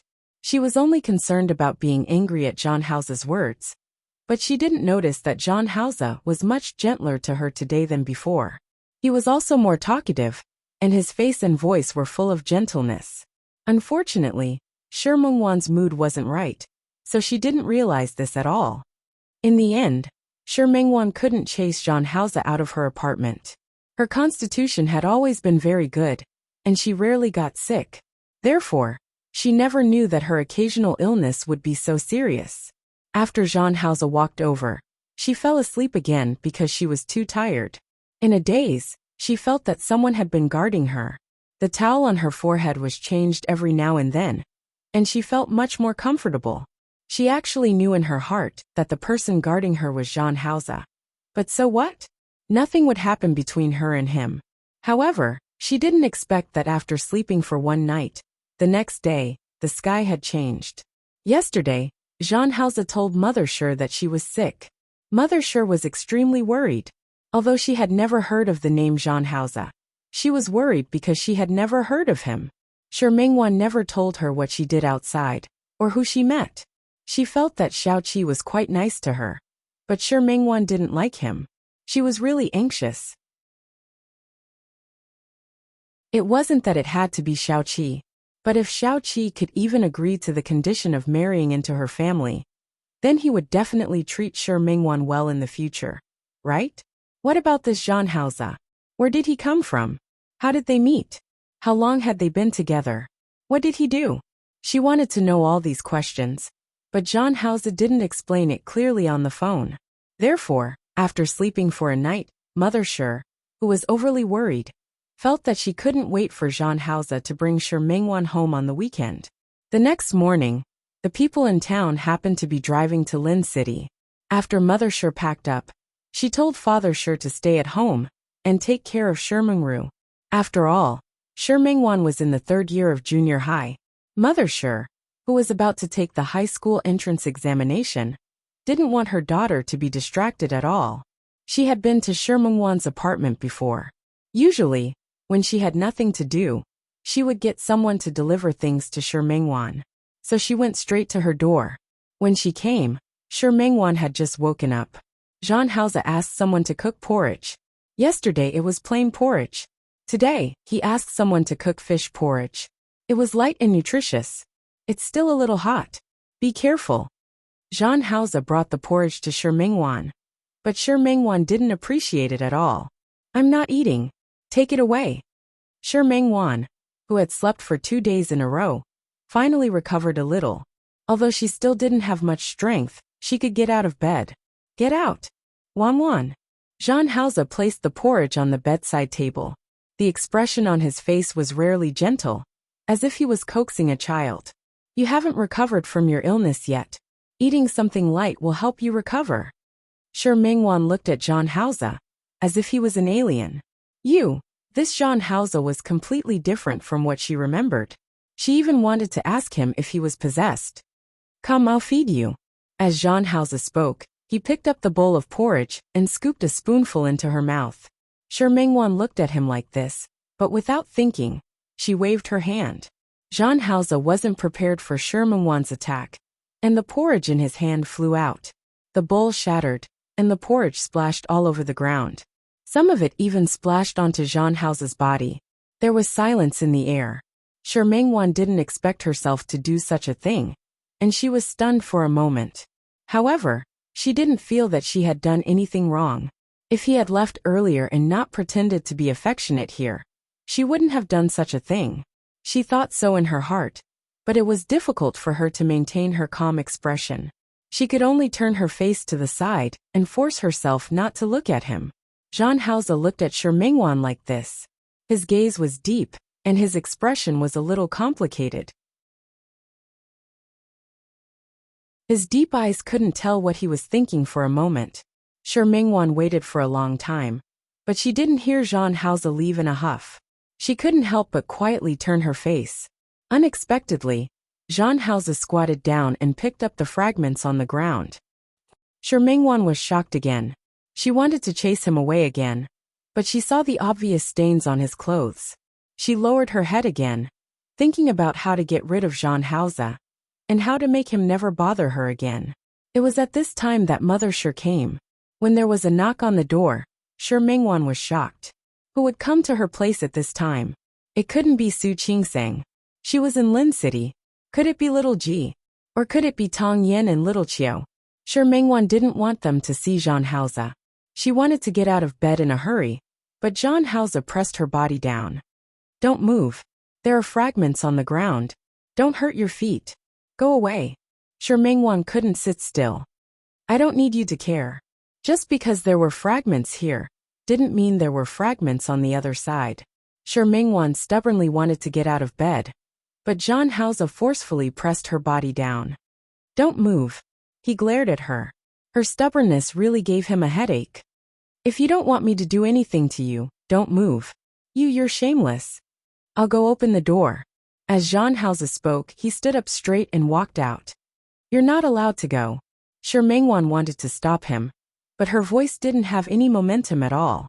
Secondly, it was too late for her to stop him in this situation. When Zhang Haoze saw Mother Sure standing at the door, he recognized her as Sure Mingwan's mother at a glance. Mother Sure was also a great beauty. He could see her demeanor when she was young. Most importantly, she looked somewhat similar to Sure Mingwan. Auntie, you're here? She didn't expect that the person who answered the phone would really be a man. This time Mother Sure was a little stunned. Even though she had heard it once on the phone, it was another thing to see it with her own eyes. She stood at the door and forgot to enter. She just looked at Zhang Haoze. Why are you here? Where's my daughter? You're tuning in to the Li Mei's Wuxia Whispers YouTube channel. We're so grateful for your support, and don't forget to subscribe to join us on this incredible journey through captivating stories. Your generosity through donations truly makes a world of difference, as it's the primary source of revenue that allows me to expand and enhance this channel for you. Thank you from the bottom of my heart for being a part of this adventure.